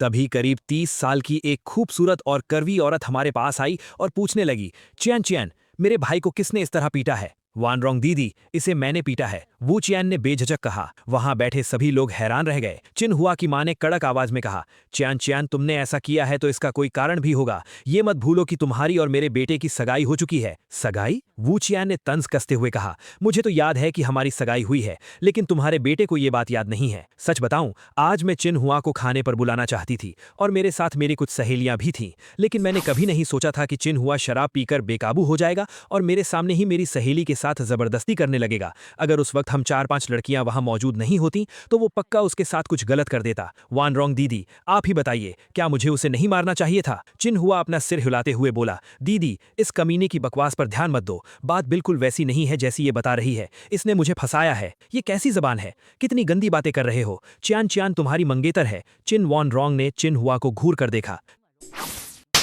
वू चियान ने अपना हाथ उठाया और चिन हुआ के गाल पर एक जोरदार थप्पड़ जड़ दिया। उसकी आवाज बहुत तेज थी। वू चियान ने कड़क लहजे में कहा, चिन हुआ, मैं तुम्हें सबक सिखा रही हूँ, आगे से अपनी जबान संभाल कर बात करना। चिन अंकल, मैंने ये थप्पड़ मारकर कोई गलती तो नहीं की ना? चिन हुआ के पापा ने बहुत ही गंभीर चेहरे के साथ कहा, तुमने बहुत सही मारा है चिन हुआ, तुम एक पढ़े लिखे इंसान हो, क्या यही तुम्हारी परवरिश है? अगर तुम किसी और को गाली देते तो बात अलग थी, लेकिन चियान चियान तुम्हारी होने वाली पत्नी है, तुम उसे ऐसे गंदे शब्द कैसे बोल सकते हो? अगर आगे से मैंने तुम्हारे मुंह से ऐसे गंदे शब्द सुने तो मैं तुम्हें खुद सबक सिखाऊंगा। चिन हुआ की माँ का चेहरा गुस्से से सफेद पड़ गया था। चिन वॉन रोंग ने चिन हुआ से पूछा, तुमने अभी कहा कि तुम्हें फंसाया गया है, इसका क्या मतलब है? चिन हुआ ने शुरू से लेकर अंत तक सारी बात बता दी। चिन परिवार के लोग गहरी सोच में डूब गए। साफ था कि वो उसकी बात पर यकीन कर रहे थे। वू चियान ने गुस्से में कहा, चिन हुआ ऐसा कह रहा है जैसे मैं झूठ बोल रही हूँ। तो ठीक है, हुआंग यंग के साथ ये सब हुआ है, हम उसी से पूछ लेते हैं। तुम ही बताओ, क्या इसने तुम्हारे साथ जबरदस्ती करने की कोशिश की थी? हुआंग यंग, तुम डरो मत,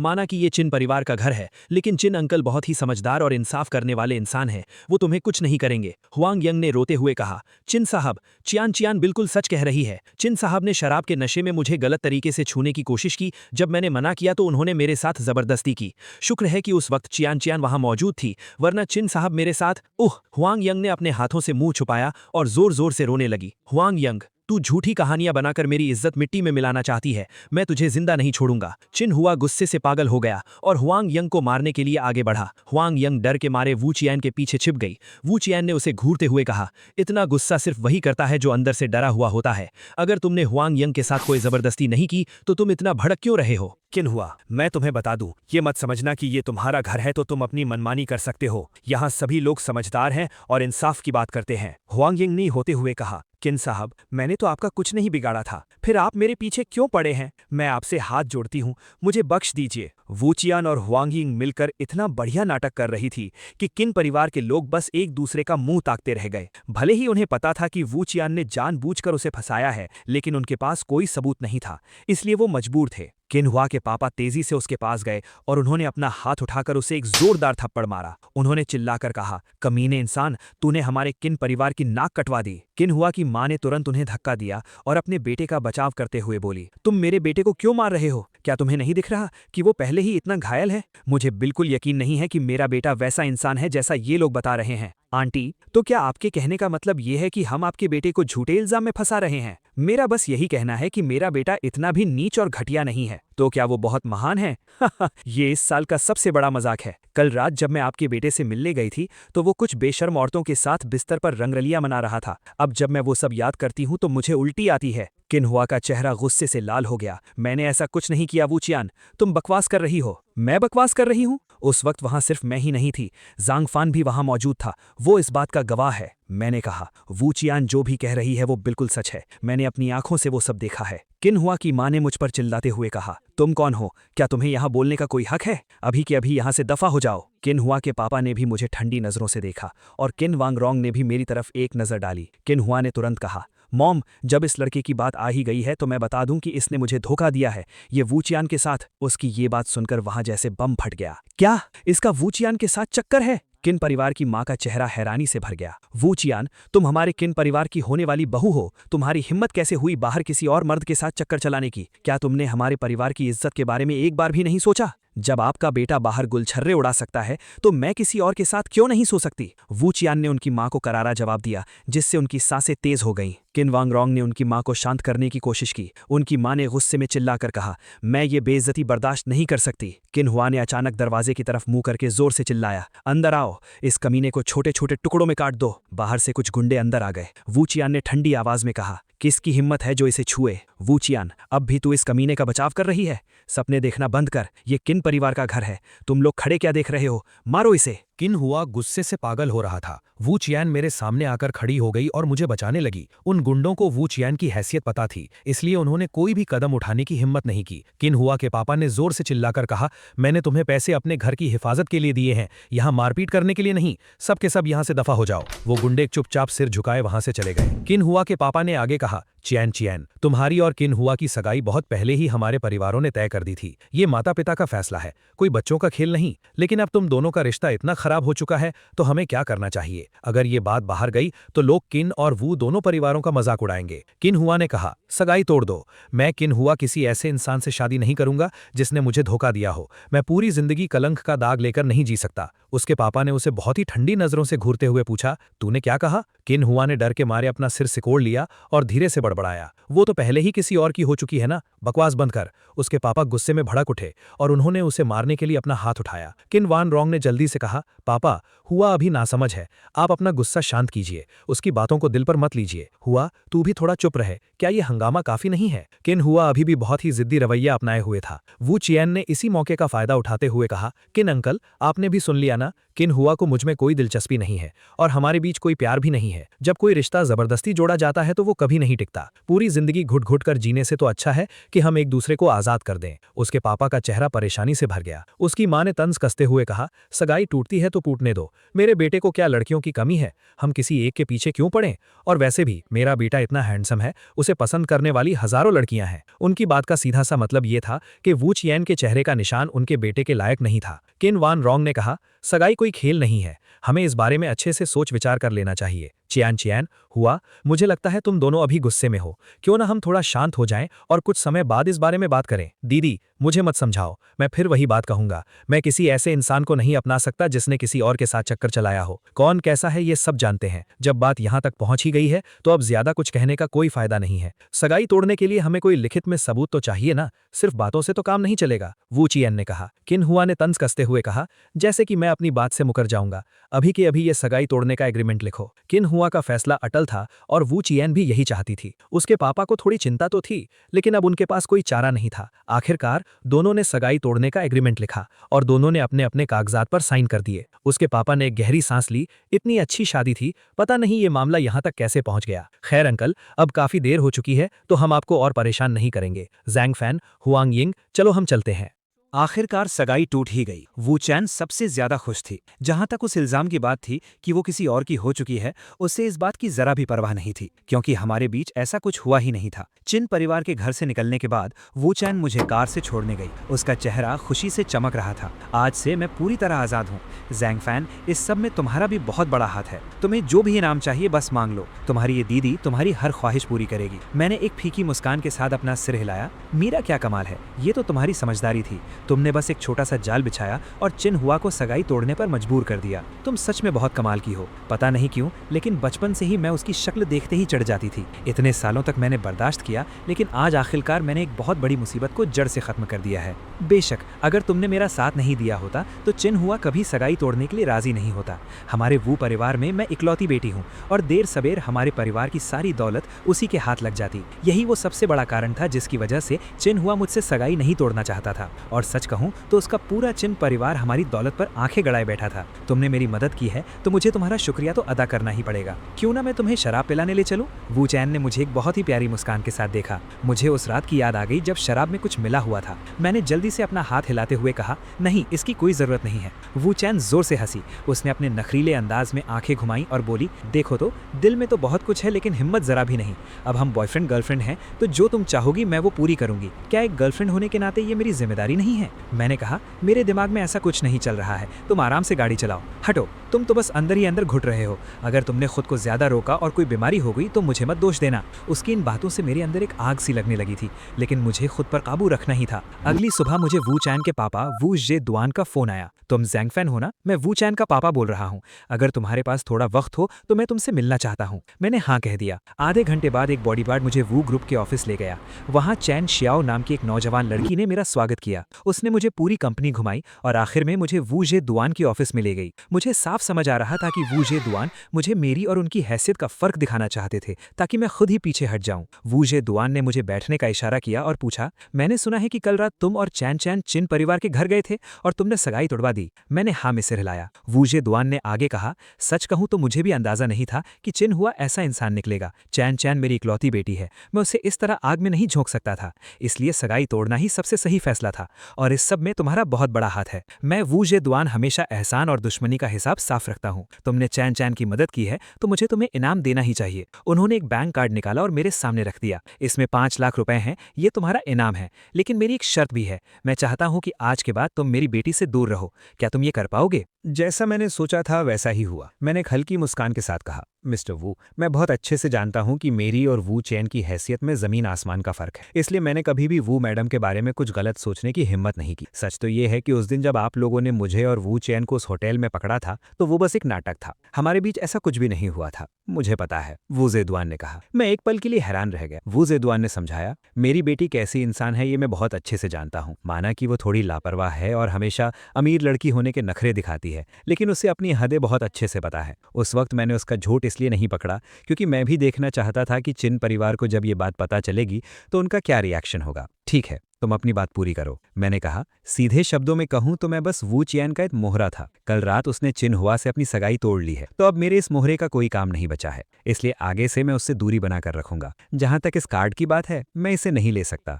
वू चियान ने मुझे मेरा इनाम पहले ही दे दिया है। वू ज़ेदुआन ने अपना सिर हिलाते हुए कहा। मैं बातों को बहुत आसानी से ले रहा हूँ। मुझे लगता है कि वू चियान सच में तुमसे प्यार करने लगी है। अगर तुम उसे कांटेक्ट नहीं भी करोगे तो भी वो तुम्हें ढूंढ ही लेगी, मैंने हैरानी भरी मुस्कान के साथ कहा। वो मुझसे कैसे प्यार कर सकती है? मिस्टर वू, आप ज्यादा सोच रहे हैं। मैं भी यही चाहता हूँ कि मेरा शक गलत हो। ज़ांगफान, क्यों ना मैं तुम्हें कुछ पैसे दे दूं? तुम कुछ समय के लिए लीचंग शहर छोड़कर चले जाओ। जब वो तुम्हें भूल जाएगी तब तुम वापस आ जाना। क्या तुम ऐसा कर सकते हो? मिस्टर वू, क्या ये जबरदस्ती नहीं है? वू ज़ेदुआन ने हाँ में सिर हिलाया। मैं जानता हूँ कि ये तुम्हारे लिए मुश्किल है, लेकिन इसके अलावा मेरे पास उसे तुमसे दूर रखने का कोई और रास्ता नहीं है। छोड़ो, जब तुम इसके लिए तैयार नहीं हो तो मैं तुम पर कोई दबाव नहीं डालूंगा। तुम ये कार्ड रख लो, इसे मेरी तरफ से एक छोटा सा शुक्रिया समझो। मैंने फिर से मना कर दिया और मैं वू ग्रुप के ऑफिस से निकलकर अपनी बारबेक्यू की दुकान पर आ गया। लेकिन वू ज़ेदुआन से मिलने के बाद मुझे अंदर ही अंदर बहुत अजीब लग रहा था। वो बार बार हमारी हैसियत का फर्क दिखा रहे थे, जैसे वो मुझ जैसे गरीब इंसान का मजाक उड़ा रहे हों। मैं जैसे ही दुकान पर पहुंचा, वू चियान का फोन आ गया। उसका नाम देखकर मैंने फोन नहीं उठाया, लेकिन कुछ ही देर बाद उसका दोबारा कॉल आया।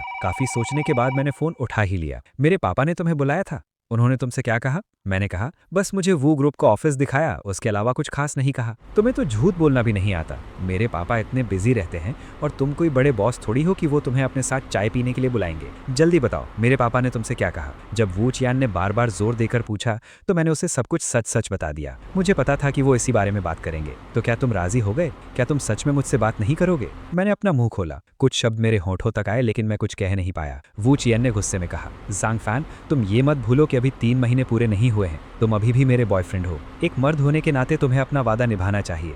अगर तुमने पीछे हटने की कोशिश की तो मैं तुम्हें जिंदा नहीं छोड़ूंगी। अभी मुझे कुछ काम है, जैसे ही मैं फ्री हो जाऊंगी मैं तुमसे मिलने आऊंगी। सच कहूं तो मैं बहुत बड़ी दुविधा में फंस गया था। जब मैं इसी परेशानी में डूबा हुआ था तभी एक और मुसीबत आ गई। उस दोपहर किन्हुआ अपने कुछ अमीर दोस्तों के साथ मेरी दुकान पर आ धमका। उन्होंने अंदर और बाहर की सारी टेबल घेर ली, लेकिन वो बस बैठकर फालतू की बातें कर रहे थे। किसी ने भी खाने का ऑर्डर नहीं दिया। बैठने की जगह ना होने की वजह से मेरे कई ग्राहक वापस चले गए। शाम होने तक जब वो लोग वहां से नहीं गए तो पांगजी के सब्र का बांध टूट गया। उसने उनके पास जाकर कहा, तुम लोग कुछ खाओगे या नहीं? अगर नहीं खाना है तो यहां से जाओ, हमारे काम को खराब मत करो। मोटे, ये बात करने का कौन सा तरीका है? एक छोटी सी बीबीक्यू की दुकान क्या खोल ली, खुद को बहुत बड़ा बॉस समझने लगा है। किन्हुआ के बगल में बैठे एक लड़के ने बहुत ही घटिया अंदाज में मजाक उड़ाते हुए कहा, ये घटिया सी दुकान दिन भर में कितने पैसे कमा लेगी? 1000, 2000 या फिर 10,000? बस एक रकम बता, मैं तुझे 2 गुने पैसे दूंगा। पांगजी ने अपनी आंखें बड़ी करके कहा, पैसे हैं तो क्या हुआ? तुम्हारे पास चाहे कितना भी पैसा हो, मैं तुम्हारी गुलामी नहीं करूंगा। यहां से निकलो सब के सब, हमारे काम में दखल मत दो। अगर तुम लोग नहीं गए तो मैं पुलिस को बुला लूंगा।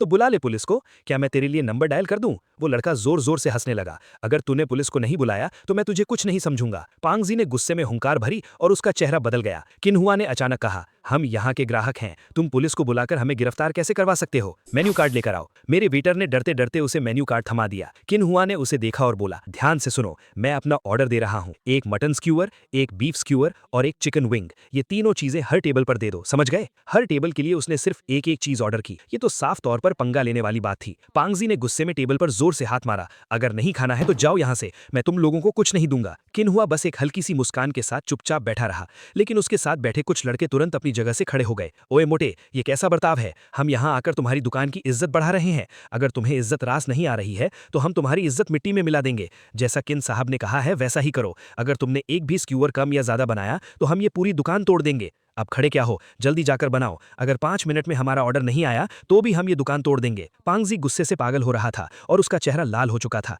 मैं जल्दी से उसके पास गया और मैंने उसके कंधे पर हाथ रखा। मैंने धीरे से कहा, जैसा वो कह रहे हैं वैसा ही करो, गुस्सा मत करो वरना हम उनके जाल में फंस जाएंगे। पांगजी ने अपने गुस्से को शांत किया और स्क्यूअर बनाने चला गया। जब किन हुआ ने देखा कि हम भड़के नहीं तो उसका चेहरा गंभीर हो गया। उसने अपनी आंखें सिकोड़ते हुए कहा, ज़ैंग फैन, मेरी एक बात याद रखना, लिचेंग शहर में या तो तू रहेगा या मैं। हम दोनों की ये दुश्मनी अब शुरू हो चुकी है। आज से मैं हर रोज तेरी दुकान की इज्जत बढ़ाने आऊंगा। चलो यहाँ से। ये कहकर किन हुआ वहां से चला गया और उसके चमचे भी उसके पीछे पीछे चले गए। पांगजी उनसे पैसे मांगने जाने वाला था लेकिन मैंने उसे रोक लिया। वो लोग मुझसे बदला लेने आए थे। मुझे अफसोस है कि तुम भी इस सब में फंस गए। पांगजी ने अपनी भौही सिकोड़ी। फान भाई, तुम ये कैसी बात कर रहे हो? तुमने मुझ पर भरोसा किया तभी मुझे अपने साथ इस बिजनेस में शामिल किया। मैं कोई एहसान फरामोश इंसान नहीं हूँ। मेरे कहने का वो मतलब नहीं था। बस बात यह है कि हम इस तरह रोज रोज काम नहीं चला सकते। अगर वो हर दिन ऐसा ही तमाशा करेंगे तो हमारी दुकान बहुत जल्द बंद हो जाएगी। मैं भी बहुत परेशानी में था। अगर वो कोई और होता तो मैं उससे वहीं लड़ पड़ता, लेकिन किन हुआ एक बहुत ही अमीर और ताकतवर इंसान था। हम बिना सोचे समझे उससे नहीं लड़ सकते थे। फान भाई, क्यों ना हम कियान दीदी को फोन करके ये सब बता दें। अगर वो बीच में आएंगी तो शायद कुछ असर पड़े। मैंने अपना हाथ हिलाते हुए कहा, अपनी परेशानी का हल हमें खुद ही ढूंढना चाहिए। हर बात के लिए दूसरों को परेशान करना सही नहीं है। ये भी नहीं कर सकते, वो भी नहीं कर सकते, तो क्या सच में हमें ये दुकान बंद करनी पड़ेगी? मैंने कहा, अभी के लिए बस चुपचाप सब सह लो, कोई ना कोई रास्ता तो निकल ही आएगा। पांगजी ने एक बहुत ही निराश भरी सांस छोड़ी। कुछ 10-15 मिनट बाद वू चियान अपनी कार में वहां पहुंच गई। दुकान को खाली देखकर उसने पूछा, आज क्या हुआ? वैसी तो इस वक्त दुकान में सबसे ज्यादा भीड़ होती है, लेकिन आज कोई भी नहीं है। पांगजी ने कुछ बोलने के लिए अपना मुंह खोला। मैंने तुरंत उसे एक नजर देखा और एक फीकी हंसी के साथ बोला, कोई बात नहीं, कभी कभी बिजनेस धीमा हो जाता है, शायद थोड़ी देर में लोग आने लगेंगे। वू चियान ने हमें बहुत ध्यान से देखा। वो कुछ सोच रही थी। आखिर में उसने मुस्कुराते हुए कहा, अगर कोई नहीं है तो ये और भी अच्छा है, तुम्हें आराम करने का मौका मिल जाएगा। पांगजी, मैं ज़ांग फान को अपने साथ बाहर ले जा रही हूँ, तुम दुकान संभाल लेना। हम कहाँ जा रहे हैं? मैंने थोड़ी उलझन के साथ पूछा। कियान दीदी, तुम लोग आराम से मजे करो, दुकान मैं संभाल लूंगा, पांगजी ने अपनी छाती ठोकते हुए कहा। वू चियान ने मुझे जबरदस्ती अपनी कार में बिठा लिया। कार चलने के बाद उसने पूछा, क्या वो किन हुआ फिर से कोई तमाशा करने आया था? मैं जैसे ही गाड़ी से उतरी थी मुझे कुछ अजीब लगा था। पांगजी के चेहरे पर साफ दिख रहा था कि कुछ गड़बड़ है। तुमने उसे मुझे बताने से क्यों रोका? वू चियान बहुत होशियार थी, मैं उससे कुछ नहीं छुपा सकता था। मैंने बहुत ही आम अंदाज में कहा, मैं इस मामले को सुलझा लूंगा, तुम्हें परेशान होने की जरूरत नहीं है। तुम कैसे सुलझाओगे, मुझे भी तो बताओ, वू चियान ने जोर देकर पूछा। मैंने कहा, जब मुसीबत सिर पर आती है तो कोई ना कोई रास्ता निकल ही आता है। वू चियान ने मुंह बनाते हुए कहा, तुम बातें तो बहुत बड़ी बड़ी कर रहे हो, लेकिन क्या किन हुआ से निपटना इतना आसान है? और अगर वो आसान भी है तो उसके पीछे जो किन परिवार है उसका क्या? लेकिन सच कहूं तो तुम्हारी और किन हुआ की ये दुश्मनी मेरी वजह से ही शुरू हुई है। सॉरी, मैंने नहीं सोचा था कि तुम्हें इतनी सारी परेशानियों का सामना करना पड़ेगा। मैंने एक बहुत ही सुकून भरी मुस्कान के साथ कहा, कोई बात नहीं, मैं इसका कोई ना कोई हल निकाल ही लूंगा, लेकिन मेरी एक शर्त है, तुम मुझे छोड़कर नहीं जा सकती। अभी 3 महीने पूरे नहीं हुए हैं। वू चियान ने अपनी नाक सिकोड़ी और वो बहुत ही प्यारी लग रही थी। मैंने सुना है कि हाल ही में एक बहुत अच्छी फिल्म रिलीज हुई है, चलो हम फिल्म देखने चलते हैं। तो तुम मुझे यहाँ सिर्फ इस काम के लिए लाई हो? क्या फिल्म देखना कोई छोटी बात है? मैंने कहा, मैडम जी, मुझे काम करके पैसे कमाने हैं, मैं तुम्हारी तरह थोड़ी हूँ जिसे कुछ करने की जरूरत नहीं है और पैसे फिर भी खत्म नहीं होते। तो क्या तुम्हारे कहने का मतलब ये है कि मैं बस खाने और सोने के लिए जिंदा हूँ? वू चियान का चेहरा गुस्से से भर गया। मैंने जल्दी से अपना सिर हिलाते हुए कहा, मेरा मतलब था कि हर इंसान की जिंदगी अलग होती है। बस करो, मुझे तुम्हारा मतलब समझ आ गया है। मेरे साथ फिल्म देखने से ज्यादा जरूरी तुम्हारे लिए पैसे कमाना है, तो ठीक है, गाड़ी से नीचे उतरो, मैं तुम्हारे काम के बीच में नहीं आऊंगी। वू चियान ने कार को सड़क के किनारे रोक दिया। उतरो नीचे, जाओ जाकर पैसे कमाओ। क्या तुम्हें पैसों के अलावा कुछ और नहीं दिखता? मैं कुछ बोलने ही वाला था, लेकिन मैंने चुप रहना ही सही समझा और मैं कार से नीचे भी नहीं उतरा। वू चियान अचानक मुस्कुरा उठी। मुझे पता था कि तुम मुझे इस तरह अकेले छोड़कर नहीं जा पाओगे। उस दिन वीकेंड था, इसलिए सिनेमा हॉल में बहुत भीड़ थी। वू चियान ने कोई रोमांस वाली फिल्म चुनी थी जिसमें मुझे कोई दिलचस्पी नहीं थी, लेकिन वो उस फिल्म में पूरी तरह डूब चुकी थी और उसकी आंखें भी नम हो गई थी। पता नहीं कब वू चियान ने मेरा हाथ पकड़ लिया और मेरे बिल्कुल पास आ गई। उसके शरीर का वो नाजुक एहसास और उसकी वो खास खुशबू मेरे अंदर एक अजीब सी हलचल पैदा कर रही थी। अचानक वू चियान ने मेरे कानों के पास आकर धीरे से कहा, ज़ैंग फैन, मेरा मन कर रहा है। उसकी आवाज़ बहुत मीठी थी और उसकी गर्म सांसें मेरे कानों पर पड़ रही थी, जिससे मेरे पूरे शरीर में एक सिहरन दौड़ गई। वो क्या चाहती है? क्या वो यहाँ इस अंधेरे में मेरे साथ कुछ करना चाहती है? मेरे अंदर जैसे आग लग गई थी। ज़ैंग फैन, मुझे वॉशरूम जाना है। उसने सारा माहौल बना दिया था और फिर उसने कहा कि उसे वॉशरूम जाना है। मैं तो हैरान रह गया, लेकिन यहाँ बहुत अंधेरा है, मुझे डर लग रहा है, तुम मेरे साथ चलो। वू चियान ने मेरा हाथ कसकर पकड़ा हुआ था। मैं क्या ही कर सकता था, मुझे उसके साथ जाना ही पड़ा। जब हम वॉशरूम से बाहर आए तो फिल्म भी खत्म हो चुकी थी। वू चियान ने मेरा हाथ बहुत प्यार से पकड़ा हुआ था, बिल्कुल किसी वैसी लड़की की तरह जिसे अभी अभी प्यार हुआ हो। चलो कुछ खाते हैं, एक रेस्टोरेंट के पास से गुजरते हुए वू चियान ने अचानक कहा। मैंने हाँ में सिर हिलाया, लेकिन इस बार हम मुफ्त का खाना तो नहीं खाएंगे ना? वू चियान ने मुझे घूर कर देखा। क्या तुम्हें लगता है कि मैं मुफ्त में खाना खाकर पैसे ना देने वालों में से हूँ? मैंने सिर हिलाते हुए कहा। नहीं। वो चैन बैठ गई और उसने मुझसे पूछा, ज़ांगफान, क्या तुम्हें भी लगता है कि मैं बदसूरत हूँ? सच कहूँ तो अगर मेरी बाईं आंख के पास ये निशान नहीं होता तो मैं भी बहुत खूबसूरत दिखती। देखो ना, मेरी शक्ल भी अच्छी है और मेरा फिगर भी अच्छा है ना? इन सालों में मैंने बहुत से डॉक्टरों को दिखाया है, कई बार इलाज भी करवाया है, लेकिन कोई खास फर्क नहीं पड़ा। मुझे लगता है कि ये निशान अब पूरी जिंदगी मेरे साथ ही रहेगा। वू चियान का चेहरा और उसका फिगर सच में बहुत खूबसूरत था, लेकिन सिर्फ उस एक निशान ने उसकी सारी खूबसूरती बिगाड़ दी थी। मैंने मुस्कुराते हुए उसे सांत्वना दी, शायद इसी निशान की वजह से तुम्हें कोई ऐसा इंसान मिल जाए जो सच में तुमसे प्यार करे। क्या तुम्हें मेरे चेहरे के इस निशान से कोई परेशानी है? वू चियान मुझे बहुत ही गहरी नजरों से देख रही थी। जब मैंने पहली बार उसकी बाईं आंख के पास का वो निशान देखा था तो मैं हैरान रह गया था। वो बिल्कुल एक खूबसूरत कलाकृति की तरह थी जिस पर कोई दाग लग गया हो। लेकिन जैसे जैसे हम साथ रहने लगे मैं उस निशान को भूल गया। मैंने काफी सोचने के बाद कहा, थोड़ा सा, लेकिन ज्यादा नहीं। वू चियान मुस्कुरा उठी।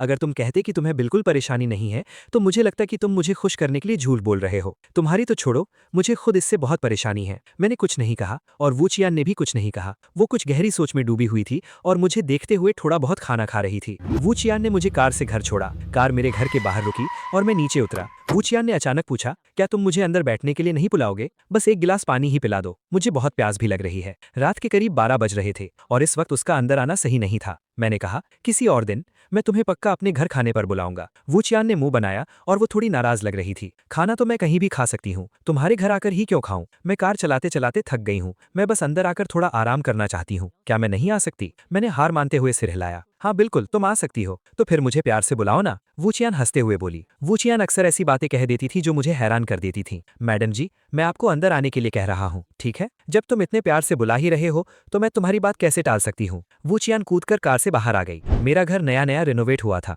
तो वो बहुत सादा और आरामदायक लग रहा था। मैंने उसे एक गिलास पानी दिया। अरे अरे, देखो तो तुमने अपनी जिंदगी का क्या हाल बना रखा है। मुझे लगता है कि अब तुम्हें सच में एक पत्नी की जरूरत है। वू चियान ने पानी का गिलास पकड़ते हुए कहा। मैं बस एक हल्की सी मुस्कुराहट के साथ चुप रहा। ये लड़की अपनी बातों से मुझे रिझाने की कोशिश कर रही थी। ज्यादा बोलने से बात बिगड़ सकती थी, इसलिए मैंने चुप रहना ही सही समझा। क्यों ना मैं तुम्हारे साथ यहीं रहने लगूं? मैं तुम्हारा ख्याल रखूंगी। मैं तो अपनी ही लार से खांसने लगा। मुझे समझ नहीं आ रहा था कि मैं हंसूं या रोऊं। मैडम जी, क्या आपको खाना बनाना आता है? क्या आपने कभी घर का कोई काम किया है? आप मेरा ख्याल रखेंगी? वू चियान ने मुझे घूरते हुए कहा। क्या तुम पैदा होते ही खाना बनाना सीख गए थे? इंसान सब कुछ धीरे धीरे ही सीखता है ना। मुझे पहले नहीं आता था तो क्या मैं आगे नहीं सीख सकती? तुम मुझे इतना कमजोर मत समझो, मैं बहुत समझदार हूँ। मैं किसी भी चीज को एक ही बार में सीख लेती हूँ। मैंने मुस्कुराते हुए हाँ में सिर हिलाया। वो होशियार तो सच में थी। मैंने कहा, जल्दी पियो, काफी रात हो चुकी है। तुम्हें अभी कार चलाकर वापस भी जाना है। इतनी रात को अकेले जाना सुरक्षित नहीं है। वू चियान ने तुरंत कहा, तो मैं वापस नहीं जाऊंगी, मैं आज रात यहीं रुक जाती हूँ।